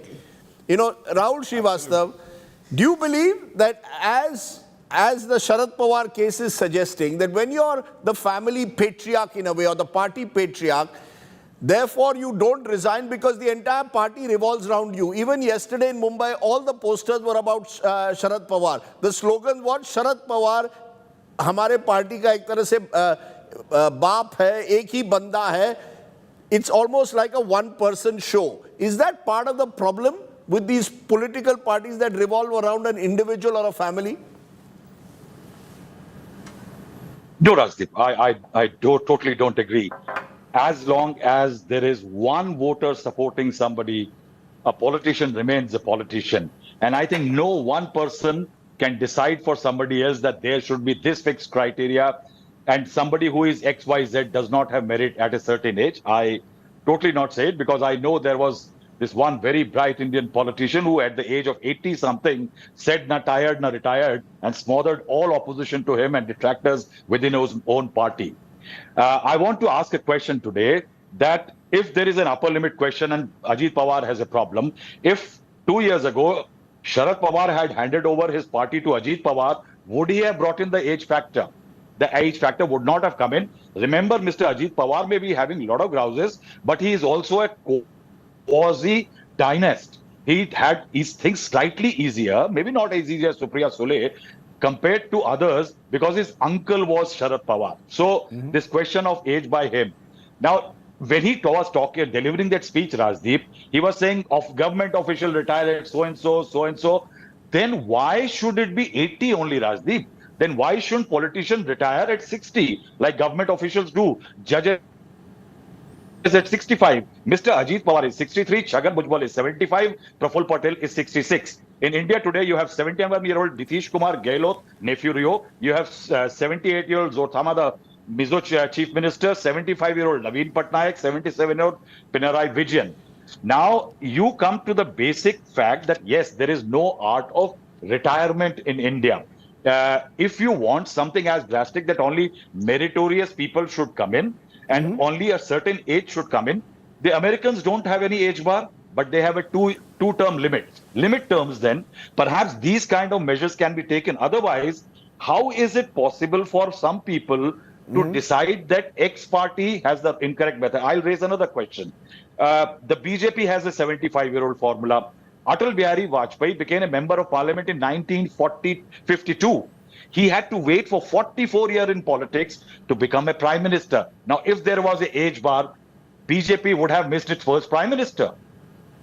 It's will therefore it in a agree way to something like that, Rajdeep? Yeah, no. It's therefore in a way not about age, but it's also about, of course, wisdom. It's about your ability to hold a party together. But remember, we are a very young country. Also circumstances, We are a Rajdeep. country, though, Rahul Srivastava, where 60% of the population is under the age of 35. Now, you could argue on the other hand that as Barack Obama became president in his 40s in America, you've got across the world more and more younger prime ministers, Macron, Trudeau.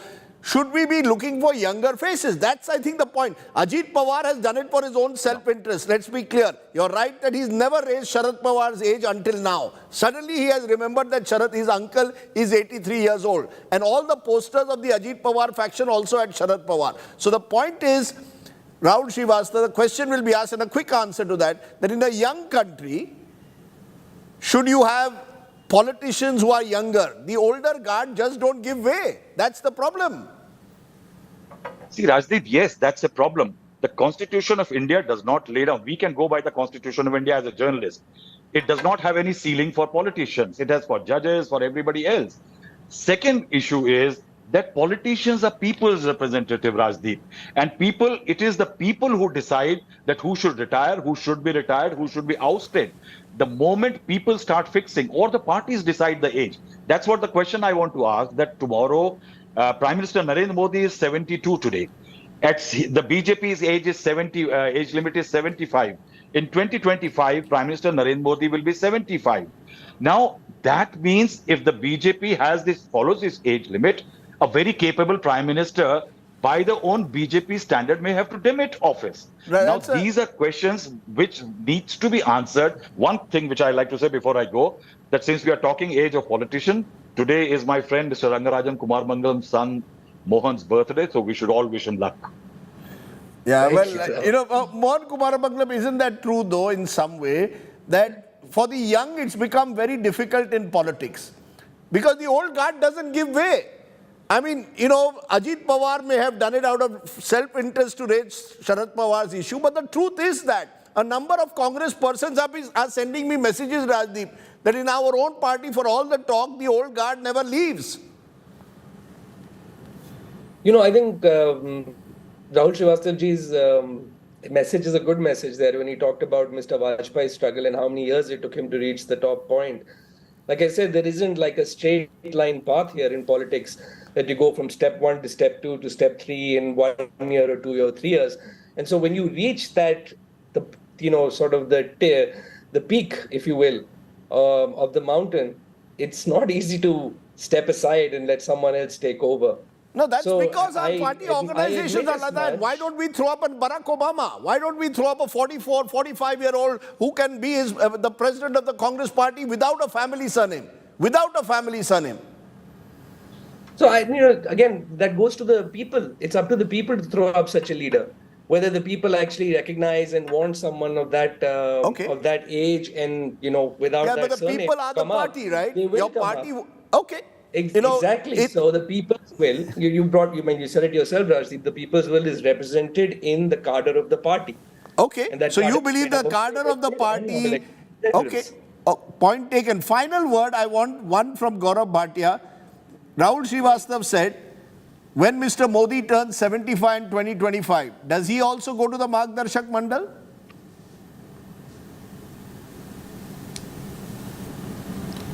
Rajdeep, it is not for the spokesperson of a party to answer these questions. I know one thing for sure, that a leader like Shri Narendra Modi ji will definitely take a decision which is in the interest of the country, because his heart beats for our nation. He is not a product of dynastic politics. But let me give you a very good example.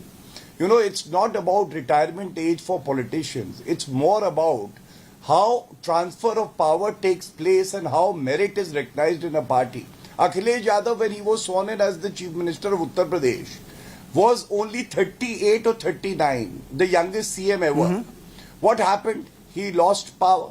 2017 routed completely because he had not worked hard to understand the nitty-gritties of politics. It was given to him. Yogi Adityanath ji, on the other hand, was a 6-time MP. He knew pulse of the people. He worked hard. And he won again in 2022. He was also 44 when he was sworn in as the Chief Minister. Why am I citing this example? That yes, if you have merit in yourself, if you are committed to the welfare of the people, if life gives you an opportunity to serve, you have to be prepared in terms of your experience, wisdom and commitment that lacks in leaders who come Good from example. families Yes, with Mohan, you want to respond to Yogi. Yogi is a good example. Yes, Rajdeep. No, Very Rajdeep, quickly. I want to ask Very Gaurav quickly. Bhatia one question. I want to ask Gaurav Bhatia one question, which is, what made Mr. Modi qualified in 2001 to be sworn in as Chief Minister, given that he had never contested an election? Gaurav, 30-second answer. Yeah. He had served the party for more than 1.5 decades. He was General Secretary of the party, and he had served in states where the party performed very well. Okay, that's your answer. Sir, I take your point. We started with the NCP, let's end with that. Mahesh Thapar says there will be those who will say that maybe Sharad Pawar's one mistake was he never really prepared a clear line of succession. And that is a mistake sometimes patriarchs make, and then when they perhaps lose some of their political clout, it results in the chaos to some extent that we are seeing in the NCP. Would you agree that maybe Sharad Pawar a few years ago should have decided on Ajit Pawar, who many say is a capable administrator, instead chose his daughter, possibly Putra Moha, and therefore people will ask these questions now. When Pawar Sahib had put down his papers, Rajdeep ji, if you remember a couple of weeks ago, that time Ajit Dada was definitely asked, would he like to head the party in Delhi? So he categorically denied that I do not want to go to Delhi, I want to remain in Maharashtra. At that time, 2 working presidents were nominated. One is Supriya Sule and the second is Praful Patel. We all know what has happened from 2nd of July and Praful Patel ji siding with Ajit Dada, and now they have backed up with joined the BJP and the Eknath Shinde government. So all this process was in place. Nobody ever thought. Everybody looked at Ajit Pawar as the political shadow of Sharad Pawar ji, and there was never an iota of doubt in anybody's mind that Ajit Dada will never be his protege or his next in command in Maharashtra politics. So it was always looked at, or Ajit Dada was always looked as Pawar Saab's shadow in the political circle. So you're saying Mr. Pawar actually had a succession plan in mind, Supriya Sule at the center in a way, and Ajit Pawar in Maharashtra. Either way, I'll tell you what somebody told me today in Mumbai in the morning. They said, whatever else, you don't raise the age of someone in your family and ask him to leave, at least in public life. To that extent, maybe Ajit Pawar needs to rethink some of the things he said about his uncle. You have every right to break away and form your own party, but do you take on someone for their age? Particularly someone who, remember, has been a cancer survivor and has fought his way through politics. At the end of the day, what should matter is merit. If Sharad Pawar lacks the merit, Ajit Pawar has every reason to challenge him. But is age really the factor? That's a question I pose to my young audience also out there. Let's take a break. Let's look at our next story from there. 2 days ago, a horrifying video of a BJP youth worker urinating on a tribal man in Madhya Pradesh surfaced. While the accused in question, Pravesh Shukla, is now in custody and a stringent NSA slapped against him, Chief Minister Shivraj Chauhan, facing an election this year in Madhya Pradesh, today went further, apologized to the victim, even washed his feet. Will that be enough to douse the fire of tribal rage?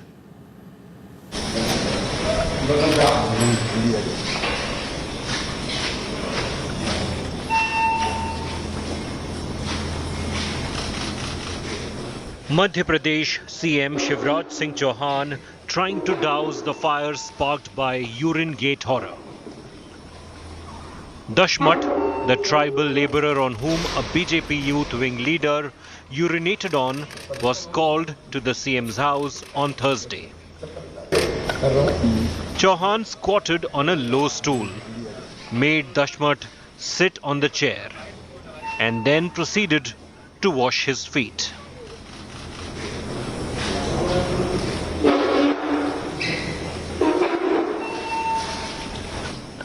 The CM presented the victim an Angavastra or shawl along with gifts. The damage control exercise was steeped in Hindu customs that show respect, intended to send out a clear message of remorse. मुझे बहुत दुख हुआ वो घटना देख के, मैं माफी चाहता हूँ। ये क्योंकि मेरी ड्यूटी है, मेरे लिए तो जनता ही भगवान जैसे है। पूरा बन गया कि नहीं बना? The CM also shared food and pleasantries with Dashmat. भाई दशमत के साथ अन्याय हुआ, मेरा मन दर्द, पीड़ा और व्यथा से भर गया, इसलिए मैंने दशमत को यहां बुलाया। Dashmat had been incommunicado ever since the video of BJYM leader Parvesh Shukla insulting him had gone viral this week. His family, relieved to see Dashmat at the CM's residence, rued missing the chance to meet the CM. यहाँ लाई गई अपना के पति के वहाँ भोपाल मुख्यमंत्री से मिला हुआ, यहाँ का अपना से कहीं नहीं मिलवाई। तब यह बतीवत हम लाई गए ऐसा नहीं जैसे वहाँ मिलावे लगे तैसे हमारे लग रही होती तो मिलवा देती। हमारा मन रहा हम चले जी तो मंत्री की लगे मिले, हमारे बच्चे चले जाते। Angry scenes unfolded at Dashmat's house when BJP MLA Kedarnath Shukla, who is allegedly close to the accused Parvesh Shukla, came calling. He was shown slippers by the protesting women. आपसे इसका कोई संबंध नहीं है। नहीं संबंध, देखिए मैं उस क्षेत्र का विधायक हूँ जी, उस क्षेत्र के सभी मतदाताओं से मेरा संपर्क है जी, सभी से संबंध है, लेकिन इस तरह की घटना की मैं निंदा करता हूँ। यह घटना शर्मसार करने वाली है, यह घटना गलत है जी। The Congress dismissed CM Chauhan's attempt at penance as a political stunt. क्या सत्ता का नशा इस कदर भारतीय जनता पार्टी के नेताओं पर चढ़ गया है कि वे इंसान को इंसान नहीं समझ रहे? Parvesh Shukla, who urinated on Dashmat, is currently in jail. The authorities had demolished illegal portions of his residence on Wednesday after the video became public.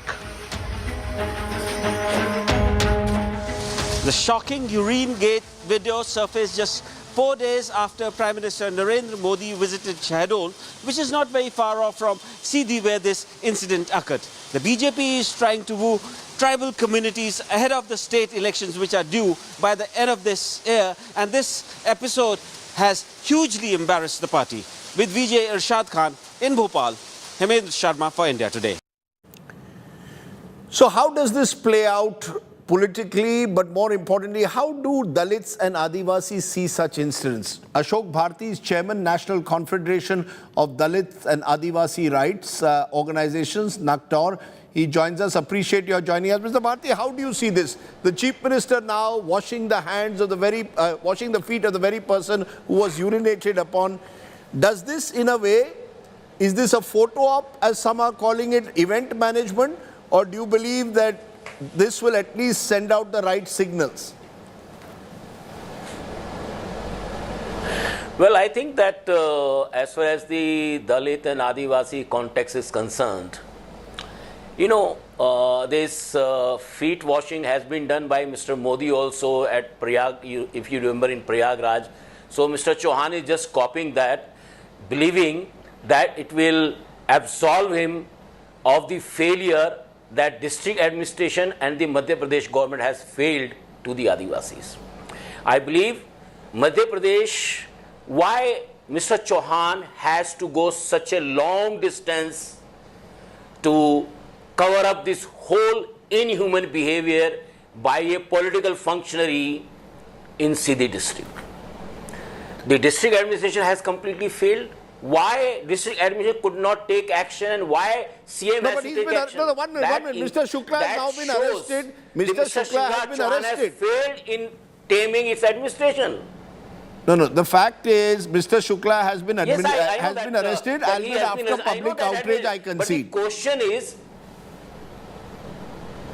now that's what I'm saying, that why the administration and the CM wait for the public outrage an act. Why it can't be taken in normal course of administrative action? It means that unless Dalit and Adivasi make a hue and cry, no administration will move even an inch to act against the culprits. This is what the sorry state of affair after serving 18 years in Madhya Pradesh. The question, of course, is the larger question of atrocities against Dalits and tribals in particular. Do you see this instance as a one-off? Or are we to put it in the larger context that there are people who believe they can still get away in the 21st century in 2023 with what Mr. Shukla did? Well, Rajdeep, I believe that this is the true story, that the people harp atrocity on the Dalits, hapless Dalit and Adivasi, and they get away with that. If you look at the role of the administrative officer in Sidhi, Satna, Rewa, Singrauli, Umaria, you will find hardly any Dalit and Adivasi in administration.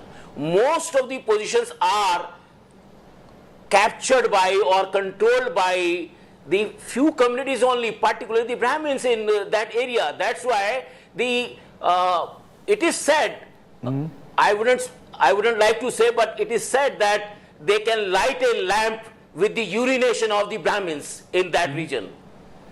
No, so are you saying so it this is the trick that they publicly, that they say in the public discourse? No, are you saying therefore that the real problem is that there are people out there, because of the nature of the caste dynamics on the ground in places like Sidhi, who believe they could get away? Because we are seeing in many states now slowly, there have been cases where, when Mayawati was in power in Uttar Pradesh, any instance against a Dalit, she would slap the SC/ST Act very strongly against them. There was even criticism that she'd gone too far. Do you believe the problem lies with law, or is it with the lawmakers, or is it the way societies are structured? No, I guess there are all issues. The society, because what has happened, the constitution has empowered the Dalits and Adivasi to be equal with the rest of the people. But the upper caste have not accepted the fact that Dalit and Adivasi can become equal to them. Therefore, it's an issue of the mentality. There is an issue because this mentality survives in the administration, so there is hardly any action against the perpetrator of the violence. The same attitude prevails in the judiciary, same attitude prevails at the political executive.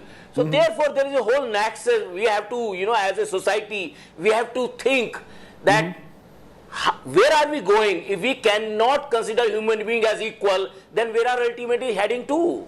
Okay. I think those are important points to ponder over. We sort of venerate almost Baba Sahib Ambedkar. There are statues of his all over the country. But have we truly internalized the concept of social justice and social equality in the truest sense? And is it enough then, a few days later, to garland someone, wash his feet? Is that enough? Or is that, as critics call it, a photo op? Others are saying it's a form of prayashchit. Either way, we leave it to you to decide. This is an election year, remember, in Madhya Pradesh. Thank you very much, Mr. Bharti, for joining me. As I said, I was this morning in Mumbai. I went for a walk on Marine Drive. Lovely weather. It was drizzling. Sadly, in other parts of the country, there's monsoon fury. So I leave you tonight with Kabhi Khushi, Kabhi Gum, images of monsoon fury in some parts of the country like Kerala. In other parts of the country, there's a lovely drizzle in the air. That is the nature of the great Indian monsoon. Thanks for watching. Stay well, stay safe. Good night, Shubhratri. Jai Hind, Namaskar.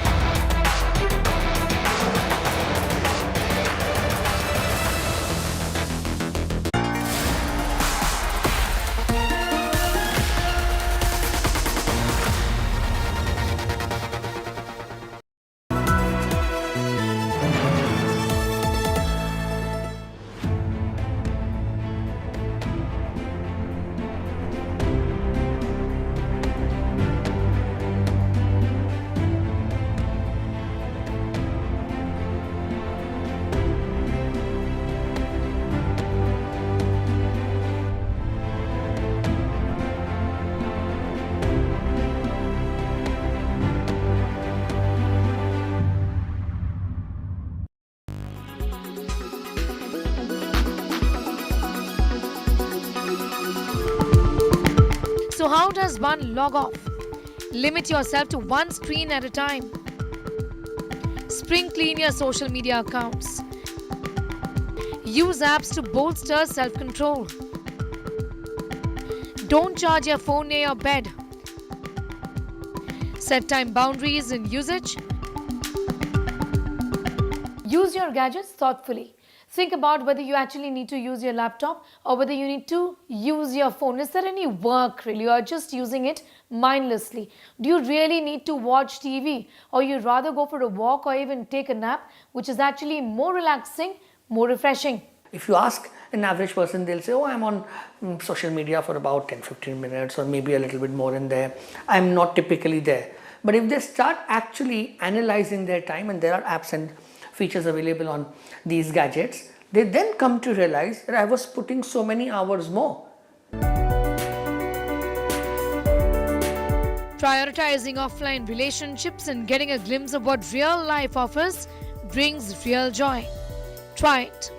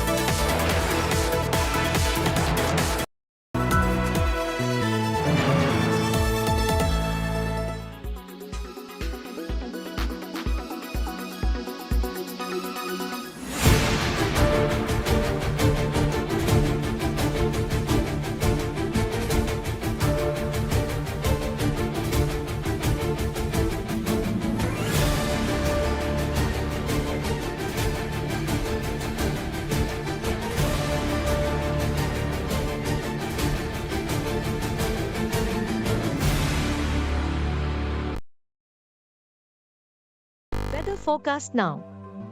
Delhi, maximum 36 and minimum 26 degrees. Mumbai, maximum 28 and minimum 24 degrees.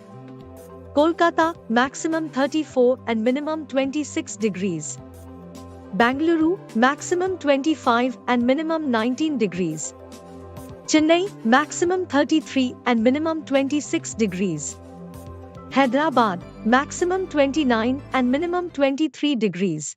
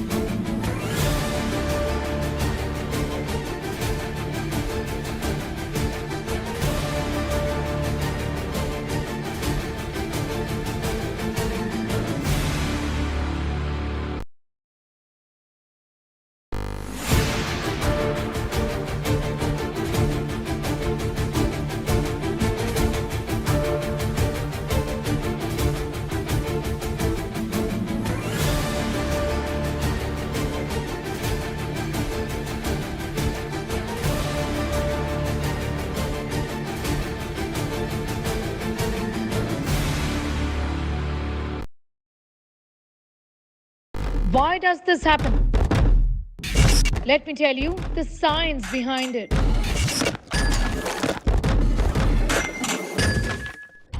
For more informative videos like this, keep watching India Today News Mode.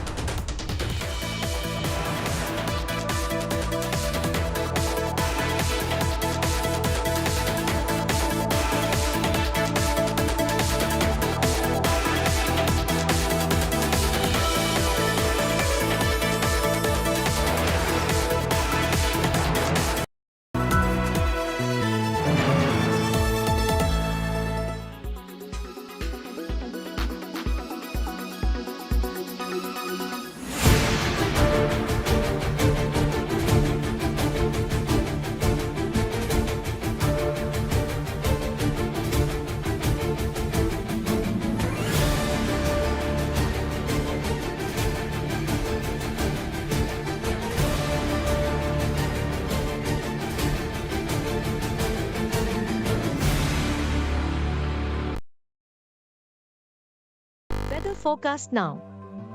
Delhi, maximum 36 and minimum 26 degrees. Mumbai, maximum 28 and minimum 24 degrees. Kolkata, maximum 34 and minimum 26 degrees. Bengaluru, maximum 25 and minimum 19 degrees. Chennai, maximum 33 and minimum 26 degrees. Hyderabad, maximum 29 and minimum 23 degrees.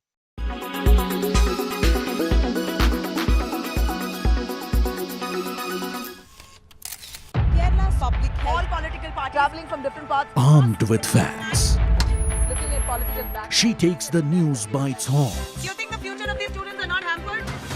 Fierce, bold, and direct, setting the tone for the biggest stories from every corner and every angle. Expect nothing but the unfiltered truth. News first, niceties later. Watch me, Nabila Jamal, on India Today. Make your media plan smarter with India Today Live TV on your connected devices.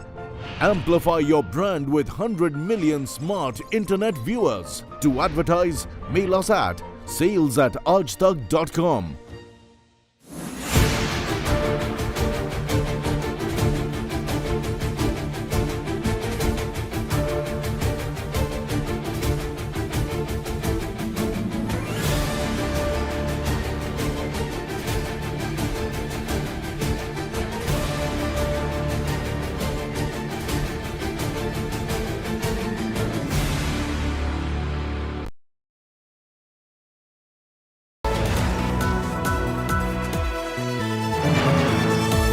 Co-powered by the new Kia Seltos, the badass reborn.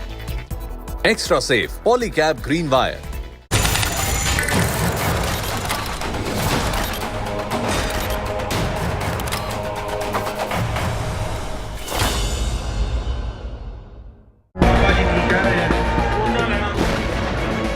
A Khalistan rally tableau depicting the assassination of Indira Gandhi, former Indian Prime Minister.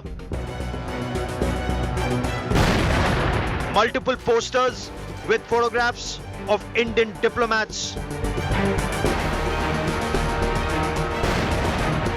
Khalistan posters scream, "Kill India," paint a target on Indian diplomats.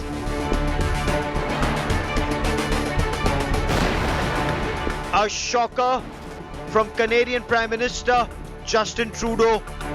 Canada has always taken extremely seriously violence and threats of violence. We've always taken serious action against terrorism, and we always will. A shocked India reacts in horror.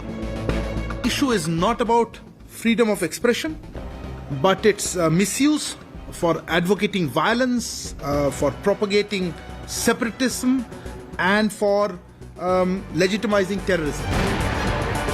Assassination tableau and terror threat posters, part of free speech for Trudeau.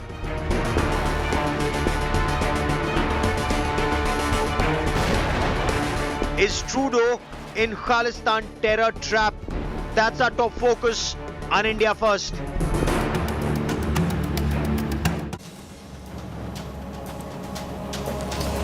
Is this tableau, and we'll show you that tableau once again on your television screen. So is this tableau depicting the assassination of late Indira Gandhi, then Indian Prime Minister, freedom of expression?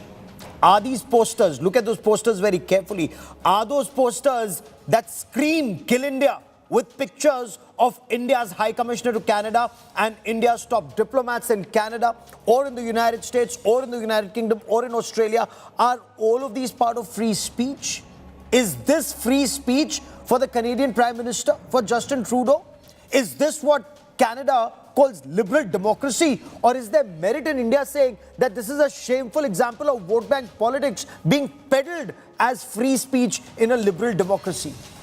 Is this not giving cover fire to radical elements who are abusing freedom of expression? I'm Gaurav Sawant. We get you instances of India's request to Canada to take action against terrorists, extremists, and those financing terror, and Canada's inaction. But let's get started with the headlines on India First. Fight for the NCP escalates. Sharad Pawar expels nephew Ajit Pawar and other rebels, declares himself as the real president of the NCP. Ajit Pawar calls the Delhi meeting illegal.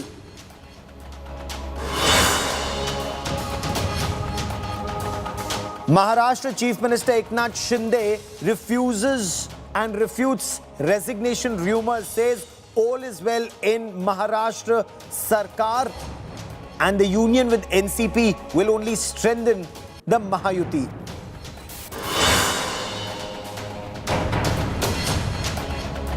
Madhya Pradesh Chief Minister Shivraj Singh Chauhan washes the feet of the victim urinated upon by a BJP youth worker. The Congress hits out, says the Shivraj Singh Chauhan government can't wash away its sins.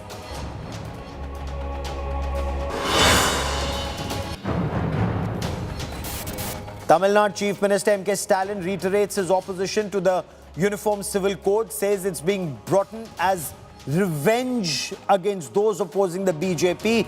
NDA ally AIA-DMK joins the anti-UCC bandwagon.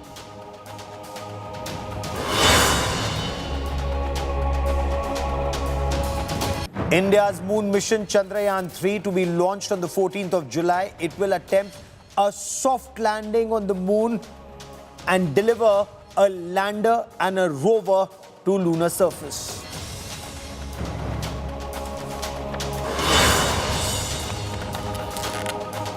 There is shock and outrage in India over Canada's Prime Minister Justin Trudeau trying to pass off a tableau depicting the assassination of Indira Gandhi, then Indian Prime Minister, as freedom of expression. Or Khalistani posters saying "Kill India" with photographs of top Indian diplomats posted in Canada.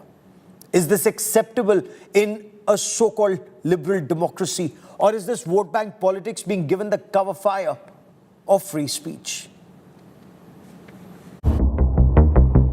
Kill India rallies.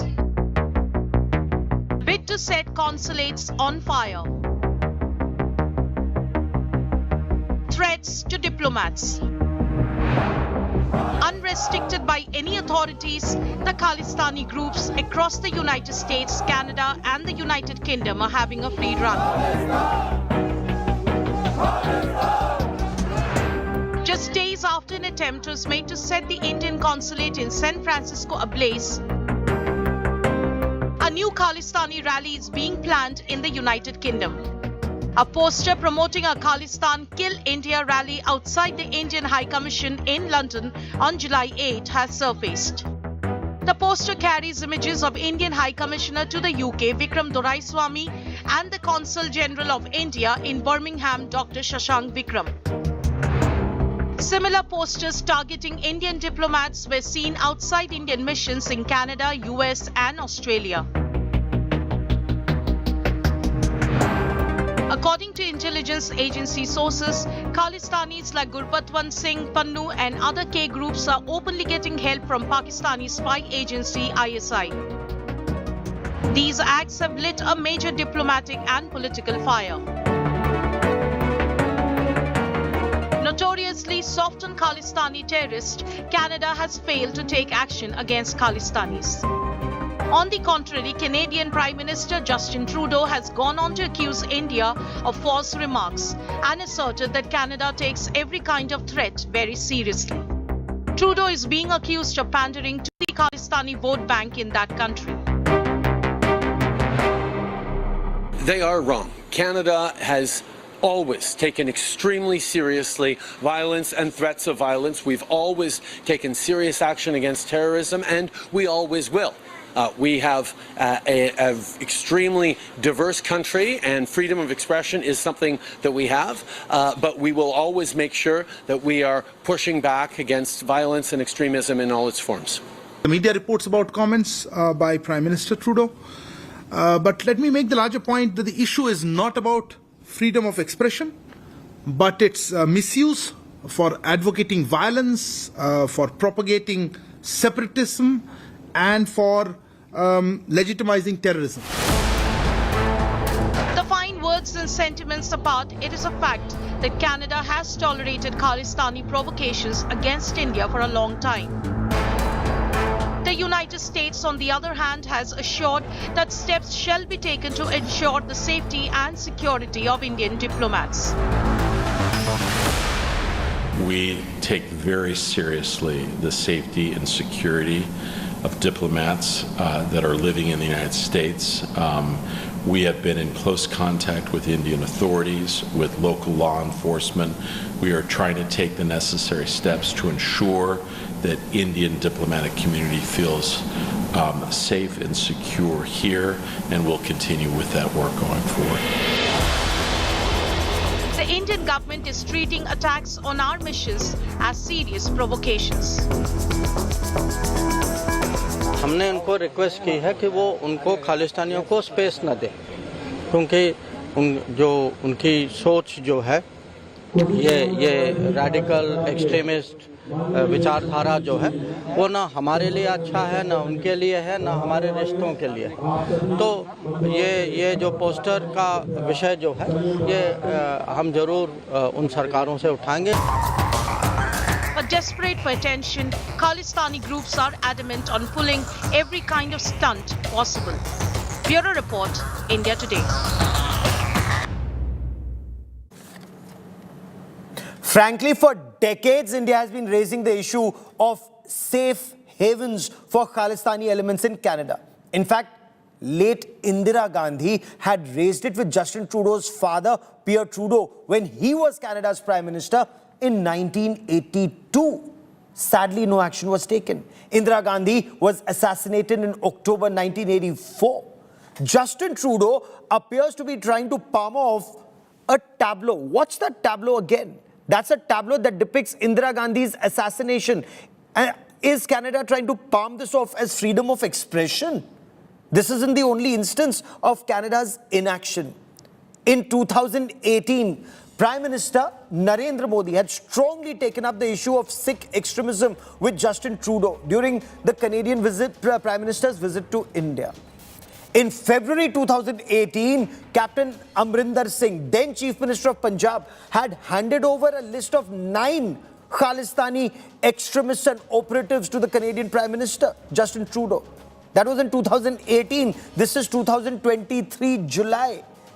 That list, incidentally, includes the names of Babbar Khalsa International member Lakhbir Singh Sandhu, alias Landa. Landa is originally from Tarantaran in Punjab. The National Investigation Agency, NIA, has announced a reward of 15 lakh rupees on Landa. But it's not just one individual. Arshdeep Singh Gill, alias Arsh Dalla. Again, Arsh Dalla is based in Canada. He's linked to the Khalistan Tiger Force. Dalla, incidentally, was designated an individual terrorist by the Ministry of Home Affairs in January 2023. Government wants action against him. Will Canada take action? Remains to be seen. Yet another accused wanted by the NIA is Satwinder Jeet Singh, alias Goldie Brar, an accused in the killing of Pradeep Kumar, a Dera Sacha Sauda follower. This happened in Faridkot in November 2022. Once again, Canada sadly found wanting, not taking action against terrorists, extremists and terror sympathizers, all in the name of freedom of expression.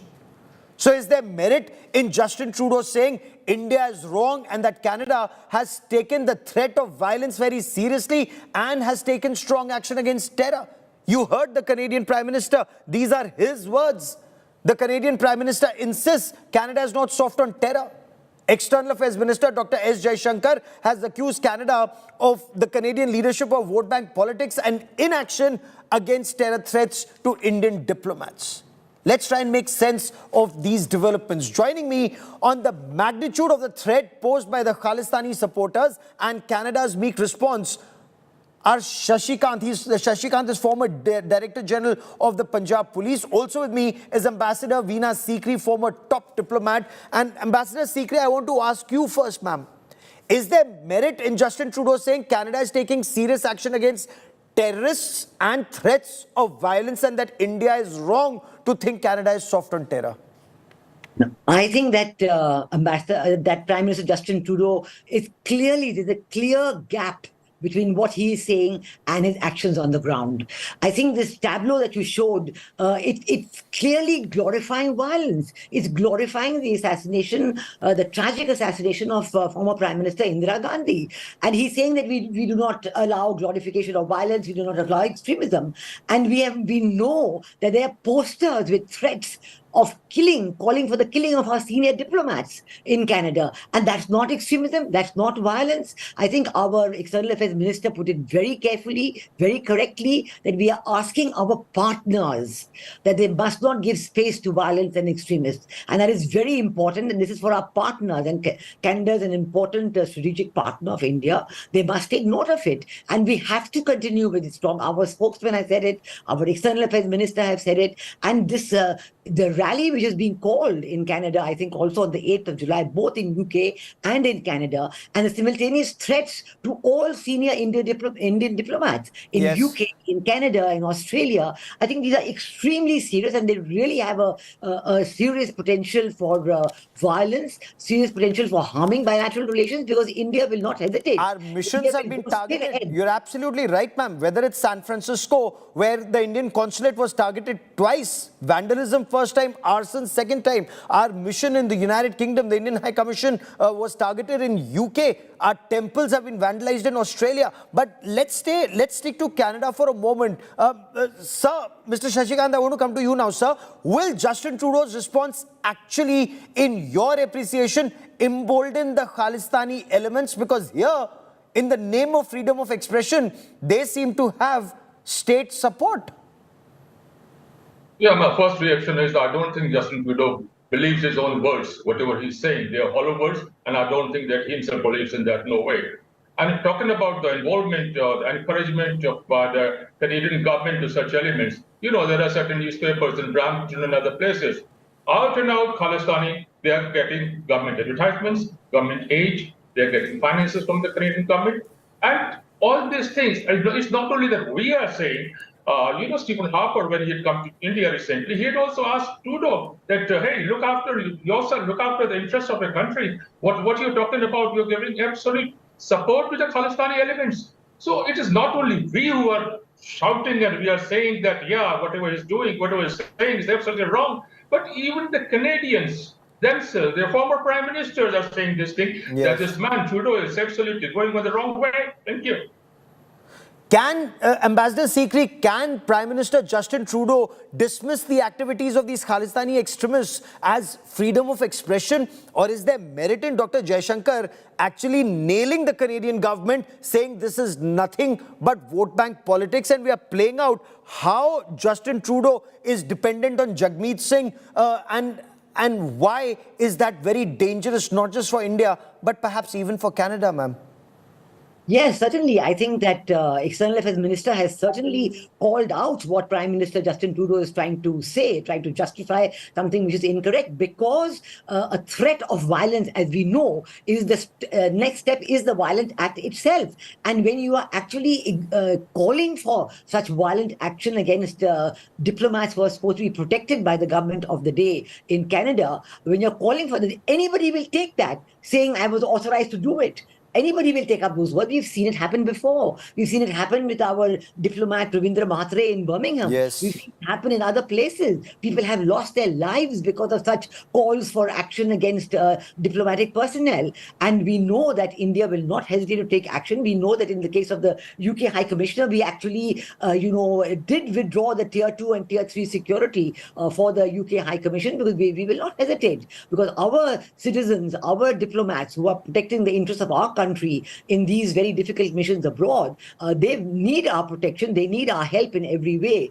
And we know that by Prime Minister Justin Trudeau saying these, mundane words and these, kind of anodyne words, he is only encouraging people like Mr. Panoon of the Sikhs for Justice group to actually go ahead and live up to his words. And not only is the 8th of July rally one of the first things, then he is calling for action leading up to August 15th.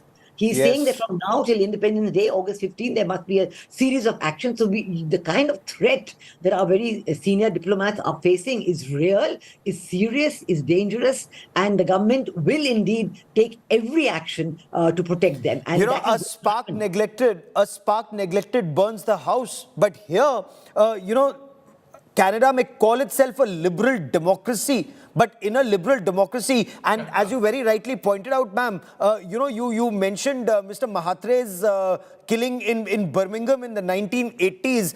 Again, England calls itself a liberal democracy, but these countries actually end up being safe haven for terrorists of all hues. They suffer themselves. Britain has suffered. God forbid Canada may suffer. But Mr. Shashikant, a tableau depicting the assassination of Indira Gandhi clearly cannot be seen as freedom of expression. This timid response, this very timid response of the Justin Trudeau government saying it's freedom of expression, or the posters of Indian diplomats. Sir, as a former top police officer, does this not paint a very clear target on our diplomats, whether in the United States or in Canada or in UK or Australia? Certainly it does. Certainly is. That is certainly not welcome. And now what they're saying about July 8th, they want to see there some killer rally or something they are planning. What's happening? And Canada and freedom of speech, I think they are two different things. And more, I'll say that Trudeau doesn't know what he's dealing with. He's dealing with a loose cannon. Militancy, terrorism, they don't have any friends. Maybe tomorrow they just turn the cannon towards this Canada or towards Trudeau, etc., etc. Anything is possible. And again, I'll come to this thing. Trudeau and company, they say that they believe in freedom of speech. I'll give you one small instance. So in 2013, Punjab and Haryana High Court has been asking for extradition of some top smuggler sitting there who is funding these persons, militants. Yes. And they say that we don't know where they are. This is the kind of language they speak. This is their belief in freedom of speech and justice and all those high values they talk about. Thank you. How should India deal with such a dangerous situation? This is a very lethal situation that under the garb of freedom of expression, under the garb of a liberal democracy, you have terrorism that's actually being encouraged by leaders like Justin Trudeau, either directly or indirectly. This is very dangerous for India. What can India do, Ambassador Sikri? Well, in the first instance, we have to talk to them very, very frankly, even if it means to, the ultimate step is to recall your ambassador and to say that, there will be a hiatus in the bilateral relationships. We know that this will come, but they seem to be counting on the fact that there's so many Indians are going to Canada to study, and there's so much demand for Indian visas. So they're trying to say that the popular, demand for going to Canada, etc., will override that. But I think they're quite wrong, because national security is paramount. And actually, today they're calling for violence against diplomats. Tomorrow they will actually inflict violence on Indian students, on Indian civilians who are there for legitimate purposes, living and studying. And we've already seen there have been arson attacks on the Indian Consulate General in San Francisco. So obviously there is a very serious response, because the people who are there, who are being funded, the Sikhs for Justice, funded by the ISI and other agencies, they then demand action. When somebody gives you money, then you say, okay, now you've got to take action, you've got to do something, what I'm telling you to do. And so they either go out and do violence, kill somebody, or they do arson and things like that. So the Indian government will not hesitate. We've seen Justin Trudeau himself, when he had the trucker strike, when he was facing the trucker strike, he in a week's time threatened the truckers, I'll shut down your bank accounts, I'll do this, I'll look into all kinds of threats were absolutely held out to end the trucker strike. But in this case, he's very blasé. He's just saying, oh no, India is wrong and so on. We have to have serious talks. Already the Canadian envoy has been called in by the Ministry of External Affairs, and it'll be carried to the next level. It'll be escalated, definitely. And I think that even if the two prime ministers have to talk, to actually say that this is not going to be allowed to carry on. And Indian diplomats cannot be placed under this position of threat from a group based right there in Canada. And India has given the names of all the people, and you had it on your screen. Absolutely. But no action has been taken against any of them. No, Lakhbir Singh Sandhu, NIA has a 15 lakh rupee reward on him. Mr. Shashikant, Lakhbir Singh Sandhu, Arshdeep Singh Gill, alias Arsh Dalla, Satwinder Singh Jeet Singh, alias Goldie Brar. I have that entire list. But my question is, this is not the first time. Let me take you back in history. Canadian journalists have written about this, that Indira Gandhi had raised this with Justin Trudeau's father, Pierre Trudeau, in 1982, take action against Khalistani supporters. 1982, India has been raising this since then, and sir, no action has been taken. It just shows that over decades, the Khalistanis are so well entrenched that they decide who wins elections, who stays in power. How will action be taken? Prime Minister Narendra Modi has taken it up with Justin Trudeau himself at the level of the Chief Minister, Captain Amrinder Singh, then Chief Minister of Punjab. He took it up and yet no action. 2018, now it's 2023, sir. Trudeau is just trying to save his own chair. It is not his government, it's not his party which is ruling there, is the NDP which is ruling.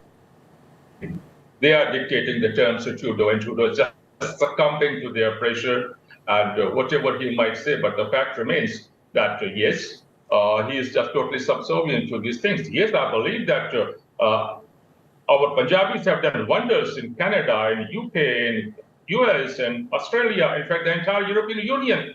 But when a government, duly elected government, claim to swear by the constitution, they succumb to certain local interests just to save their own chairs. I think that's very, very strange, and that's very shameful, I'll say. Sorry, I'm using a hard word, but that's what I believe in. Thank you. In a situation where this is happening in multiple liberal democracies, United States, our mission in San Francisco targeted twice. The consulate was targeted twice. There was arson and vandalism. In Canada, these posters have come up. In the United Kingdom, the Indian High Commission was targeted, our flag was desecrated, and it's been happening for quite some time there.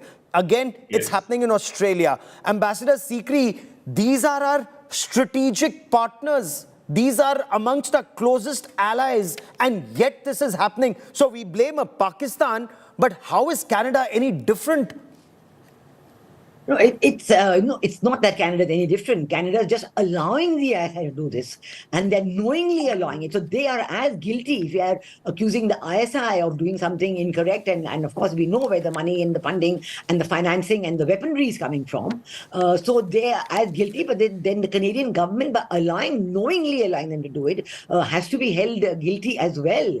And I think that this is a part of the calling out of weakness of action against terrorism and extremism and threats of violence. This is the UN's weakness which is being shown up, the weakness of individual countries who not only hide behind the so-called freedom of expression, but then allow the UN to be ruined in terms of expressing its will and taking action against terrorists and violent groups. We have a UN known list of terrorists. India has given all these information to everybody so that everybody knows who these groups are, who the leaders are, who are the ones who are considered terrorists. There's no excuse for lack of action, and we have to now call them out. Yes, you're right. There are partners. External Affairs Minister used the word partners when he spoke about giving space to extremists and terrorists in different countries. In Quad, both Australia and USA are India's partners in Quad. With UK and with Canada, we have strategic partnerships. So how is it that it's happening despite that? And I think that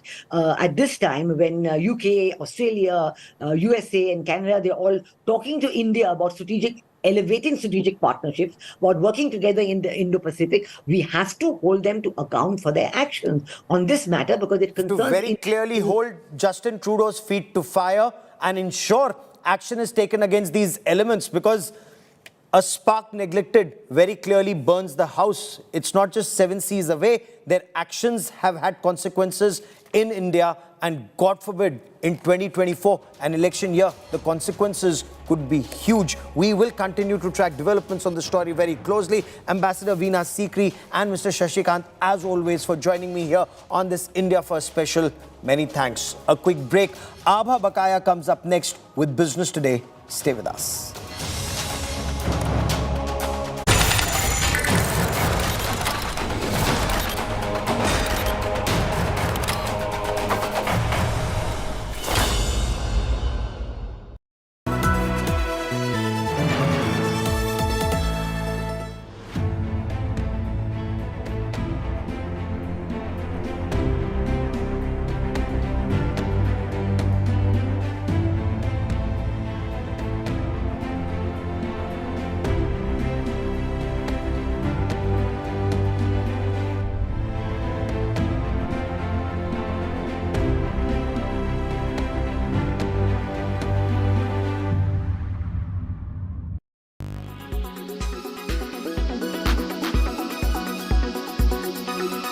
I was just having a conversation with a very old-timer fund manager, mutual fund manager, and he said that the macro story for India is great, but valuations are still not compelling and not challenging, and quite challenging.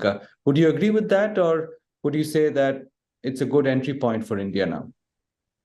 Yeah, thank you, Dan. Thanks for having me here. Yeah, you actually are absolutely right. I would kind of echo the sentiments. I do believe that the macro story is looking very compelling for sure. Quite confident about 15% plus earnings growth, which is like one of the highest that we've seen, that we will be seeing in any of the major markets globally. So yeah, all that is looking quite well. But yeah, but valuations is definitely sticking out. When the markets corrected earlier in February or so, when the Nifty was at around 17,000, it was looking pretty interesting, but the markets have moved up pretty quickly, up about 10% or so from there. And yes, many stocks and sectors are looking expensive at this point in time. Yeah. There is a fear in certain quarters in the market that during the course of this year, we'll get another spike in volatility, and you may even get the market back to the kind of levels which you found interesting. Do you expect something like that? I know it cannot be predicted, events cannot be predicted, but is it a likelihood in your eyes? I think the event that will probably create volatility in the Indian markets will probably have to be a global event or an international event. I do not foresee too many negative or let's say big negative events for the Indian markets, which will be domestically caused. My sense is that you'll probably see, or you could probably see some volatility created by either some unexpected change, say in the Fed policy, or some other kind of dislocation that might happen in the capital markets globally or something like that.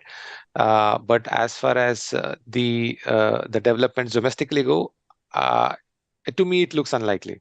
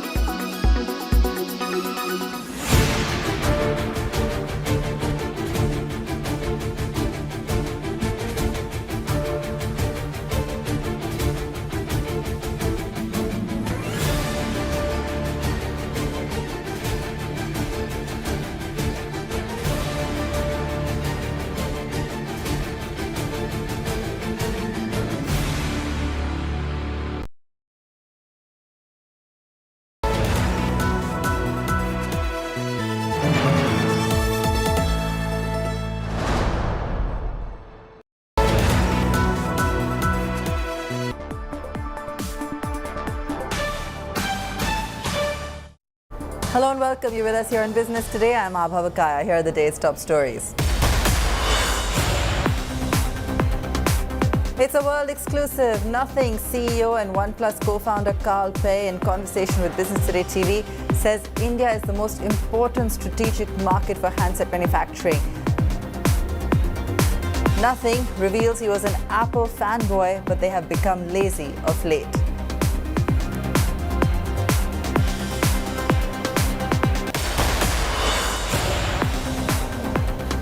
Popular people carriers like the Innova, Maruti Ertiga and Kia Carens could get more expensive. GST Council may take up proposal to treat these vehicles like SUVs. If passed, it would mean an additional 22% cess.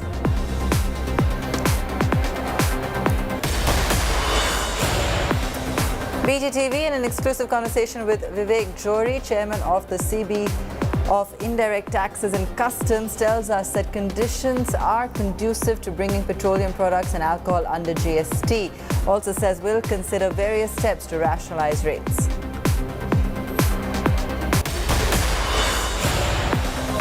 D Street ignores weak global cues in its march to new highs. Sensex and Nifty scaled record highs in trade before withdrawing in the last half hour. Sustained foreign capital inflows keep sentiment bullish.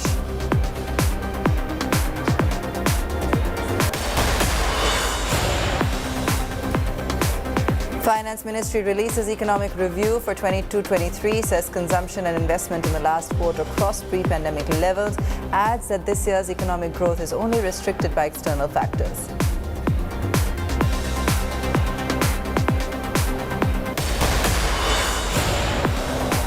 Huge response to Threads, the new Meta challenge to Twitter. Mark Zuckerberg boasts of 10 million sign-ups in just 7 hours. The new platform allows users to post up to 500 characters.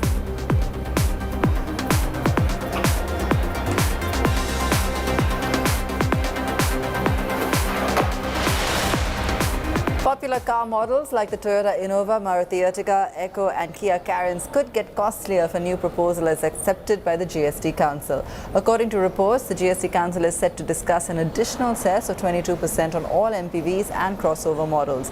The cess is currently imposed only on SUVs. The proposed move will impose cess on all UVs with a length of more than 4 meters, engine capacity of more than 1500 cc and ground clearance of over 170 millimeters. The cess was first imposed on SUVs at a council meeting held in September 2017. The 22% cess on 28% GST would mean an added cost of 6.2% on the ex-factory price. For more on this, let's go across to Karishma Sudani. Karishma, what are the chances of this proposal being passed, and that too next week? Well, right, Abha, this has been under deliberation for quite some time. In fact, the council is likely to clarify on the definition of MUVs and XUVs, which is the multi-utility vehicle and the crossover utility vehicle. And the idea has been, of course, to bring them at par with the SUVs, that is the sports utility vehicle. Now, there has been a 22% cess recommendation that will be taken up for deliberation in the upcoming GST Council meeting on 11th of July. And this is going to be over and above the 28% GST tax that is already imposed on these utility vehicles. It was also during the 23rd GST Council meeting that government had decided to impose this cess on SUVs, and now they want to take a further clarification for which they set certain parameters which justify why a utility vehicle should be considered under the cess amplification. Sure. Krishna, what's the status of GST on online gaming? Is the GST Council expected to take a decision on this? Yes, top sources are telling us that online gaming is on the agenda, and yet another subject that, as per my top officials, will need clarity and will be taken up. While the issue is going to be tabled, we are not yet sure if there's going to be an outcome or decision on it, because it's going to be in the hands of states. As we know, the GOM on online gaming had submitted in last December a report that talks of a 28% tax, but what is yet to be decided is on the medium of valuation. Is it going to be on the net income, or is it going to be on the gross gaming revenue, which is the GGR, is something that the states will have to decide. And in case that there is strong rebuttal from certain states, then the government may not go ahead with it. All right, Karishma, thanks so much for joining us with that. The Federation of Auto Dealers Association, or FADA, meanwhile, has sought to rationalize GST on all vehicles. In a conversation with BTTV's Chetan Bhutani, FADA's Manish Raj Singhania said the vehicles were just picking up after 3 years. According to data released by the body, registration of passenger vehicles, three-wheelers and tractors in June was the highest ever recorded for the month. There are reports that in the upcoming GST Council meeting, the Council is likely to define MUVs and SUVs for a levy of 22% cess over and above the 28% GST rate. So what is your reaction on that? No, we are already, apart from GST, in any SUV or MUV, we are taxed between 48 to 49%. So that is there. I don't think there is any reduction would be there on that front. We have been asking for GST reduction only on two-wheelers, which command GST of present GST of 28%, which we are asking that it should be reduced to 18%, because that's the only segment which has not yet revived from the pre-COVID level, which is still underperforming compared to pre-COVID level. When it comes to rural India or the Bharat, the real Bharat, that really doesn't venture into premium motorcycles. They venture into the entry-level motorcycles. But that is also not showing good growth. So why is it that the rural Bharat is not buying a two-wheeler? Because small states usually rely on two-wheelers. So is there a transition towards EVs, towards scooties, or motorcycles is just not the plan to buy motorcycles is on hold? So EV, there is no transition. In fact, last month the FAME subsidies were rolled out, and we could see almost price increment in EV two-wheeler space by almost 15 to 20%. And there was a drop of retail in EV space by almost 56%. So that's a huge drop, and I don't think there's no kind of transition to EV vehicle from ICE vehicle in the rural market.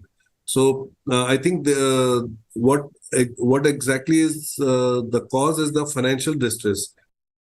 Well, Maruti is not letting up in its quest to be the country's largest SUV maker. Having launched 4 SUVs and MPVs in the past few months, India's largest automaker is focusing on a market which it had largely stayed away from in the past. In a conversation with BTTV's Chetan Bhutani, Maruti Suzuki's MD and CEO Hisashi Takeuchi, however, made it clear that the company has no intention of returning to diesel.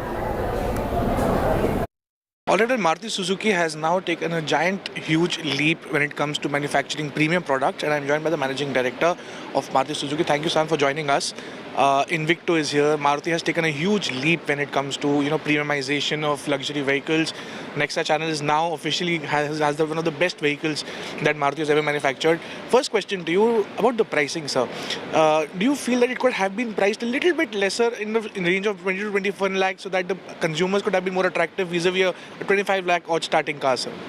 Well, this is really the top line of Nexa, and I believe with this price we have already got more than 6,000 bookings.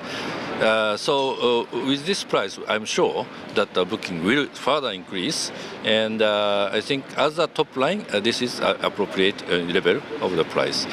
And on top of that, I think the Indian market is evolving, and the Indian consumers' purchasing power also increasing, year by year. So I think I believe that the Indian market has the power to absorb this kind of products, and it will, even expand the market size of this type of vehicle. San, also you mentioned about capturing market share. You are already at 20% from an 8%, market share to 20%. What is the target what do you plan to end your year with? And will there be sustained launches? Because we have 3-4 launches in the past 3-4 months itself. So do we have more launches lined up to gather that market share further? The future products, we also, of course, we are planning to introduce even further for Indian market, because the SUV market is expanding so rapidly, and in order to get a good chunk of the SUV market, we also need the decent model lineup. So we have a plan, but we cannot explain the details of our plan today. Also, sir, I'd like to ask you about the engine one, sir. Such engines are usually very capable and very performing when they come into diesel. So is there a plan for venturing into diesel again, sir, or smart electric hybrid would be the future for Maruti Suzuki? Of course, our strategy is a multi-pathway. So we will, introduce multiple technologies for our power trains, including this, hybrid products. But as far as the diesel, we have no plan to introduce diesel into Indian market because of the several reasons, especially the, emission regulation for the future, which is only getting tougher and tougher, especially for the diesel engine. Right. Also, sir, MPV segment is very fast performing. How much more market share are you planning to gather with the year end, sir? You want to beat that number 1 position again as far as the SUV position goes? In the SUV market, as we explained, that we are targeting to become number 1 position in the SUV market. And the overall target, we would like to go back to 50%, but this is a long term. So we cannot go back to 50% right away. So we will gradually improve our market share, and also this year we'd like to increase at some level. We don't disclose that quite clearly, but we definitely would like to increase the market share. Could alcohol and petroleum products be under the ambit of GST soon? In an exclusive conversation with BTTV Managing Editor Siddharth Zarabi, the chairman of the CBIC, Vivek Johri, expressed confidence that it was easier now to forge a consensus between states on this because of an overall rise in GST revenues. He also talked about the planned rationalization in GST rates. Here's an excerpt. Problem that you've been the entire department has actually been dealing with: fake invoices, input fake claims. How serious is this problem? Because some of these numbers seem to be quite big, and where do we stand on that front to clamp down on wrong practices?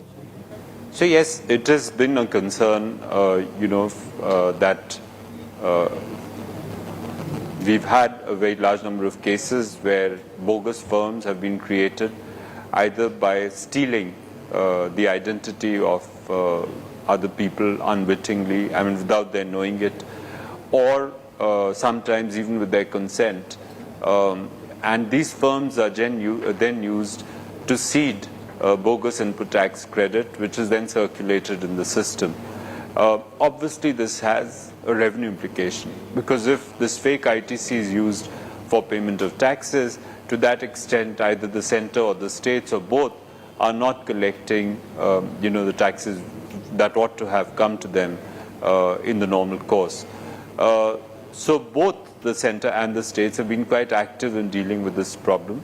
For our part, I can say that CBIC had launched a drive way back in August 20, to deal with fake ITC.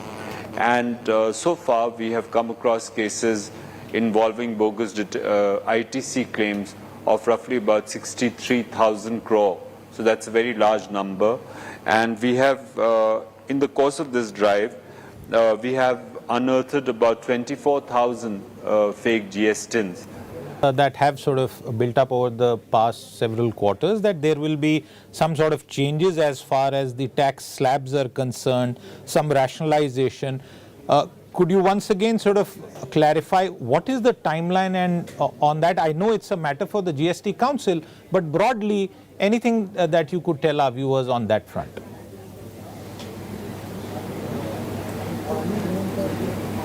So, the group of ministers which was set up under the convenership of the Honorable Chief Minister of Karnataka at that time, Shri Bommai, was tasked with three things, if you recall. And one of them had to do with the rationalization of the rate structure. The other two terms of reference of that group were about review of exemptions and removal of inverted duty structure. So if you recall, the GOM had given a very detailed report, although an interim one, on the last two aspects that I mentioned. So whether it was removal of exemptions or it was removal of inverted duty structure, the GOM has already pronounced its verdict, and it's made recommendations to rectify a very large number of inversions as well as removal of exemptions. Many of those decisions have already been implemented. Big ticket items that are still not part of what is called a one tax. Why is that so? And in the seventh year, at the beginning of the seventh year, should we be hopeful that a time will come when all the items that are currently excluded will also get brought under the GST? You see, the major sector which is out of GST for the time being, and it has been so ever since its inception, is petroleum. And the five petroleum products, namely diesel, petrol, natural gas, and a few others which are mentioned in the Constitution, are the only ones that are outside the GST net. The second item, of course, is alcohol. And as you're aware, there was some reluctance to include these within the GST ambit right from the word go. because of the huge revenue dependence on these commodities by the states as well as by the center. So now that the revenue position from GST is becoming more comfortable, I see that over a period of time, it would be easier to forge a consensus among the states to incorporate these items within the GST ambit as well. Let's take a very quick break. When we return, an exclusive conversation with the CEO of Nothing, Carl Pei.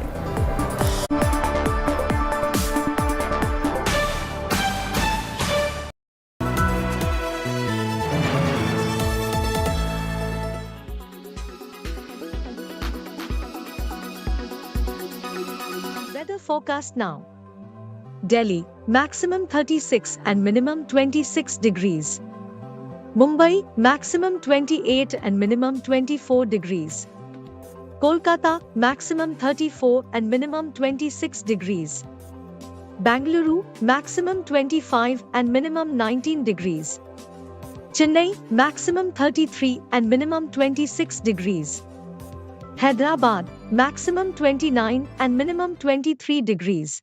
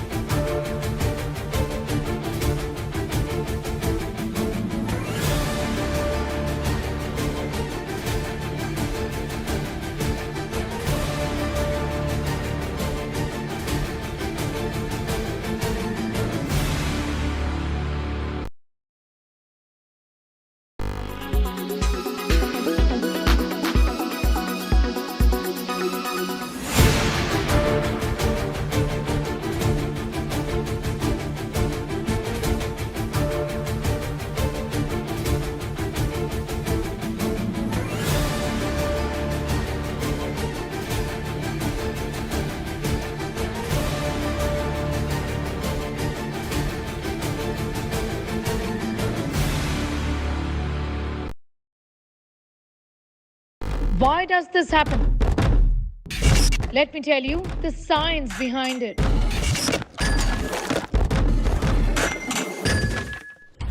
For more informative videos like this, keep watching India Today Newsmo. Make your media plan smarter with India Today Live TV on your connected devices. Amplify your brand with 100 million smart internet viewers. To advertise, mail us at sales@aajtak.com.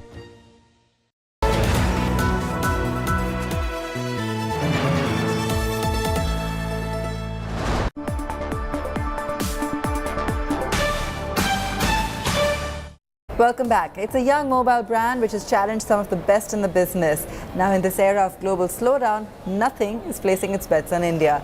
Business Today TV's tech editor Ayush Alwadi caught up with 33-year-old Carl Pei, the Chinese-Swedish entrepreneur who co-founded OnePlus 10 years ago and left it 3 years ago to satisfy his entrepreneurial streak with Nothing. Here's an excerpt from the conversation on India, Apple and innovation. You can of course watch the full interview on Tech Today this weekend. It's interesting, you mentioned two startups which are doing well here in India, and you seem very glued into the India story. And there's a big India element when it comes to the Nothing phone too as well, with manufacturing happening in the southern parts of India. What are your views on India and how have they evolved, Carl? Because you've been visiting for a while with other brands as well. You built a community for another brand. Now you're building it over here in India. One, in terms of the importance of building a community in a country like India, where people are very price conscious, very discerning. And two, also, how has the Indian consumer really evolved over the past decade, perhaps? I think first it was more about just tapping into this market and selling products, and then came the local manufacturing part. And I think the next stage will be, how can we make this a hub for the entire world for exporting products? I think that's the transition that our entire industry is going through in India. As for the consumers, I think they've always been very demanding. It's like some of the most vocal consumers online on social media, and I don't think that's changed. Yeah. But the competition is a lot higher. So when we launched OnePlus before, we had good value for money, good spec, good price. Yeah. It was quite unique back then. But today there's many options if that's all you're looking for. So with Nothing, we're trying to do something a little bit different. Trying to have a more clear idea of where we want to take the industry and be more unique in our approach to our products and our software. I think overall I think the India market will be really important because we're seeing right now the macroeconomics are not good globally. Yeah, but still in India, we don't feel a recession. The economy is still growing. And there's a lot of youth population, very tech savvy. So we see it as one of our most important strategic markets. We see Apple also coming in quite aggressively. So we can't be too slow. We got to hurry up our plans here as well. So we have a chance of taking some market share before Apple gets too dominant. When you're talking about the global map, and then India, like you said, is a key market for you. With the Nothing Phone 1, we obviously had a product made for India.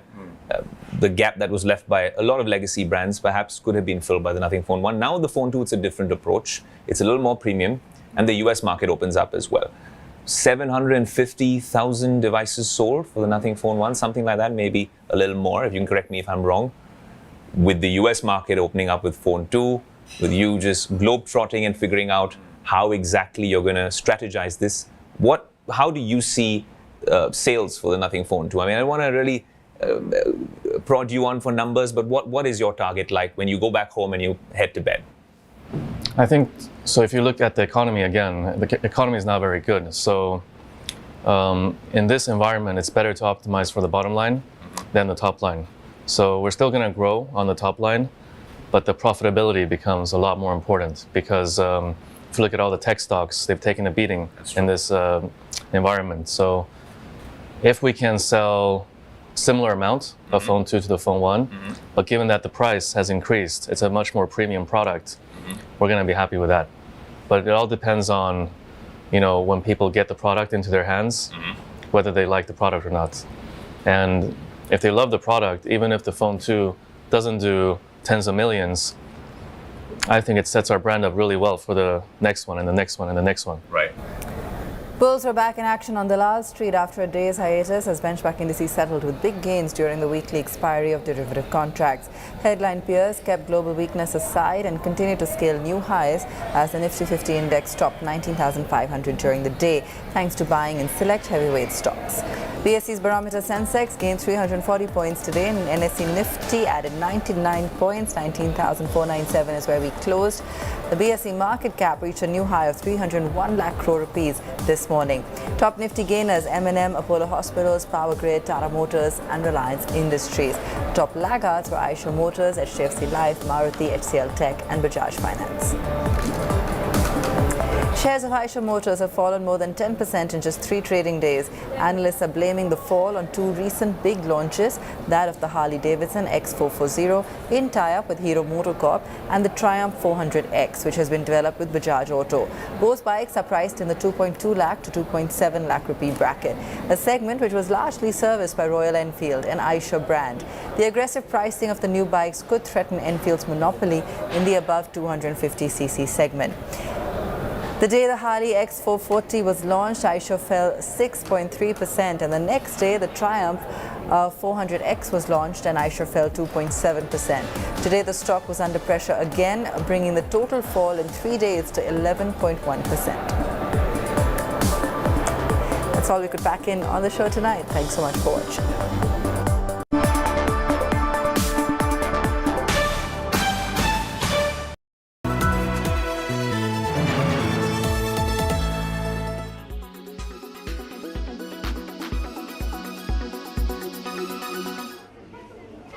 This woman from Kazakhstan has made it her life's mission to help underprivileged children. Anna started an NGO during COVID-19 to educate children in Jaipur who can't afford going to school.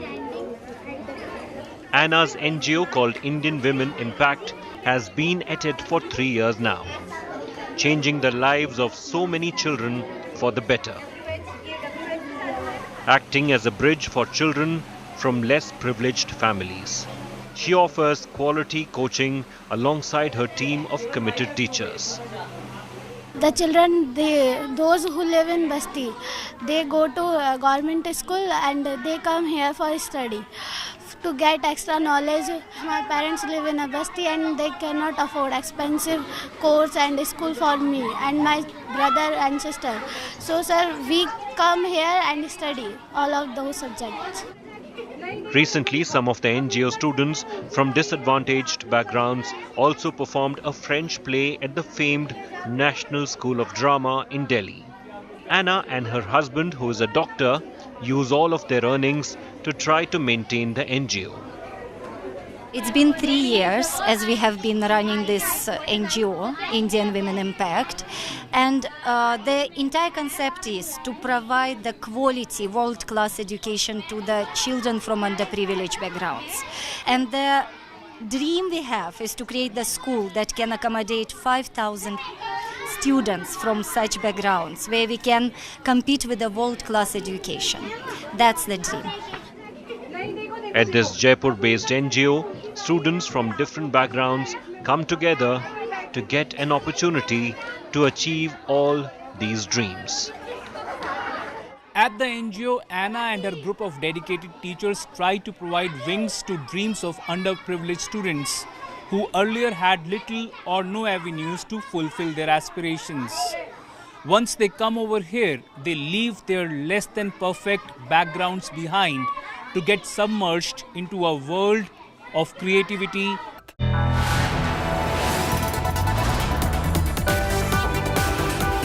You are watching India Today.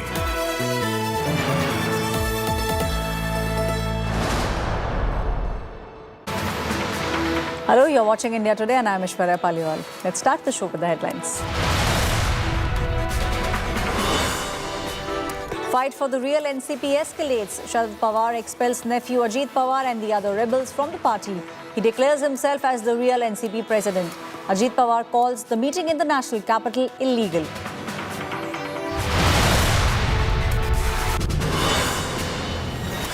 Maharashtra Chief Minister Eknath Shinde refutes resignation rumours. He says all is well in Maharashtra and this union with the NCP will only strengthen the union.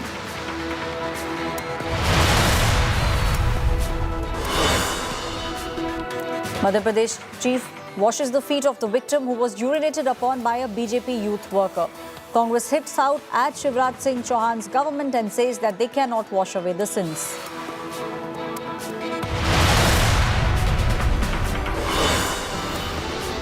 Chief Minister of the state of Tamil Nadu, M.K. Stalin, reiterates the stand on UCC. He says it's been brought as a revenge against those who are opposing the BJP. In fact, NDA, LI, AIA, DMK also joins the anti-UCC bandwagon.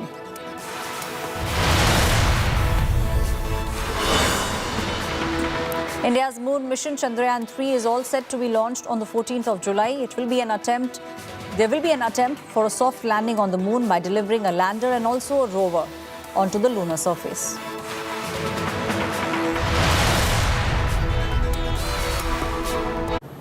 It seems like the debate over the UCC will not be dying anytime very soon. Now, different parties are taking opposing stands. In Tamil Nadu, the AIA-DMK is reiterating that it will oppose the centre's move to implement UCC.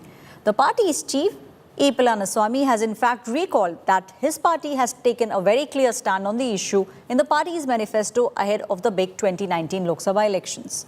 Watch this detailed story to understand where the political parties are standing as far as UCC is concerned. आजकल हम देख रहे हैं कि uniform civil code के नाम पर ऐसे लोगों को भड़काने का काम हो रहा है। आप मुझे बताइए, एक घर में परिवार के एक सदस्य के लिए एक कानून हो, परिवार के दूसरे सदस्य के लिए दूसरा कानून हो, तो क्या वो घर चल पाएगा क्या? कभी भी चल पाएगा क्या? Ever since Prime Minister Modi has made his big UCC pitch, politics over it has only snowballed. With opposition already divided over implementation of Uniform Civil Code, latest to dissent is BJP's own ally, AIA-DMK.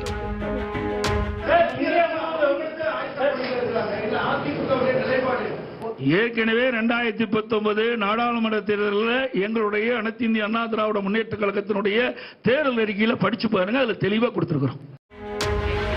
Tamil Nadu CM lashed out at the centre, calling UCC proposal yet another example of his dictator rule. மதத்தை, சனாதனத்தை இன்றைக்கு மக்களிடத்திலே திணித்து ஒரு சர்வாதிகார ஆட்சியை இன்றைக்கு அவர்கள் நடத்தி கொண்டிருக்கிறார்கள். அந்த பொது சிவில் சட்டம் என்பது நாட்டிலே ஏற்கனவே சிவில் சட்டம், கிரிமினல் சட்டம் என்ற சட்டங்கள் இருக்கிறது. BJP, however, calls Uniform Civil Code Sabka Saath, Sabka Vikas. माननीय प्रधानमंत्री नरेंद्र मोदी जी ने सभी का आह्वान किया है और हम सब भी चाहते हैं लागू हो और सबका साथ सबका विकास सबके विश्वास के साथ लागू हो और इसमें कहीं कोई मानसिक रूप से अपने आप को दिक्कत में न समझे, हम सबको साथ लेकर के चलेंगे. The All India Muslim Personal Law Board has been relentlessly opposing UCC since the day it gathered steam, claiming that the Muslim personal law was an inalienable part of Muslim identity and Muslims would never lose their identity. Already constitution ने हर हिंदुस्तानी को religious freedom as a fundamental right guarantee किया है, तो वो right हर हिंदुस्तानी के पास बरकरार रखना चाहिए, उसको छीनने का किसी को हक और इख्तियार नहीं है.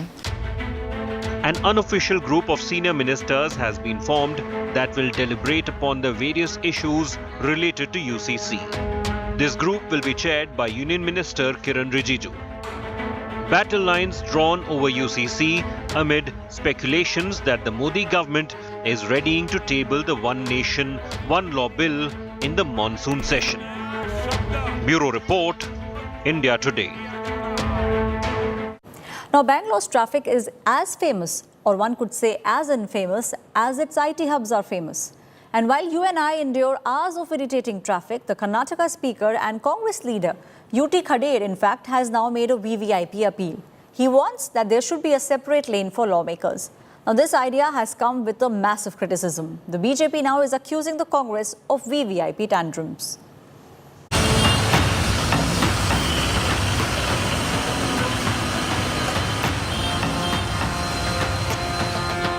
India's Silicon Valley and Karnataka's capital, Bengaluru, is a crumbling mess. The IT city is plagued by traffic jams, frequent waterlogging, potholed roads.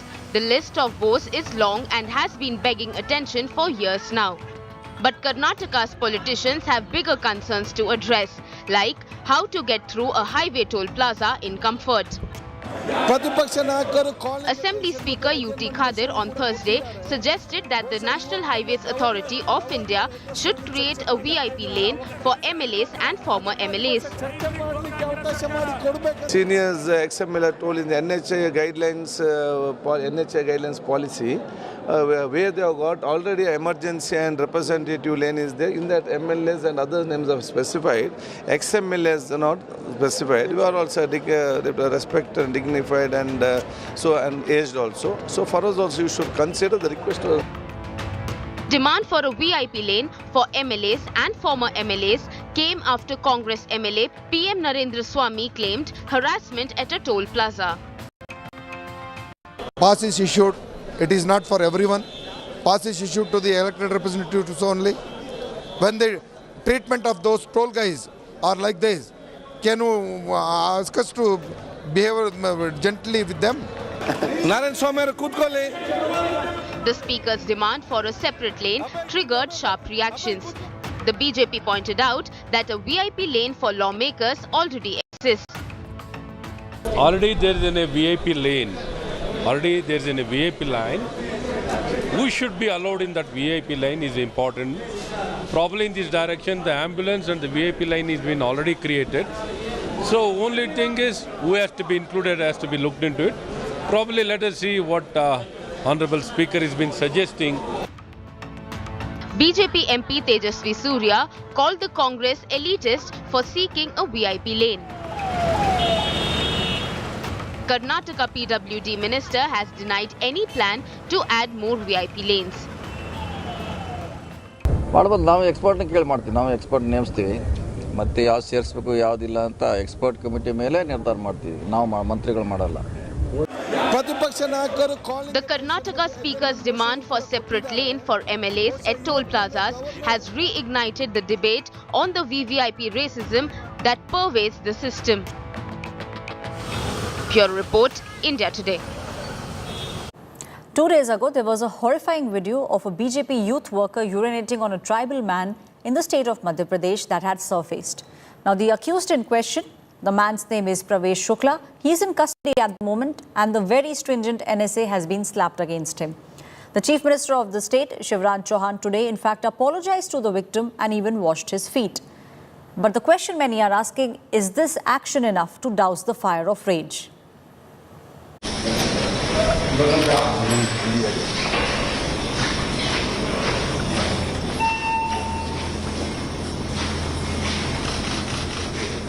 Madhya Pradesh CM Shivraj Singh Chauhan trying to douse the fire sparked by urine gate horror. Dashmat, the tribal labourer on whom a BJP youth wing leader urinated on, was called to the CM's house on Thursday.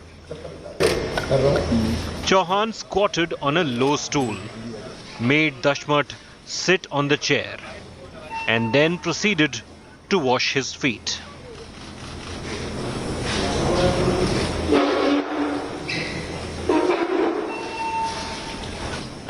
The CM presented the victim an angavastra or shawl along with gifts. The damage control exercise was steeped in Hindu customs that show respect, intended to send out a clear message of remorse. मुझे बहुत दुख हुआ वो घटना देख के, मैं माफी चाहता हूँ, ये क्योंकि मेरी ड्यूटी है, मेरे लिए तो जनता ही भगवान जैसे है। पूरा बन गया कि नहीं बना? The CM also shared food and pleasantries with Dashmat. भाई दशमत के साथ अन्याय हुआ, मेरा मन दर्द, पीड़ा और व्यथा से भर गया, इसलिए मैंने दशमत को यहां बुलाया. Dashmat had been incommunicado ever since the video of BJYM leader Pravesh Shukla insulting him had gone viral this week. His family, relieved to see Dashmat at the CM's residence, rued missing the chance to meet the CM.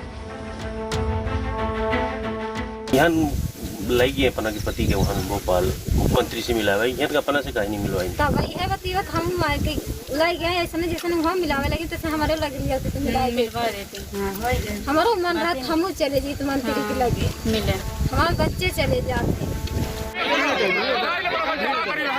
Angry scenes unfolded at Dashmat's house when BJP MLA Kedarnath Shukla, who is allegedly close to the accused Pravesh Shukla, came calling. He was shown slippers by the protesting women. आपसे इसका कोई संबंध नहीं है? नहीं, संबंध देखिए, मैं उस क्षेत्र का विधायक हूँ जी, उस क्षेत्र के सभी मतदाताओं से मेरा संपर्क है जी, सभी से संबंध है, लेकिन इस तरह की घटना की मैं निंदा करता हूँ, यह घटना शर्मसार करने वाली है, ये घटना गलत है जी. The Congress dismissed CM Chauhan's attempt at penance as a political stunt. क्या सत्ता का नशा इस कदर भारतीय जनता पार्टी के नेताओं पर चढ़ गया है कि वे इंसान को इंसान नहीं समझ रहे? Pravesh Shukla, who urinated on Dashmat, is currently in jail. The authorities had demolished illegal portions of his residence on Wednesday after the video became public. The shocking urine gate video surfaced just 4 days after Prime Minister Narendra Modi visited Shahdol, which is not very far off from Sidi where this incident occurred. The BJP is trying to woo tribal communities ahead of the state elections which are due by the end of this year, and this episode has hugely embarrassed the party. With Vijay Irshad Khan in Bhopal, Hemendra Sharma for India Today. There's utter shock and outrage in India over Canadian Prime Minister Justin Trudeau trying to pass off a tableau depicting the assassination of Indira Gandhi, the then Prime Minister of India, under the garb of freedom of expression. In fact, there have been Khalistani posters which say Kill India, which have photographs of Indian diplomats that have been posted across Canada. The big question now is this acceptable in a country that calls itself a liberal democracy, or is this just pure vote bank politics which is being given the cover of free speech? Kill India rallies. Bid to set consulates on fire. Threats to diplomats. Unrestricted by any authorities, the Khalistani groups across the United States, Canada and the United Kingdom are having a free run. Just days after an attempt was made to set the Indian consulate in San Francisco ablaze, a new Khalistani rally is being planned in the United Kingdom. A poster promoting a Khalistan Kill India rally outside the Indian High Commission in London on July 8 has surfaced. The poster carries images of Indian High Commissioner to the UK, Vikram Doraiswamy, and the Consul General of India in Birmingham, Dr. Shashank Vikram. Similar posters targeting Indian diplomats were seen outside Indian missions in Canada, US, and Australia. According to intelligence agency sources, Khalistanis like Gurpatwant Singh, Pannu and other K groups are openly getting help from Pakistani spy agency ISI. These acts have lit a major diplomatic and political fire. Notoriously soft on Khalistani terrorists, Canada has failed to take action against Khalistanis. On the contrary, Canadian Prime Minister Justin Trudeau has gone on to accuse India of false remarks and asserted that Canada takes every kind of threat very seriously. Trudeau is being accused of pandering to the Khalistani vote bank in that country. They are wrong. Canada has always taken extremely seriously violence and threats of violence. We've always taken serious action against terrorism, and we always will. We have an extremely diverse country, and freedom of expression is something that we have, but we will always make sure that we are pushing back against violence and extremism in all its forms. The media reports about comments by Prime Minister Trudeau, but let me make the larger point that the issue is not about freedom of expression, but its misuse for advocating violence, for propagating separatism, and for legitimizing terrorism. The fine words and sentiments apart, it is a fact that Canada has tolerated Khalistani provocations against India for a long time. The United States, on the other hand, has assured that steps shall be taken to ensure the safety and security of Indian diplomats. We take very seriously the safety and security of diplomats that are living in the United States. We have been in close contact with Indian authorities, with local law enforcement. We are trying to take the necessary steps to ensure that Indian diplomatic community feels safe and secure here, and we'll continue with that work going forward. The Indian government is treating attacks on our missions as serious provocations. हमने उनको request की है कि वो उनको खालिस्तानियों को space न दे, क्योंकि उनकी सोच जो है ये रेडिकल एक्सट्रीमिस्ट विचारधारा जो है वो ना हमारे लिए अच्छा है, ना उनके लिए है, ना हमारे रिश्तों के लिए। तो ये जो पोस्टर का विषय जो है ये हम जरूर उन सरकारों से उठाएंगे। But desperate for attention, Khalistani groups are adamant on pulling every kind of stunt possible. Bureau Report, India Today.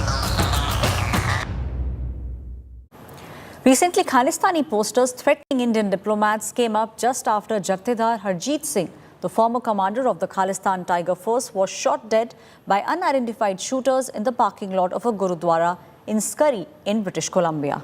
Now, Harjeet Singh, in fact, is not the first Khalistani supporter to be killed in a suspicious manner, and this has taken place over the past many months. The Khalistanis now believe that there is an Indian hand behind all these deaths.